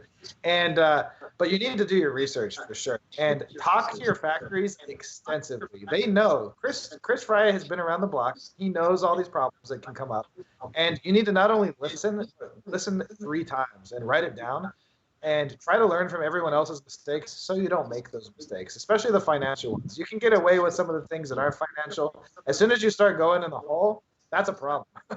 So it's much harder to recover from that than it is to go, oh no, you need to change a color before it gets painted. Like, that's completely different. Jason, let me put 2 points in on that too. Is one, whether you're a client of Leah or not, I will help you out. There's a lot of people that we just don't specialize in what they need, but they'll call and ask certain questions. I have no problem helping anybody out for any of that stuff. The second one I would point out is manufacturers have been burnt over the years. Okay, so if you do not have funds to get that product shipped out, you're not going to get your product. And using the excuse that's stuck in China's factory, well, that pretty much tells everybody that you owe money to the factory. So, there's only so many excuses the backers nowadays will tolerate. And it's best to communicate with your manufacturer up front if you have a pricing budget, a magic number, or your concerns. You need to be up front, and they should be willing to work with you early on before you get too invested on both sides, because it's a family, it's a partnership. You're all in this together. No one wants to have 6 containers of products sitting in their warehouse, So work with your people and be open with them. treat them like family in a way. And one of the easiest ways to avoid red flags, if you guys listen and talk to your manufacturing partners, and they tell you every now and then, no, they cannot do this, that means they are a good partner. You want people that tell you no. You want people that say the truth. They're like, I actually cannot do this. Maybe we can find a solution. We have a sister factory that can help out. But if they say yes to every single thing that you ask, that should be a major red flag to you, because not anyone can do everything. Just in general, in the world, there is no actual Superman in the company. What is your feedback on that, Chris? I did a seminar down at Gamma this year, and one of my opening lines is that I shouldn't have said that China lied. I should have just said manufacturers lie. In truth, everybody lies at some point, and we've had a stride, the American side of us, striding to even correct ourselves to not have the template staple yes to every question. You know, oh yes, we can do that, and we have to check ourselves, because I'll even like our factory will say yes, and we're like, really, we're not confident that we can do that. And they're like, oh yeah, we can do that. I'm like, send me a sample. And so before we even get back to you, you know, both of my project managers, all of them are great, but you know, one in particular, John Dudley, is there's many times we get on a phone call with each other when we get a response from our other team, and we're like, let's check into this a little bit before we even go to the client, because we're not confident. And you know, all of a sudden Nancy sends us stuff. We're like, man, this is great. We didn't even know, because things are always changing. Everybody's trying to grow things, grow their development and technology. So yeah, people lie. That's just my human nature, and you've got to work the angles and find out and question things and stuff. And then also, this is very important. We do this all the time. Do not be afraid to get on a plane at some point, not right now, and go to the factory and visit it, especially towards the production and assembly phase. You will not understand the complexity of this that goes into certain projects, and I'm talking complicated projects. A simple print project, you don't need to be flying on a plane for. Complicated long-term. Very complicated. I cannot stress how complicated our project is. Yeah, Jasco tends to want to be the excellence in that. We have some other factory partners that publishers that are in our factory every couple months, especially when everything's calmer, because they're doing high quality prints and stuff like that, and they're contributing and they're looking at it. So don't be afraid to go out and visit them. Don't look at the dog and pony show at the convention center and think, oh, this is the best they can do. See what the working conditions are. See what actually goes into one game. 18 million parts for Street Fighter, I think, just in assembly parts. I have to double check the numbers. They have to be assembled. How's that sound to you hackers out there? Did you know you were purchasing 18 million parts? Maybe not you individually, but as a team. Million. Yeah, and it's. I mean, when you turn around about injections and stuff like that, it's not. You know, these models don't come out in one piece. And most of you that have done Games Workshop stuff like that, and you get hip sprues, there's a difference between hips, which all come on a sprue and you assemble. You know, the Street Fighter project in particular, and Battletech and all these other ones are PVC. We're doing the assembly and the factory work. Now you have a painted project, and just real quick, that has to have a master, the paint has to be there, and then it goes into the tooling phase, and then all these parts have to be pre-painted, and then assembled, and then touched up, and then all the other little specialties that go into making it the end result, and then put into a tray. And then sent to Capcom. Yeah, well, and they're going back and forth to Capcom and everybody else in between to get approvals. But once they're done, it's the end product is, you know, and we're talking, you know, 3 separate floors, 60,000 square foot just in the factory, all dedicated to multiple projects. And so the amount of pallets of just heads and legs and everything else that gets done, it's mind blowing. So. Yeah. So I can't wait to, like I said, I haven't been to Asia yet. I definitely want to go check out the factory. I almost went right after Gamma, and then that didn't work out. You would have got stuck. I would have been stuck in China, which, I mean, I don't know if that's a bad thing, but it probably would have been. I don't know. They were pretty sick over there probably around that time. But man, yeah, we'll get over there eventually. The other thing is, if you can't make it over there and you need inspections, there are professional, world-recognized services like SGS and other companies that will do your inspections for you. And they'll go to the factory. They'll get on a live video call with you. Most factories should just do this themselves. They should be like, here, yeah, this is my factory. This is a camera. You can't show this stuff off. You can show this off. That's normal because there is proprietary information.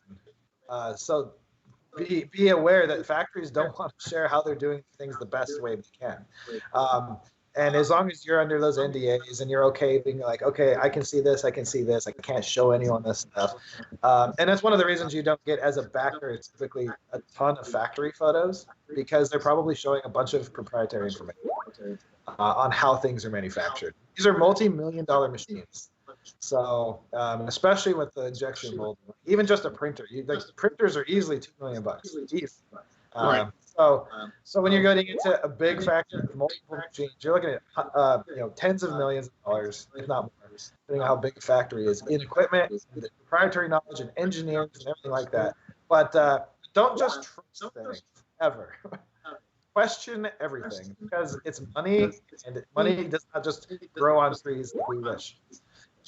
So. And get timetables, and understand that timetables with every project are fluctuating on when you made your deposit and when you want it delivered, and then approvals. There's always the voids of approval. I mean, our project timetable that I gave you for Street Fighter was pretty solid.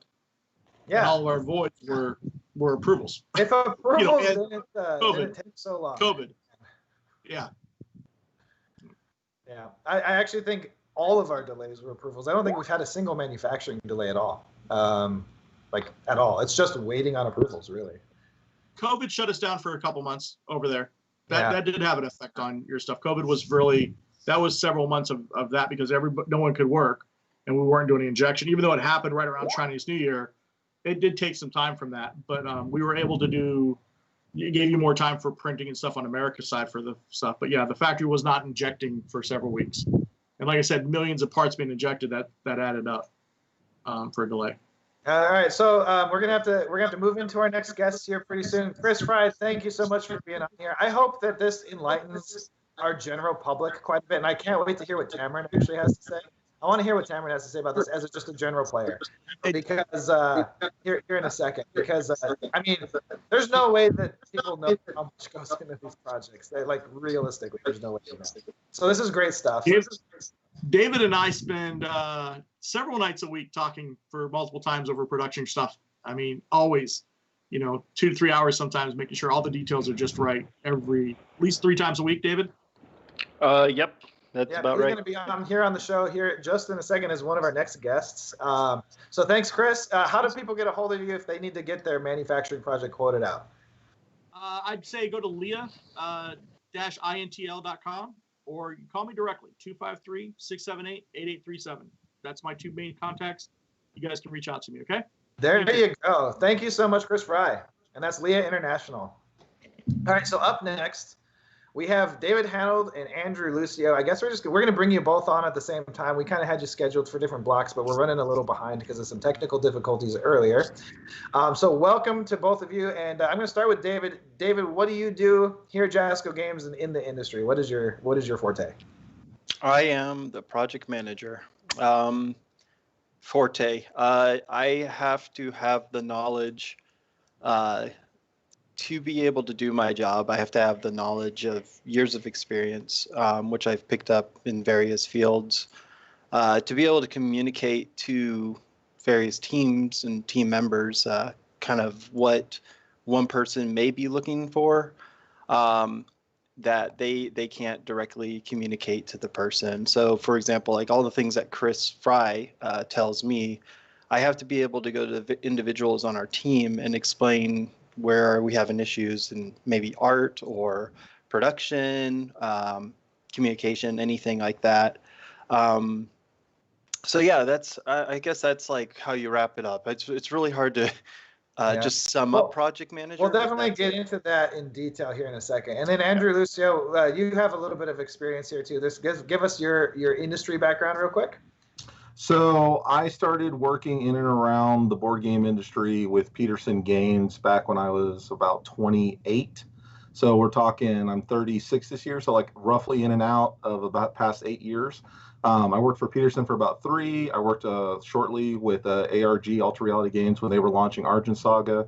And I've done a lot of convention work, and I've hit all the conventions except for Essen. I was very close to going to Essen, but I never got out of the country. So it's the one convention I didn't actually get to work. But I've designed my own board games. I've worked as a tester for many different board games. And I now am the sales director for Jasco Games, helping with retail-to-retail sales. Yeah, and so these two people are behind the scenes. You probably don't see these guys at conventions very often. They'll show up at Gen Con and stuff like that. But I'm sure like a lot of our like hardcore fans that follow us on a daily basis haven't really gotten to know these guys as much as maybe the judges or the front runners for UFS or Universes and that kind of thing. So there's a lot that goes on behind the scenes. And before I get in, so I have a lot of interesting manufacturing topics to go over. Before we get into everything, I do want to before it leaves your mind, Tamron, what is your impression on the manufacturing side of things? Man, it's kind of crazy how like he dropped the M word of million, 18 million, I think is what he said, just for like a singular board game product. That's not something when I have it, I have what, 6 dudes? I don't think about each arm as being 2 separate pieces, and then each person has 2 legs. And then there's 6 legs, there's 12 legs, and then like those numbers add up, and somebody has to make and create, sculpt, produce every single piece, because I get the finished product. It's like you could equate it to like a movie. How many we talked about X-Wings, right? Somebody had to digitally make every single part of that X-Wing. I saw that X-Wing for 2 seconds, right? I play with a finished miniature and it's done. I don't ever have to think about, I wonder, how did this get into the box? And it's just like, it's really refreshing as a player, as a consumer to pull the curtain back a little bit and be like, yeah, I guess, yeah, if you count it all up, 18 million would be the right number. And so this is something I want people to be really aware of. So right now, Street Fighter the Miniatures game, you can play the demo on Tabletop Simulator for Gen Con. David Hanold, our project manager, actually built that whole thing for you guys and had Capcom make sure it was approved to go so you can play it. And Mortal Kombat's coming up next. There are a select number of units left for Street Fighter that are going to be going up sometime this week, I believe, for final pre-order. And then they're sold out until the next run, which will be sometime. So to give you an idea, that project was heavily undercosted directly to our consumers. So you are not going to get, I promise you will not get that price again. Chris Fry is probably sitting here listening like, yep, that is absolutely the real price for this project is premium. And when Mortal Kombat comes out, there might be some sticker shock. But the quality of what you're getting, and once you see Street Fighter in your hands, you're going to go, oh, that's actually just fair. Like, this is a fair price. Like, they shouldn't be just taking a dive doing 3 years of work. So when you see Mortal Kombat, yes, get in on Street Fighter right now and see what you're going to get at a crazy good price, because it's almost sold out. The very last units are available as of, I think, this whole week coming up right after Gen Con. And correct me if I'm wrong, David. It's going to be sometime here. You'll have a big announcement. And Capcom's going to push it. And with that Capcom final push, I don't expect any more of this print run to be available. That's how popular this thing was. I think we had like a total of like 15,000, 16,000 backers for this thing. It's a big game, big project, millions of parts. And just be ready for that. You're gonna get some of the coolest pieces and components in a board game ever created. And I'm not kidding, ever created as a whole.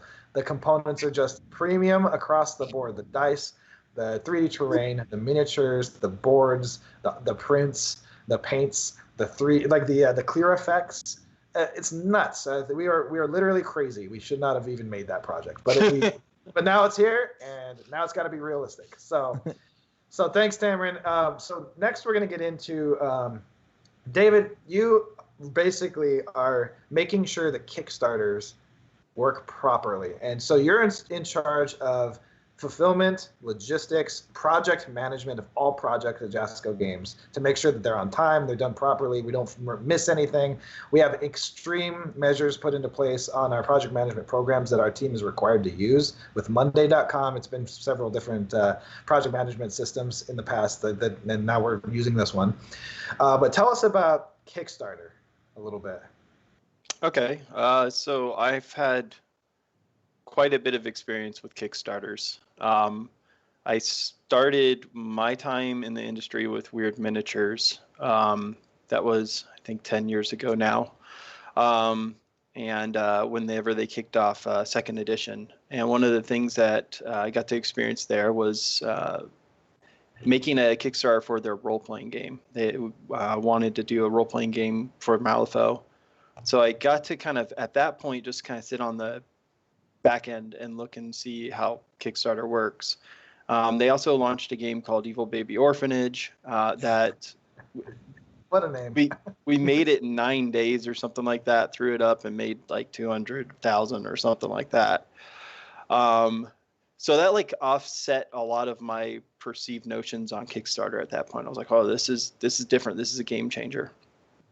Where I got to see the do's and the don'ts of Kickstarter was when I was working with Soda Pop Miniatures. I got to see a lot of, the positives and the negatives. So, for example, staying in constant communication with your audience is great, but doing weekly updates can get to a point where you suddenly don't have much to say between those. So learning that is a lesson you have to kind of experience to understand where you start going, oh, what are we going to do for this week's update? And you find yourself actually probably spending more time figuring out what you're going to do for an update than just actually moving projects forward.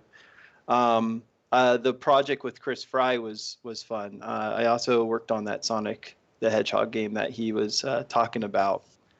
And so with that one, I got to discover the age requirements and the paint and all that stuff.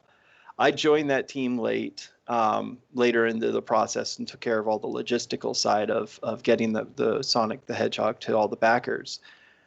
But being told that we may or may not have like the approved paints, that was almost like a heart attack.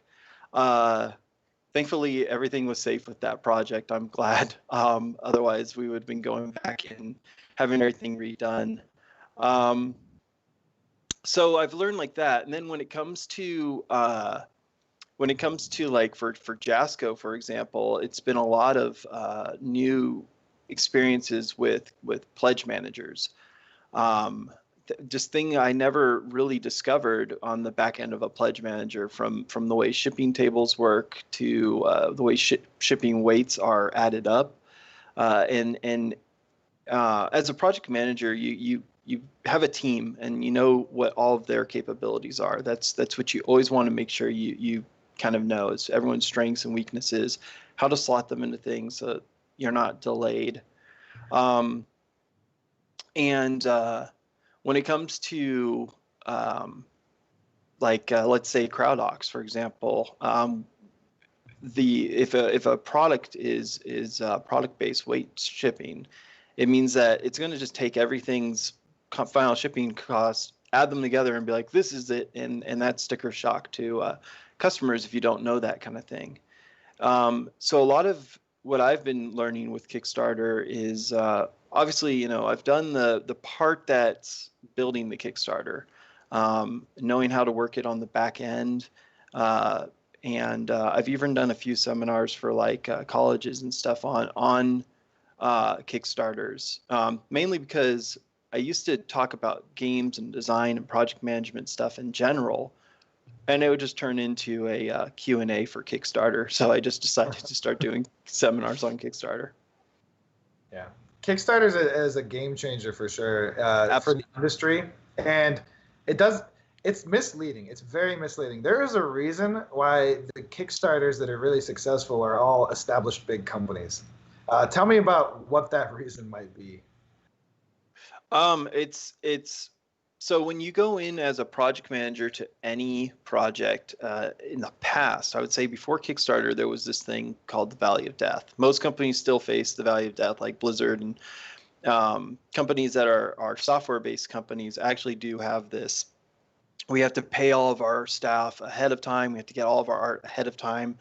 And the Valley of Death is waiting for those CDs to be printed. The board game industry used to be the same. That's why it used to be that you would see only certain names and certain individuals that were able to produce games on a regular basis.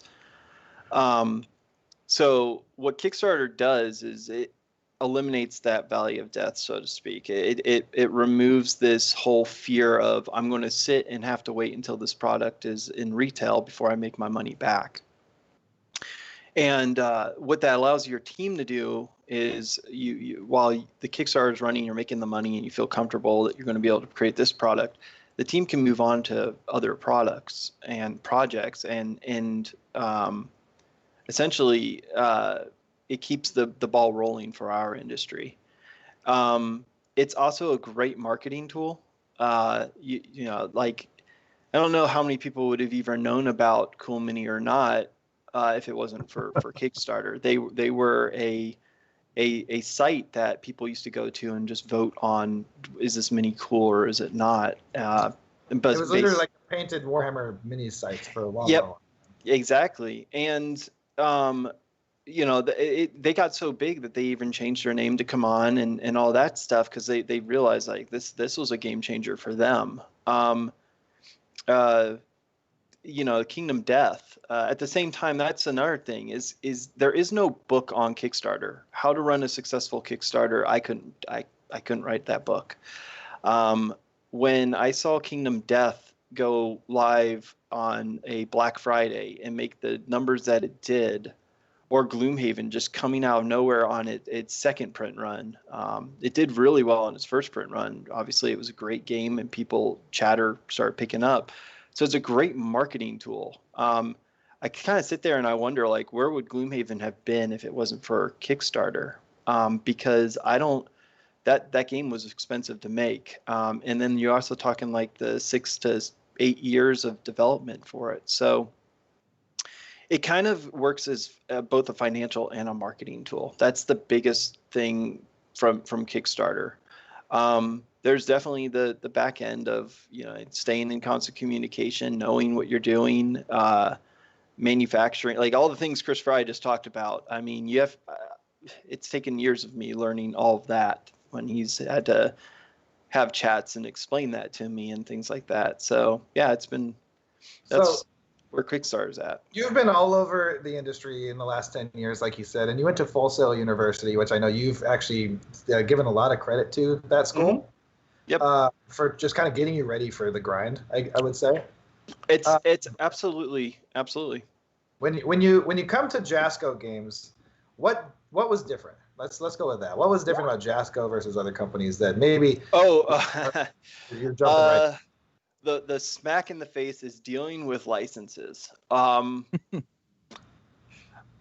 a project manager, you just cannot. That is something I explain to people now when they're like, so what is different about Jasco? That's the first thing I jump on, licenses. You just can't plan around licenses. It's really, really tough. There are slight things that, so every licenser has like a style guide that you have to follow.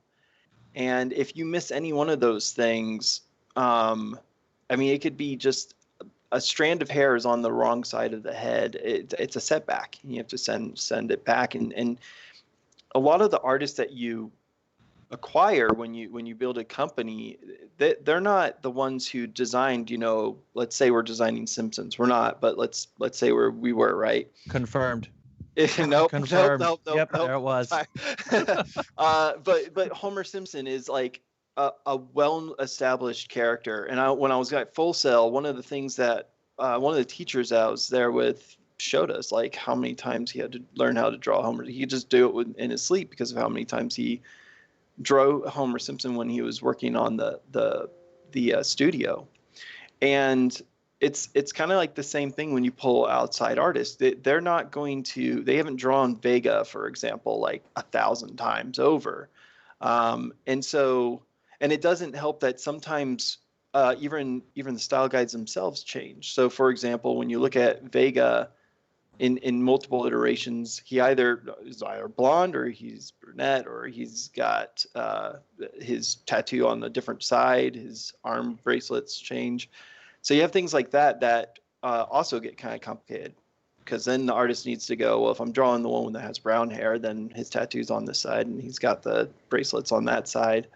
And likewise, the blonde one switches, and the colors also swap on his pants. So it's that, for example, with Street Fighter will delay a project if you have to like anticipate that now. Like going forward on projects, I now have to always anticipate that and make sure I'm ahead of the game. Which that was a changer when it came to Jasco. There was no prior experience. I had some with working on like 40K and also with Warhammer Fantasy and stuff. But and then Paizo was another one. But they were working on an IP that just another game studio created is vastly different than an established property such as Street Fighter, Mortal Kombat, My Hero Academia, and that's another thing too. Like My Hero, the seasons change too, and the characters change, they evolve, they have different gear setups, and so each season has its own style guide. I think the current style guide that we have for My Hero is 100 for just season 3 is 186 pages.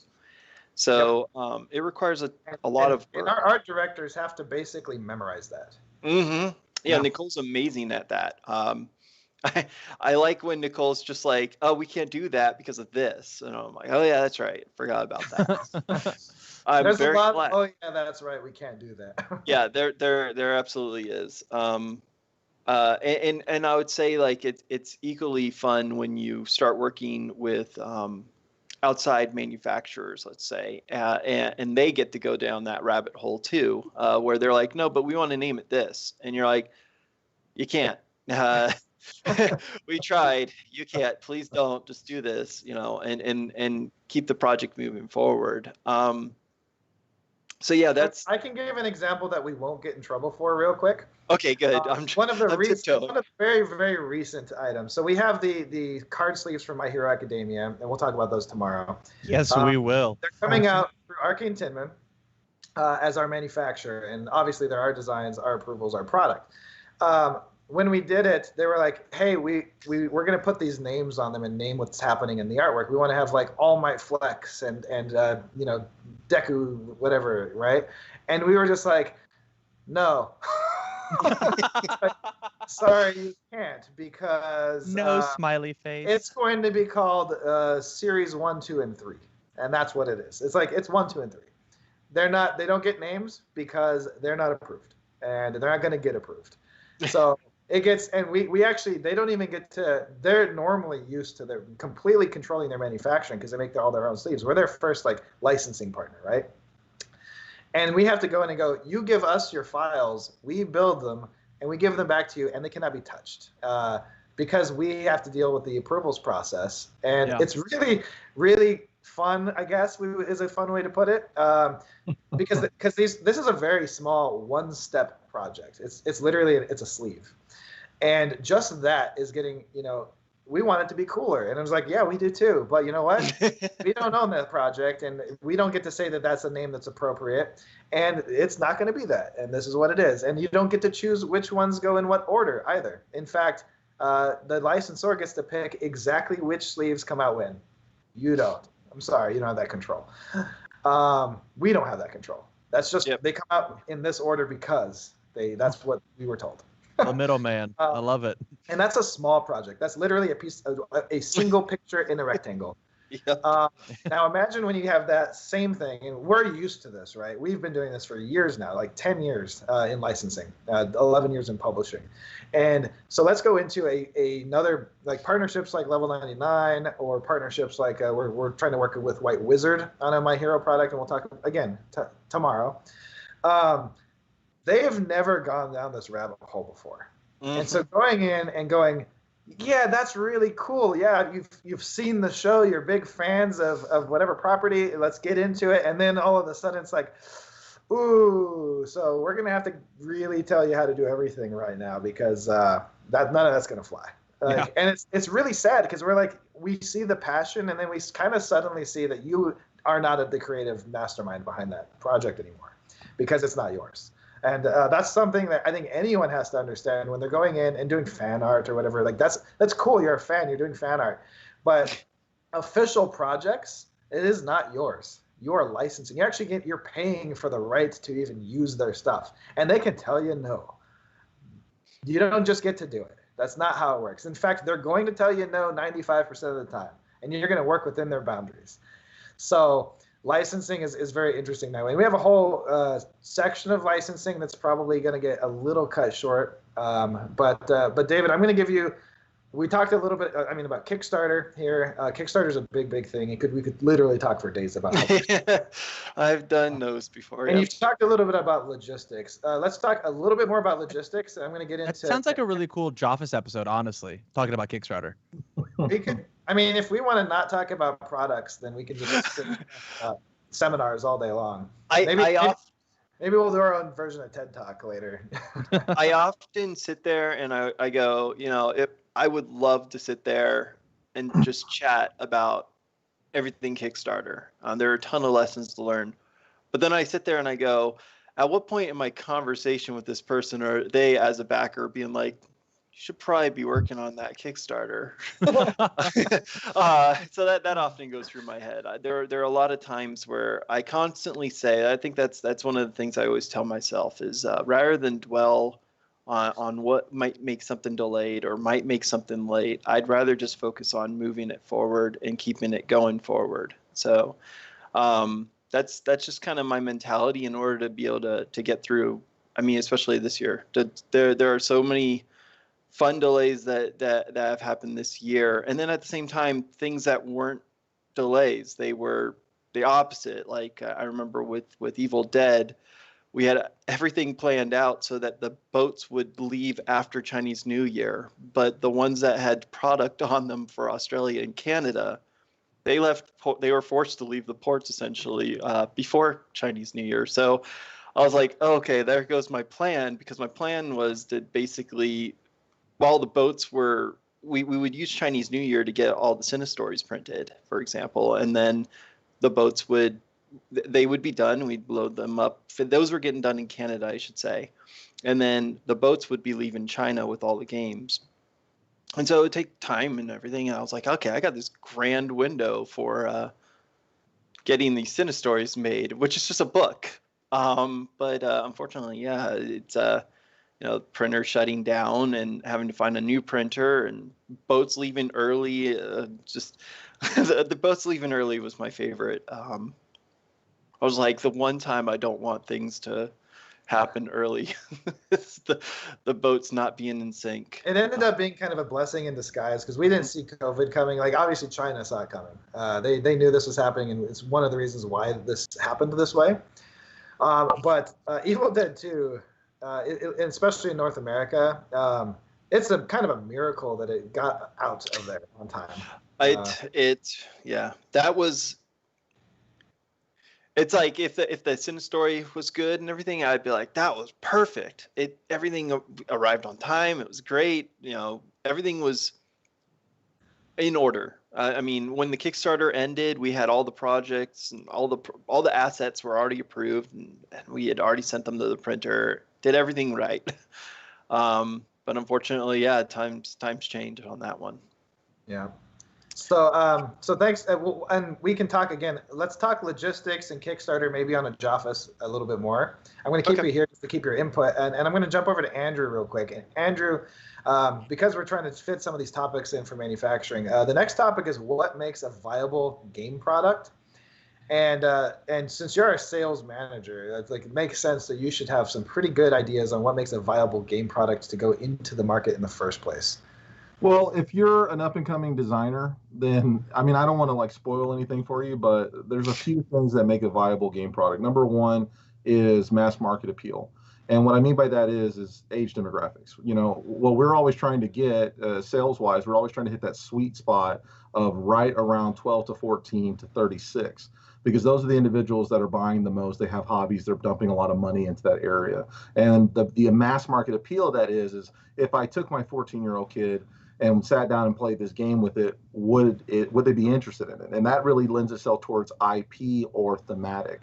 And if your thematic is co-op, then you're going to get a lot of mass market appeal with that, especially if it's something that's combat based or figure based, because people like figures. And just like Hannah was saying, or party games. Party games are also like great mass market types of games. Yeah, and they're cheaper to produce. Like I can tell you right now, if you're interested in doing any type of, like, apples to apples is basically cards, right? So I mean, like, if you're looking to do fun party games and you want to do things like that, then try to make it more towards cards. You have better margins on card games for sure. But as far as that goes, yeah, thematic and IP, and a lot of these things are IP driven. When I worked with Peterson Games and we did Cthulhu Wars, Cthulhu is a very, I would consider to be niche. But it has a lot of appeal because of the person that's actually behind writing it and the whole gothic horror kind of genre. So taking that and the fact that Sandy worked on the Cthulhu Wars RPG with Chaosium, that was a springboard. He already had 36 years in the industry, a huge name, and then a huge IP, and those two things kind of coalesce to just really make the whole thing explode. So that game's super cool, by the way. Oh no, it's a fantastic game. I mean, I remember when Sandy came out of the back, he had 2 big poster boards. It was, and this should be the inspirational story, guys. If you are designing your own game, and it all starts with just your imagination, literally taking chits from other games to kind of figure out how you want to play, putting it on 2 big poster boards, and the whole thing. We spent 4 days a week, me, Arthur, Sandy, Lincoln, his other sons, that the names escape me right now. But the point is, we spent so much time and energy and effort into that. And then 2013 going into 2014, we did the Kickstarter, and it did like a $1.4 million. And your dreams can come true. But again, Sandy's a big name and the IP is very big. So these two things, and plus mass market appeal because of the figurines and the fact that you could take kids as young as 8. My daughter at that time, 2014, 6 years ago, she was about 6-7 years old. She could play the game. So the whole mass market appeal, the IP, and all these other things, they coalesce together. And that's what really kind of allows you to take something from concept to market. And one of the big things, one of the big takeaways from that whole aspect of it is Sandy dumped a lot of his own money into making a very nice looking prototype, something that we could take around to different publishers. Now, obviously, we ended up self-publishing, but the point is that if you're going to make this work, then people on Kickstarter, especially the community that actually runs Kickstarter, they're looking at your video and they're looking at your prototype, and they're trying to see whether or not you've invested your own capital into this whole enterprise. Because if you don't have any capital investment, then you're probably not going to get selected as a Kickstarter, like this is one to look out for. And having that little badge on there is a big deal. You definitely want them to believe in your project. And then just other people, when they see your video, like, hey, I'm doing this game and it's X, Y, and Z, if they don't see really compelling art, actual component pieces, 3D printed, resin, good looking figures, minis, if they don't see something that you've actually invested your money into, they're less likely to back you. Because, and I'm sure Hannah can jump in on this, there are so many Kickstarters that say, hey, we're going to deliver this to you within 12 months. And then 3 years later, we're talking about them. I mean, Hannah, jump in if you can have any examples that you can think of on top of your head where Kickstarter. All of them. Yeah, no, it's. I don't think I've told you this, Andrew, but Cthulhu Wars is like my #1 game. It's like it's behind me right now. It's all my miniatures are behind me, but so do you enjoy the Sleeper expansion? I'm waiting on Demon Sultan and all that. Yes. Okay, so if you play the Sleeper expansion, my thumbprint's on that. You're welcome if you love it. So yep, Dang. that's the Thagwa. It says no, that's not Thagwa, is it? No. Maybe it is. Yeah, that's my favorite faction. If it's the orange one. Yeah. Anyways, yeah. No, I agree with you. Jason called it out, like all of them. Yeah. So here's another thing. So we're talking about what makes a viable game product. So obviously there's customer appeal. That's huge. That's probably the most important thing. Customer appeal. Clearly, you have to have good game mechanics. We're just going to say you have to do that. That's up to you. That as a designer, if you don't have good game mechanics, don't make a game. That's number one. Before you even think about quoting something, you have to have a good game. Price and shelf space. What's that? Price and shelf space from the retailer side. Those are important. And here's one thing that you're probably not thinking about if you're creating your own game. Your margin is extremely important. And I actually, part of my seminar at Gamma this year was talking about margins and what the expected margin should be. So when you're paying for your game, where's your break-even point on your production run? Because remember, you're not making one or two. You're not making exactly however many there are for your backers. You're making 18 million. You're making 18 million, like Street Fighter for us. That's literally no. That's parts, not components. It's only in the like low 10,000s of components, or of games. For now. But one thing you need to keep in mind, and where's your market? What is your margin? An acceptable margin, and the reason for this I'll get into. An acceptable margin is somewhere between an 8 times multiplier, some say 7, 8 times multiplier to 15 or 16 times multiplier, which almost nobody gets to. 10 is that sweet spot. If you can get your product, if it costs you $1, you sell it for 10. That's your example there. There's a reason for that. It doesn't mean that you as a publisher or manufacturer are that greedy, because here's what's going to happen. That $1 doesn't actually cost you $1. That $1 is going to add shipping. And then that $1, and that's regardless of if your backers pay for shipping, you're still shipping and paying customs to yourself, and you're still shipping it out in retail and all of that stuff. Shipping is going to be a thing. Your development costs are built into that $1. Yeah. For that. Your licensing, if you have licensing, is built into that $1 for that $10 product. And every single unit that you don't sell is built into that $1. Yeah, a lot so of that times $1 is not a dollar. That is a ghost dollar. Don't get blinded by, oh my goodness, 10 times my money, I'm gonna be rich. Everything is just pure profit, and now I'm gonna go retire on an island. No, that's not the case. The 10 times multiplier is a safe multiplier. So 10 times multiplier, what that says, and trust me, we didn't do that multiplier for Street Fighter. Street Fighter couldn't go to retail because the multiplier was so low. Literally, it's a Kickstarter exclusive, because if it goes to retail, the game's like $1,000 board game. Realistically, it might be more than that. Depending on what you buy in what order, right? So there's some exceptions you can make for getting yourself out there for marketing expense and how much risk you're willing to take personally or as a company. But realistically, you have to get your multiplier to a sustainable level to say, if I don't sell the rest of the stuff, regardless of how confident I am, there's a ton of competition out there. We have infinite board games coming out a month that our customer base is going to buy, and don't expect the retail market to buy like the Kickstarter market. It is not comparable. You are a 1 or 2% chance to get a hit game in retail. Because you're going to have to get it into mass market. Well, if your game's too expensive, you just forget it. If it's not in a $20 to $40 price point, you're not even going to touch mass market. And what I mean by mass market is Walmart, Target. You have mid-tier markets like GameStop. You have Barnes & Noble, Books A Million, like all these kind of, we call those mid-tier. A little bit easier to get into, but the volume is not Walmart and Target. And so your price point can just cut you out. Your product IP can cut you out of retail. And then when you're going into your distribution chains or selling direct, there's about 5,500 game stores, hobby game stores, and some of them are comic stores in North America. And then there's more around the world, obviously. And that number fluctuates on a weekly basis, especially right now. There's going to be some closing down, some opening up later. It's a passion project, so you have to understand, too, a lot of these are not intentionally professional game stores. They're there to be a community. And that market usually combined in your lifetime of sales probably won't even match your Kickstarter number in sales for depending on, unless you have a super popular item. And those happen. We had a hit game, Buffy the Vampire Slayer. 7 print runs, over 60,000 units sold because we're still on our 7th print run in stock.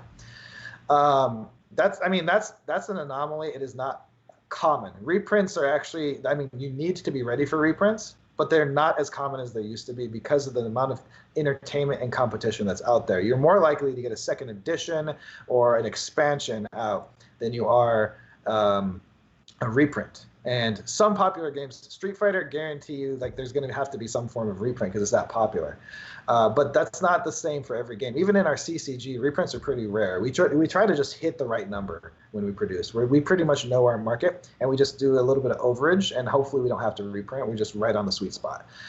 Because you don't want to sit on product. If you're sitting on product, that's literally just money you threw away, and it's just sitting there. You're literally looking at pallets of money that is not going to be depositable.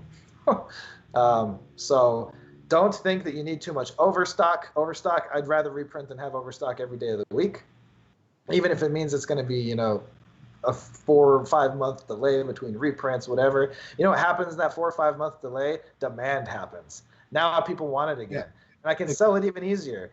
So keep your margin in mind. Remember, your dollar, you're selling it for 10 times that. If your game costs you $3 to manufacture, remember your other costs. It's a $30 game. And so that's why a lot of people are manufacturing in China or Taiwan or wherever else, India. There's a lot of good places to manufacture at a lower cost. We do ours with Leah because the expertise and the plastics are just second to none. I have not seen anyone that can do anything close to that, especially in this industry. Otherwise, most of our manufacturing for papers is done in the U.S. because we can control it. We can control the quality. And we are taking a price hit when we do that, but because we're paying higher labor costs. But it's okay if you can still build your margins properly. You can actually still be profitable manufacturing here. You can be profitable manufacturing in Asia. Just remember that shipping is also a thing. Customs are also a thing. There's a lot of hidden fees when you've done your first game that you probably didn't think about. Customs, brokerage, shipping on a boat versus a plane, how much product it is, how many containers did it actually take up, and knowing those dimensions ahead of time. So anyway, there's two sides to a viable product here. I was also going to say, since you're bringing up mass market, everyone wants their game in a mass market, right? But if Walmart wants your game, you still have to make it, right? So they might be like, yeah, we want 500,000 units of this game. And you're like, oh my God, I'm rich. Cool. You still have to have the money to make 500,000 units first. Well, here's the thing. Right? Yeah, the keyword there is first. They won't even take or talk about your game unless it's already in stock. Yep. They want a sample of a finished product, and anytime they get a new shipment, if it is not exactly that product, if you change paper, you change the finish, change anything on it, rejected. And the other thing about mass market, that product is ordered a year before it's going to go on the shelves. At least for Walmart, and that's most cases. Sometimes they can expedite it. There are very few exceptions, but you're looking at pitching a finished product to Walmart a year before it goes on the shelves, so that next year it can go on the shelves for whatever season, and it's done in quarters. Target is about half that time. Sometimes it's 2 to 3 quarters ahead of time. Barnes and Noble is about the same as Target, 1 to 3 quarters. But what they do is they actually plan. They have these whole planning stores where they build the entire what the quarter 4 is going to look like in their store. They physically put everything up, measure the space, make sure that every square foot is making them money by volume, and then they lay it out so it's going to be perfect and it's going to look the same in every single store. And that's how they know they're ready to order your product. And you have to have it ready. So whether they order it or not, you need to go, I think they're going to order 2 million units. So I better have that ready on hand. Because if they order it and I don't have it, and I can't get it to them within 3 or 4 weeks or whatever their timeline is, sales over, and you just overproduced by a massive margin. You also have to be ready for shipbacks, because there's usually a pretty high percentage of theft, shipbacks, product that's damaged, that kind of thing that you have to take care of yourself. And your marketing and advertising fee that's built into all these mass market sales. They charge you to be able to market your own product in their store, because they'll put up signs, posters. If you want to have a cool display like Lego does, like that's super expensive and it's in every store. They cover that cost, not Target, not Walmart. I know I went on a tangent there. Mass market's a whole nother beast and a whole nother seminar probably. I would say, but you touched on something. And I'll let Andrew go back to this, but I wanted to bring up one of the biggest things that's changed since Kickstarter is shelf life. I'm sure everyone has seen this, but when FFG was kind of the kings, and you had Rio Grande, like all those guys back then, they had their games sit on a shelf at the front of the store, like Arkham Horror, Descent, any of those games from FFG. They would sit there for a good amount of time just selling out. Whereas now when you look at what Kickstarter's done, Kickstarter allows a lot of entrepreneurs to kind of flood the market with board games. And it's great for our industry. But as far as like taking up shelf space, that is another thing that and I'll let Andrew talk on the shelf, the whole making sure your box isn't too big and stuff, because you want your box to shine. It's only going to get like 2 weeks before it goes and gets slotted sideways with like all the board games on the back of the store, and that's a big game changer for me too, is just how much that has changed, and what Kickstarter did to our industry, because now you don't have Arkham Horror sitting there for 3 months at the front of a store. You have, like, it would be there for 1 week, and then it's swapped out by the next hot game and the next hot game, and that's like for all the games going on that shelf. So that's another Andrew, thing. You got 5 minutes. Yeah, sure. I mean, just what Hannah is saying is true. It's a big transition from probably about 2016 to 2017. And Essen puts these numbers out every single year. But we're talking like from 2016, 2017, going from about 1,500 unique titles to over 3,000 unique titles. We're in the middle, and we're still in probably about around the tail end of it, of a renaissance for board games and tabletop gaming in general, just because of the fact that as a direct to customer publisher, i.e. an entrepreneur starting your own game on Kickstarter and doing everything that you're doing, you're able to give them a very tailor-made product, and you're able to deliver it directly to them without going through any intermediaries. And if you're lucky enough to get one of the bigger box distributors to say, hey, we want to pick up some of your game, and then you're able to expand that order and do special things for brick and mortar stores with retailer packages and all kinds of stuff on Kickstarter, then you're going to just have a bigger day in the sun. And like Jason was saying, all of your actual cash flow, if you're trying to establish a business and build a business, you're going to have to do that times 10. When you look at all the big box games that you buy that are around $200, $300, $400, if you go back and Chris, from Leah earlier, he'll tell you this, the cost to make those individual units, because of the fact that they're ordering 100,000 or 200,000 units, is going to be somewhere in the neighborhood of about $20-30 a box. And you think to yourself, wow, with 80, 90 unique figures in a box that's this big, how does that thing go for $20-30? Well, it's because, just like Jason was saying, it's manufacturing costs, it's labor costs, it's the fact that they're able to produce it at such a high volume and in such a large quantity, and then all of the shipping and everything else, your total cost for manufacturing is not just 22, then it starts to expand, because weight is cost, and that's why you pay so much for these bigger board games, because of the fact that they weigh so much, so it costs so much in shipping. So when you're developing and you're trying to think about what your game is going to look like at the final end of the whole process, all that packaging matters, because the smaller your game is and the less shelf space it takes up and the lower your cost is overall, the more money you're going to make, the more money the retailer's going to make, and in the higher demand you're going to be in the resale market when it comes to distribution and your actual retail, big box stores or your brick and mortars. Yeah. If you're going into retail, if you plan on going into distribution and or retail, also be sure before you manufacture, get at least 80% of your POs ahead of time. Because if you sit on that product and you think, I'm just really confident on my product, they're going to pick it up, that is I mean, even our licensed brands don't just auto get picked up. You have to vet it, and don't overproduce or you're going to go under really, really fast. Do not overproduce. I cannot stress it enough. There's no point to. Make more later. I know that you're going to get a price point break at a certain stretch, and like he said, that game that's $30, if you print, instead of printing 100,000 units of that $30 game, you print a 10,000. That $30 game is no longer a $30 game manufacturing price. It's like 50. But that's okay. Be okay with that and plan for the maximum price and plan for reprints. And if it gets that popular, it'll do it itself. Through marketing, through word of mouth, through popularity, through how good the game is. Let it grow organically. Don't be greedy. Don't rush it.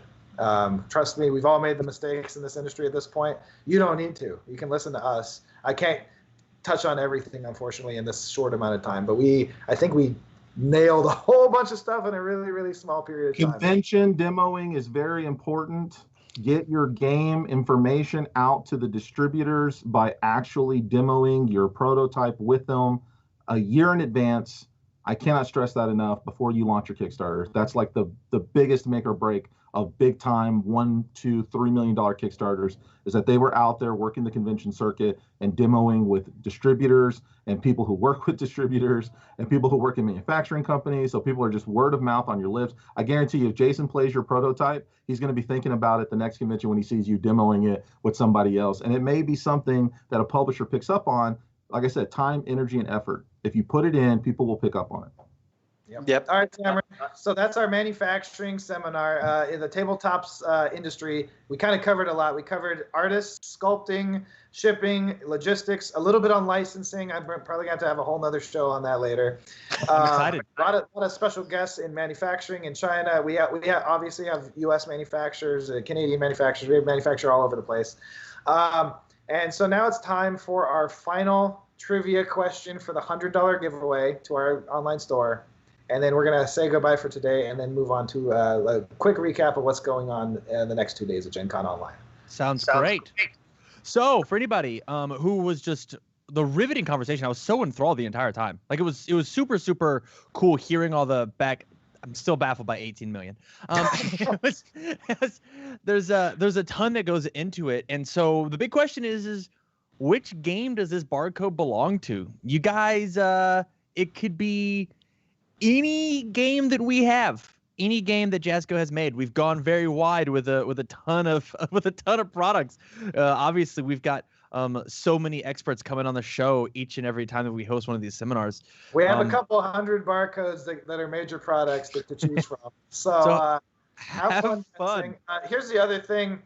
Just so you guys are aware, I know that we did this 2 days back to back, so I bet you're going, I'm going to just download a sheet of every barcode, so I'm ready for this question. The next 2 days don't have this question. I'm sorry. They're even harder.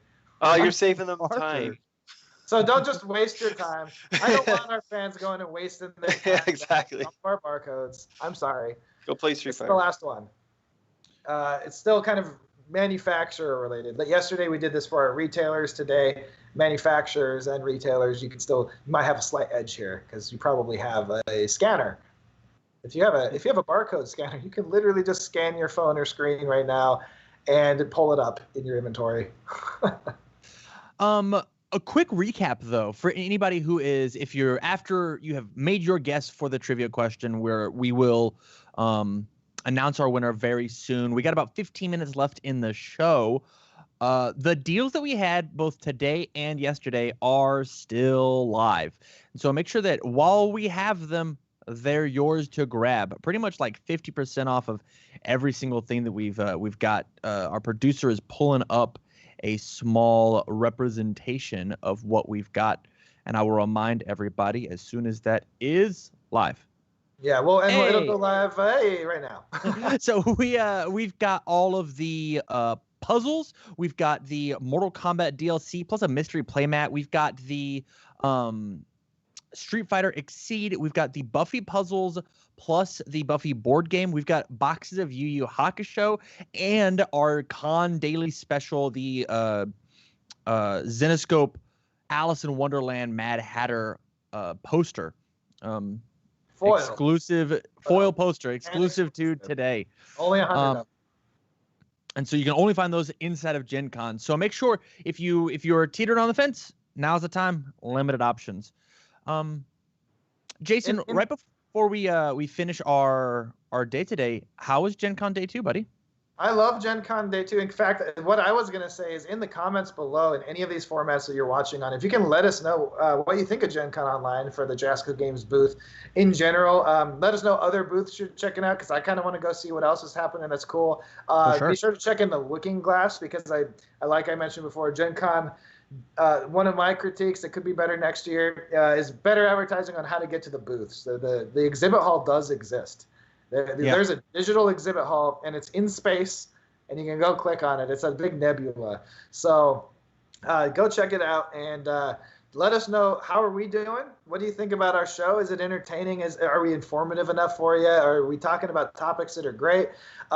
If this is something that you really love, we can kind of imitate this format for the Joffice. Maybe not nearly as long. We're not going to do 5-hour Joffice shows, or we'll get nothing produced. True. When it comes to product, but we can definitely entertain any topics you would like us to talk about. Now that you know a few more members of our team as well, David Handel, an expert in a lot of different areas in the logistics, the project management, lots of experience with different game companies. I'm sure there's some questions out there that our fans would like to hear about from him. Andrew in the sales department, Nicole in the art direction, and then we have other people you don't know as well. In fact, right behind Tim, you probably saw Blake walking around packing orders behind him in the Joffice right now as you speak. So and Tim's behind the scenes right now. Oh, I guess you didn't see him because he's no, not you on. did not. No, I saw it. And I have to give a shout out to Tim again every day this week for setting up the show, doing all the behind the scenes, making sure these cool graphics are up on time.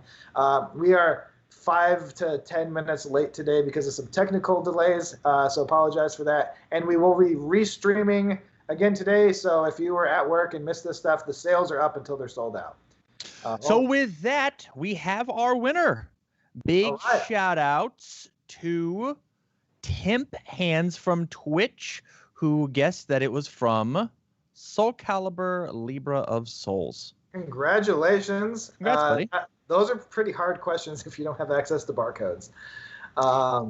And he won $100 from JascoGames.net. So anything that we have put out, I don't know about the deals personally, but like there's a Jasco. I mean, we've got everything out there. So anything that you saw in here might not have the discount, but I mean, this is $100, 100 smackaroos just for you. Yep. So there you go. Let's we'll jump back to our faces for the final closing statements. Thanks again to all of our guests for coming. We had some excellent special guests on the show today. It was really exciting to have everybody make sure that everyone could come together safely without traveling on airplanes and dealing with wearing masks and all that kind of stuff. It was pretty awesome to have so many experts in the industry in one show. Tim, as soon as we get jumped back in there and our faces are live, I'd like Tamarin to just go over what's the rest of the week look like for our fans, and then we'll close out and then do a restream. Absolutely. So the rest of the week will be tomorrow's going to be a lot of universes, my expertise. We're talking so much about the history of the game. We've got competitors coming on. We've got deals happening. It's gonna be awesome. I'm gonna really let my my nerd flag fly for tomorrow. And then the following day, the reason that we're all here, you've been fine with all the cool stuff happening, but the big meal, My Hero Academia talking about the card game plus any extra bonus stuff we got going on with Jasco. We've talked a little bit about sleeves, and I'm sure that Jason's got a million other cool ideas up his sleeves. Speaking of sleeves. Exactly.